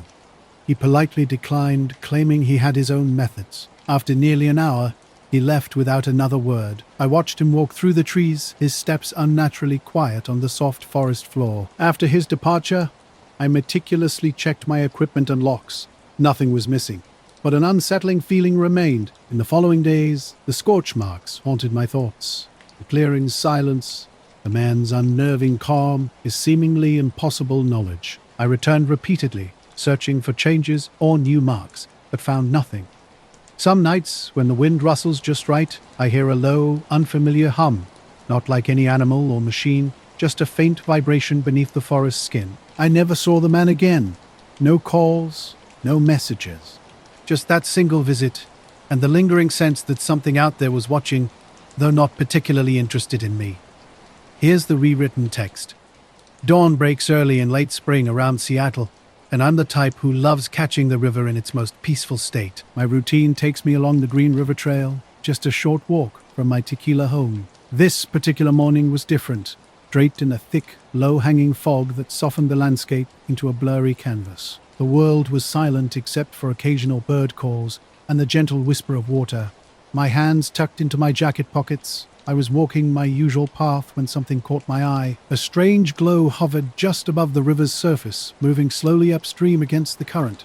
It wasn't sunlight, the sky remained a uniform grey. The light was an unusual pale blue-green, floating almost like it was part of the mist itself. No boat, no sound, just this ethereal illumination barely disturbing the water's surface. I stopped, blinking to confirm I wasn't hallucinating. The entire river seemed to pause, holding its breath in that moment. The something felt off.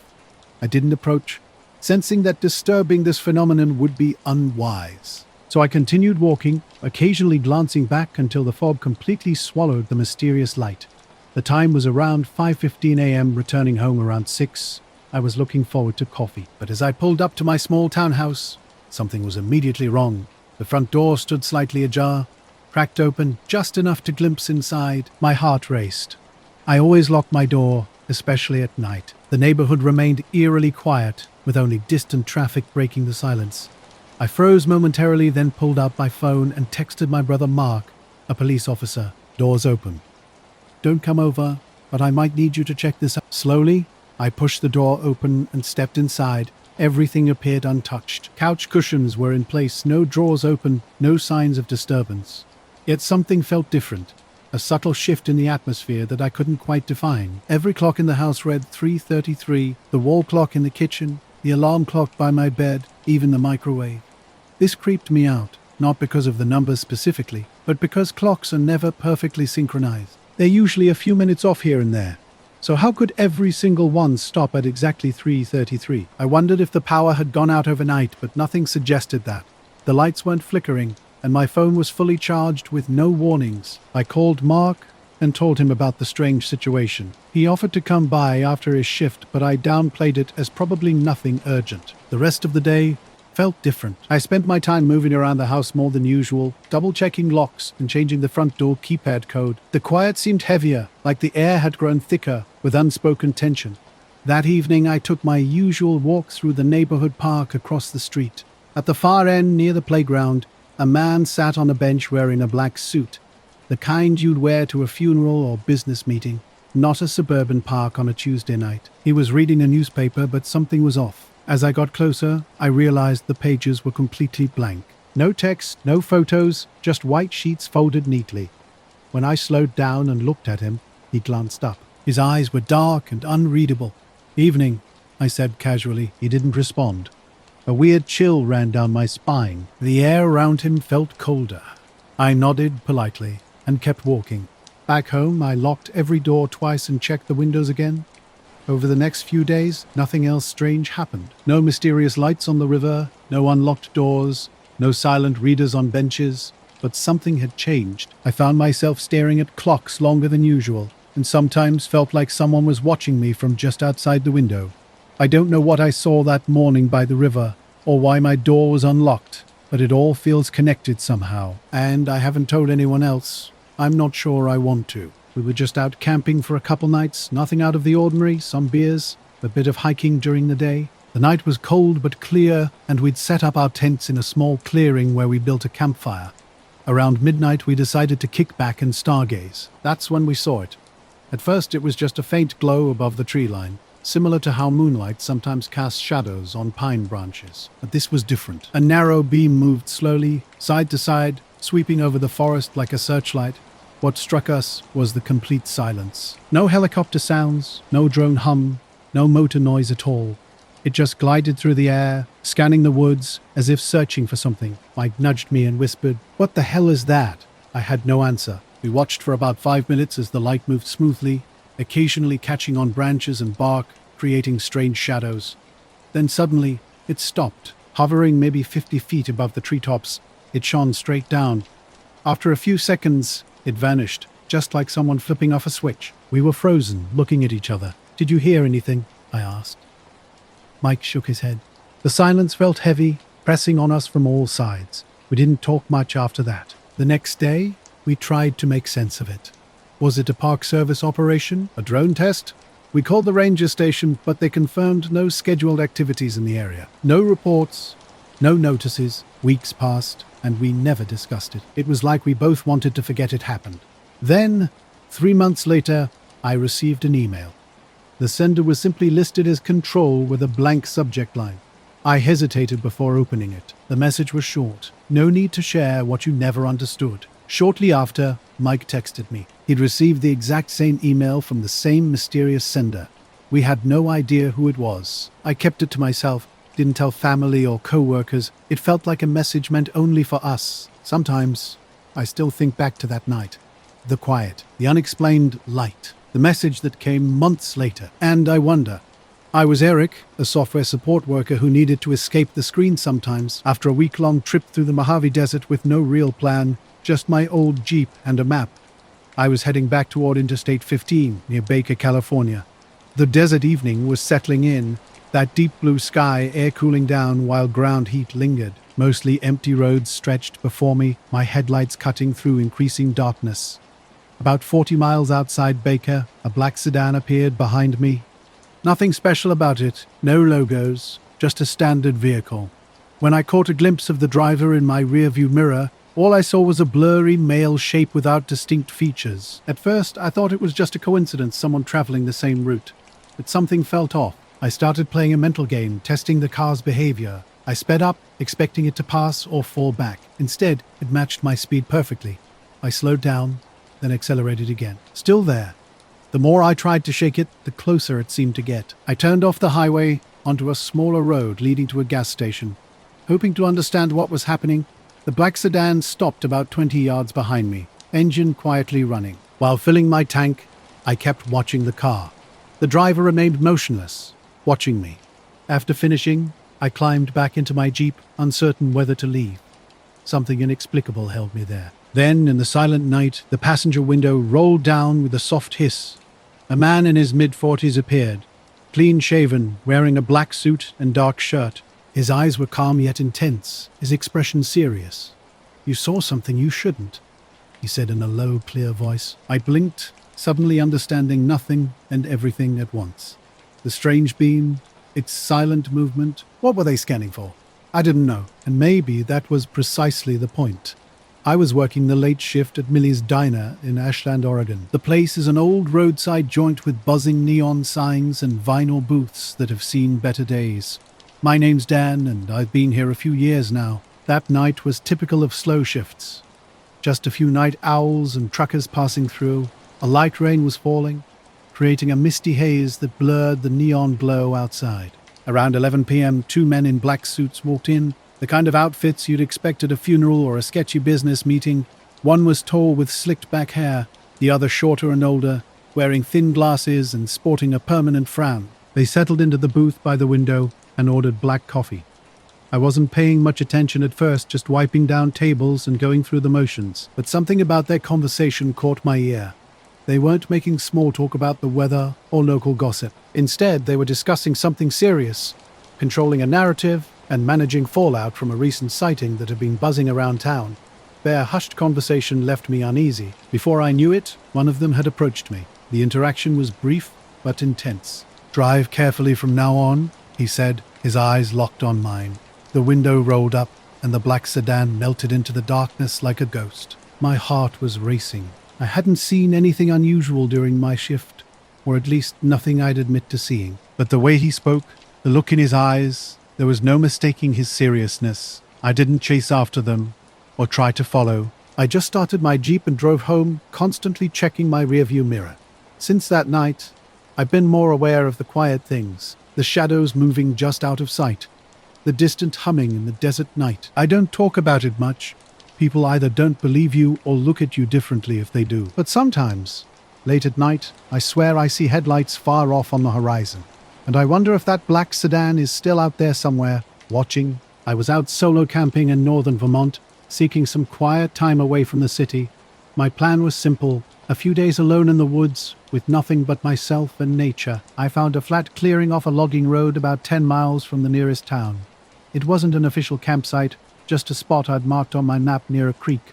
Setting up my tent in the late afternoon, I had a fire going by sunset. That first night was cold but unremarkable. I woke a few times to the typical forest sounds. Crickets, owls, wind rustling through pine trees. Nothing seemed out of the ordinary. The second day, I went hiking and didn't encounter another soul. When I returned to my campsite in the late afternoon, a faint smell caught my attention. Something felt different. Later, I would learn about a strange light on a nearby hill that people had been whispering about.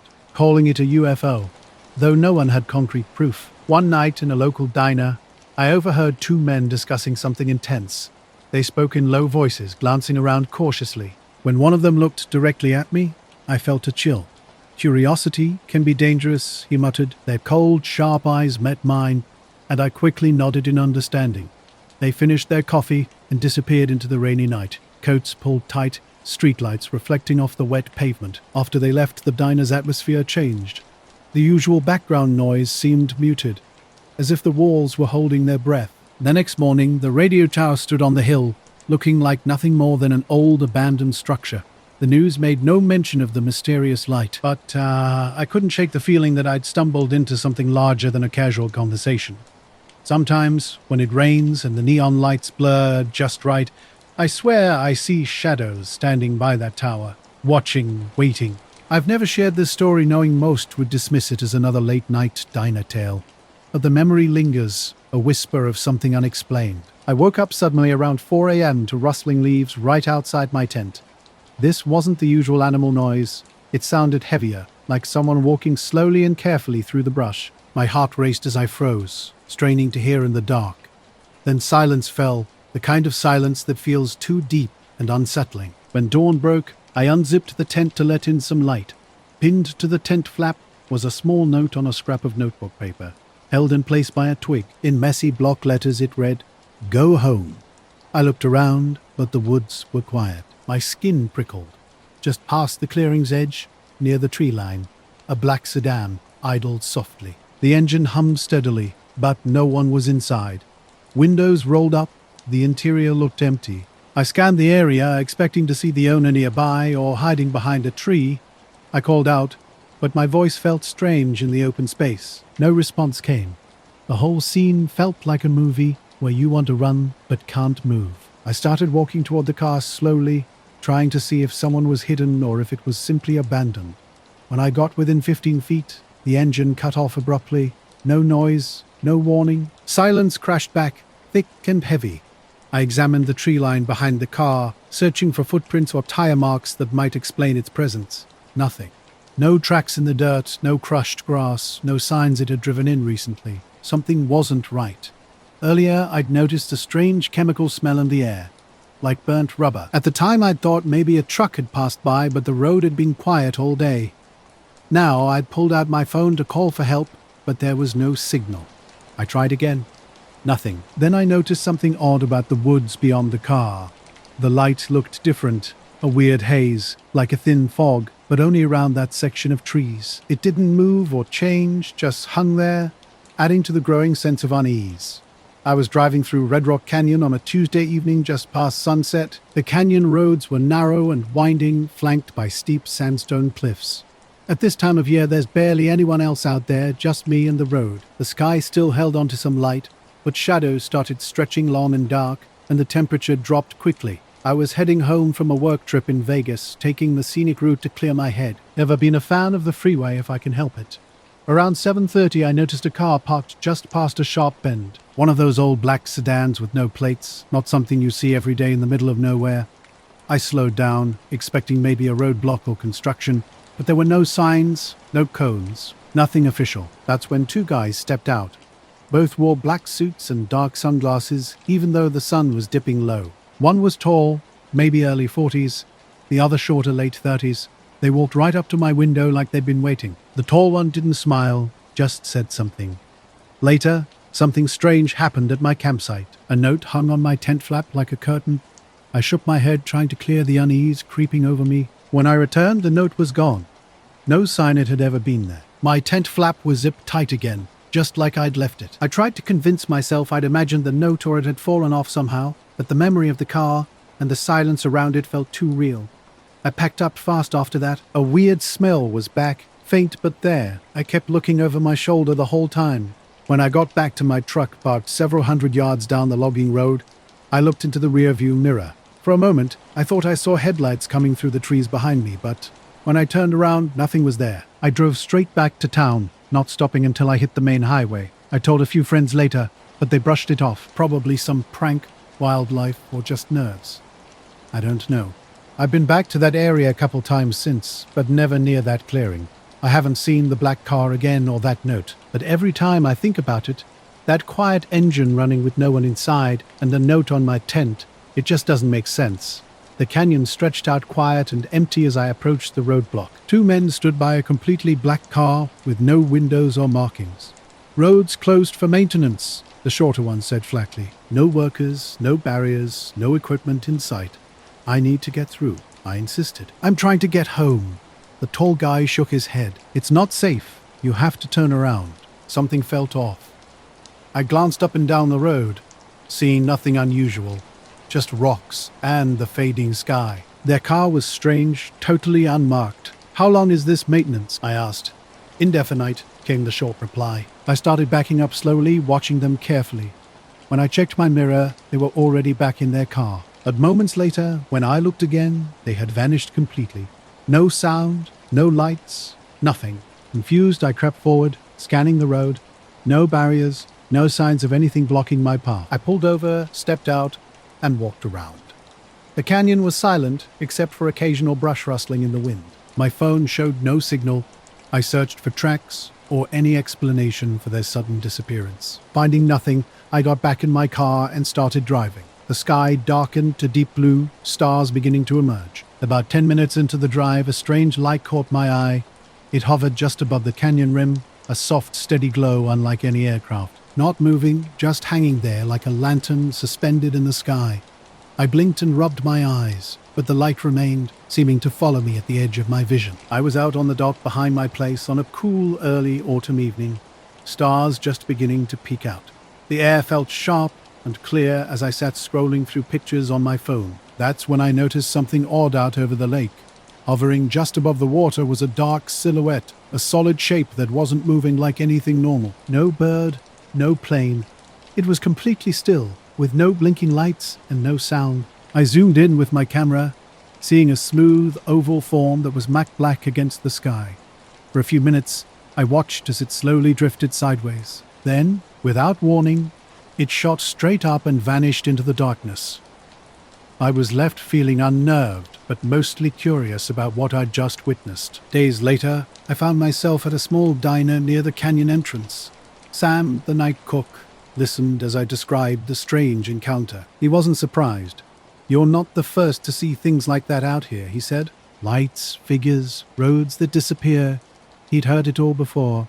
I left with an uneasy feeling, constantly checking my mirrors on the drive home. Nothing unusual appeared, but the memory lingered. I scanned news sites and road updates, finding nothing out of the ordinary, just standard warnings about the canyon road. I started telling friends about the experience. Some joked about government agents or aliens, but I wasn't sure what to make of it. A few days later, I discovered a blank scrap of paper tucked under my windshield wiper. I folded it up and left it on the dashboard, trying not to think about it too much.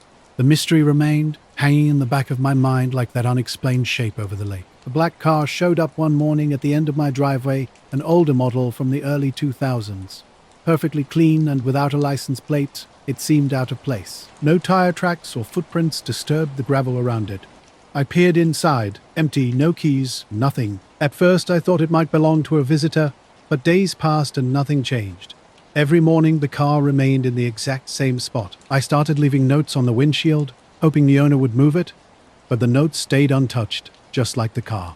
A few evenings later, I was sitting on my porch after dinner when footsteps on the gravel caught my attention. A man in a neat black suit stood near the end of my driveway, his face shadowed by streetlight. He watched me silently. Nervous, I approached him. "Can I help you?" I asked. He spoke in a low voice, repeating cryptically, "The water remembers." Before I could respond, he turned and walked away, vanishing into the darkness. I rushed inside and locked the door. Over the next week, the car continued to appear each morning, but the man never returned. Strange things began happening. My phone would glitch when I tried photographing the lake. Late at night, a faint humming would drift from the water, disappearing when I went outside to investigate. One night around 3 a.m., I woke to see soft blue lights flickering over the lake. Different from the first time, they pulsed slowly, an eerie reminder of something unexplained. I don't know why I decided to go out to the old airfield that night. It wasn't anything planned, just a spontaneous decision. The place had been shut down for years, nothing but cracked runways and empty hangars near Milltown, a small western Kansas town. I'd driven past it countless times, thinking it might be perfect for night sky photography. Almost no light pollution means stars are supposed to be incredibly bright. I arrived around 10 p.m. on a Friday. The wind was light but steady, and the sky was clear. That cold, dry air, typical of early spring nights. I brought my old camcorder from college before phones took over photography. Setting it up on a tripod at the runway's edge, I started filming the horizon, hoping to capture something interesting: meteors, satellites, airplanes, anything. About an hour into filming, something unusual caught my attention. Halfway up the sky, strange lights appeared, slow-moving, pulsing, unlike any aircraft, no blinking red or green markers, no sound, just round lights drifting in bizarre patterns. They moved silently, sometimes flickering, sometimes vanishing completely, only to reappear slightly displaced. Initially I wasn't scared, just intensely curious. I zoomed in with the camcorder, trying to get a better view. The lights seemed almost interactive, changing positions as if watching me back. Suddenly, the temperature dropped. The air felt different, though the wind remained unchanged. That's when I saw the figure, a movement behind the rusted chain-link fence separating the runway from the old service road. Later, I tried using my phone to capture the scene, but the screen went black, then froze on the camera view. When I looked up again, the lights had disappeared. The man was gone. The car that had been showing up stopped coming around. Now, sometimes near water, an unsettling sensation washes over me. I feel watched, like something lurks just beneath the surface. The words "the water remembers" echo endlessly in my mind, a haunting reminder of that night. That night was unlike anything I'd ever experienced before. I was out at an old airfield, filming some strange lights moving in the sky. The camcorder captured their unusual patterns, but then everything went quiet. A man appeared, standing motionless in the shadows, dressed in a black jacket and slacks. No tie, nothing fancy. I called out, trying to sound calm despite the chill running down my spine. "Are you lost?" No response. He moved silently, climbing over the fence without making a sound. Just steps away from me, he reached into his jacket and pulled out a single piece of paper. When he handed it to me, I was confused. It was completely blank. I looked up to ask what this meant, but he had vanished. No footprints, no sound, nothing to suggest he'd been there at all. The sky was now empty too, as if the lights had never existed. I stayed out a while longer, unsettled by the encounter. Back in my car, I examined the paper again, still blank. At home, I checked the camcorder footage. It showed the moving lights and the sudden silence when the man appeared, but bizarrely, there was no record of the paper or the moment he handed it to me. I'm not someone who chases weird experiences. I enjoy a good mystery, but I don't go looking for trouble. This night was different. Not dramatic, just quietly strange. Small, unexplained details that didn't make sense. I lived near an old power plant outside a small Ohio town, and something fundamental changed for me that night. I told a few friends, but they laughed it off as a prank or my imagination. Even now, I can't explain what happened. I haven't returned to that airfield, but sometimes, when I'm outside at night, I catch glimpses of lights moving just beyond my vision. Watching, I was out shooting landscapes and night skies around the old power plant, built back in the 70s. Not the most scenic spot, but it's part of the local scenery. I'd captured the big cooling towers with their steam clouds plenty of times before. They always looked kind of eerie in the dark, which I enjoyed. It was a cold Wednesday night in spring.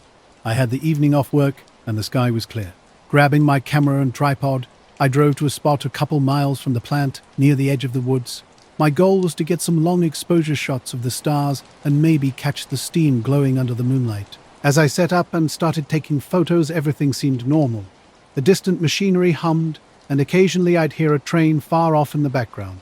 But around 11 p.m., something caught my eye near the horizon behind the plant. What started as a faint glow began to move slowly, almost floating. I zoomed in and started snapping pictures. The light was strange, pulsing dimly between blue and green, moving erratically. No sound accompanied it.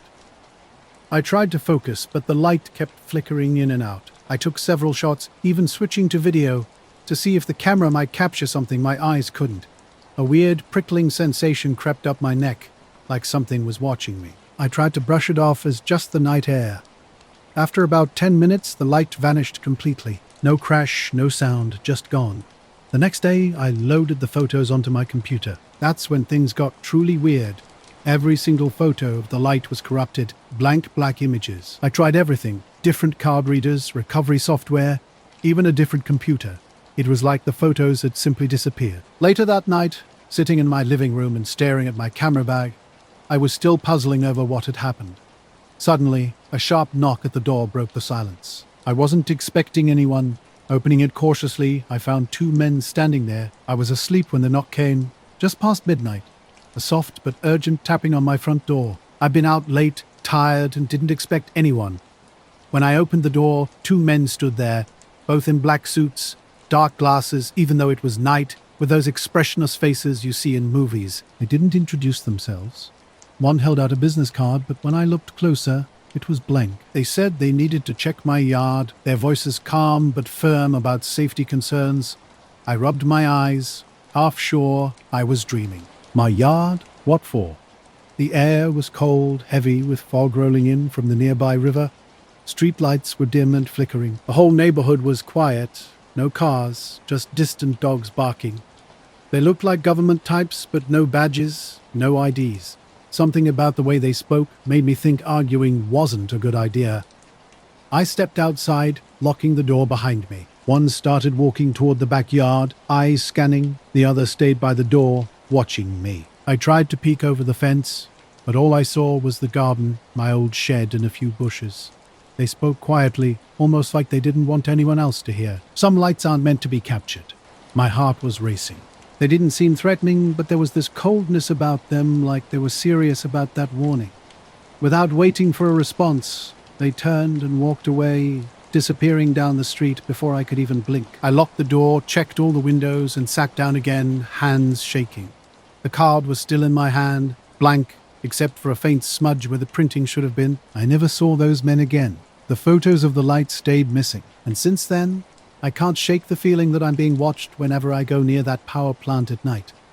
The hum of the machinery sounds different, like it's trying to hide something. I don't know what that light was or who those men were. I don't even know if anyone else has seen anything like it, but I'm done taking pictures out there. Some things, I guess, really are better left unseen. I was walking home late one night, the street quiet and a bit foggy, with that strange feeling you get when something doesn't quite seem right. Near the end of the block, a black car caught my eye, not because of the car itself, but because of the two men inside, dressed in black suits and old-fashioned top hats. I thought it might be a costume or some weird joke at first, but when I looked closer, I realized their faces were completely blank. No eyes, no nose, no mouth, just smooth, featureless skin. One called me over with a polite but firm instruction to stay inside. Standard procedure, he said when I asked why. I didn't argue and locked the door, a weird knot forming in my stomach. From the window, I watched through the thickening fog. The dim light made everything blurry, like looking through a haze. They started pulling out heavy black bags, the kind forensic teams might use. One carefully approached something near the shed and began wrapping it up. It looked small, and they worked silently and methodically. I wanted to call the police, but my phone had no signal. The minutes crawled by, tension building. Then, as quietly as they'd arrived, the men walked back to the front door. One nodded at me, almost like a warning, before they left. Their car was mysteriously gone, both when they arrived and when they departed. I stepped outside into the cold air, breathing visible in the fog. The yard looked normal, with just a faint scuff mark near the shed. No footprints, no trace of what they'd bagged. Back inside, I locked the door and tried to make sense of it all. Sleep was impossible that night. The fog stayed thick until dawn. The next day, I thoroughly checked the yard. Nothing was missing. Nothing seemed strange, except that persistent scuff mark. I still don't know what they were looking for or why they took it. But something else felt like it was out there, watching, waiting. Those two men? I've never seen them again. Like the faces of those men had been wiped clean. A sudden chill ran down my spine and I quickened my pace. Something tugged at my instincts, urging me to keep moving, but a nagging sense of curiosity pulled me back. Just a few steps later, I couldn't resist and looked over my shoulder. The car had vanished completely. No trace remained, no headlights cutting through the fog, no rumble of an engine, not even a hint of tire tracks on the street. Just emptiness and thick, swirling mist surrounding me. These strangers and their mysterious vehicle have haunted me ever since. In all the years that have passed, I've never encountered anything remotely similar. Never seen anything that could explain that strange moment. The experience left an unexplainable mark, a memory that defies logic and reason. Who were those men? What were they doing? Why did they disappear so completely? Questions that continue to echo in my mind, unanswered and unresolved. I apologize, but it seems like the text you intended to share is incomplete. Could you please provide the full text that you would like me to rewrite? I'll be happy to help you once I have the complete original text.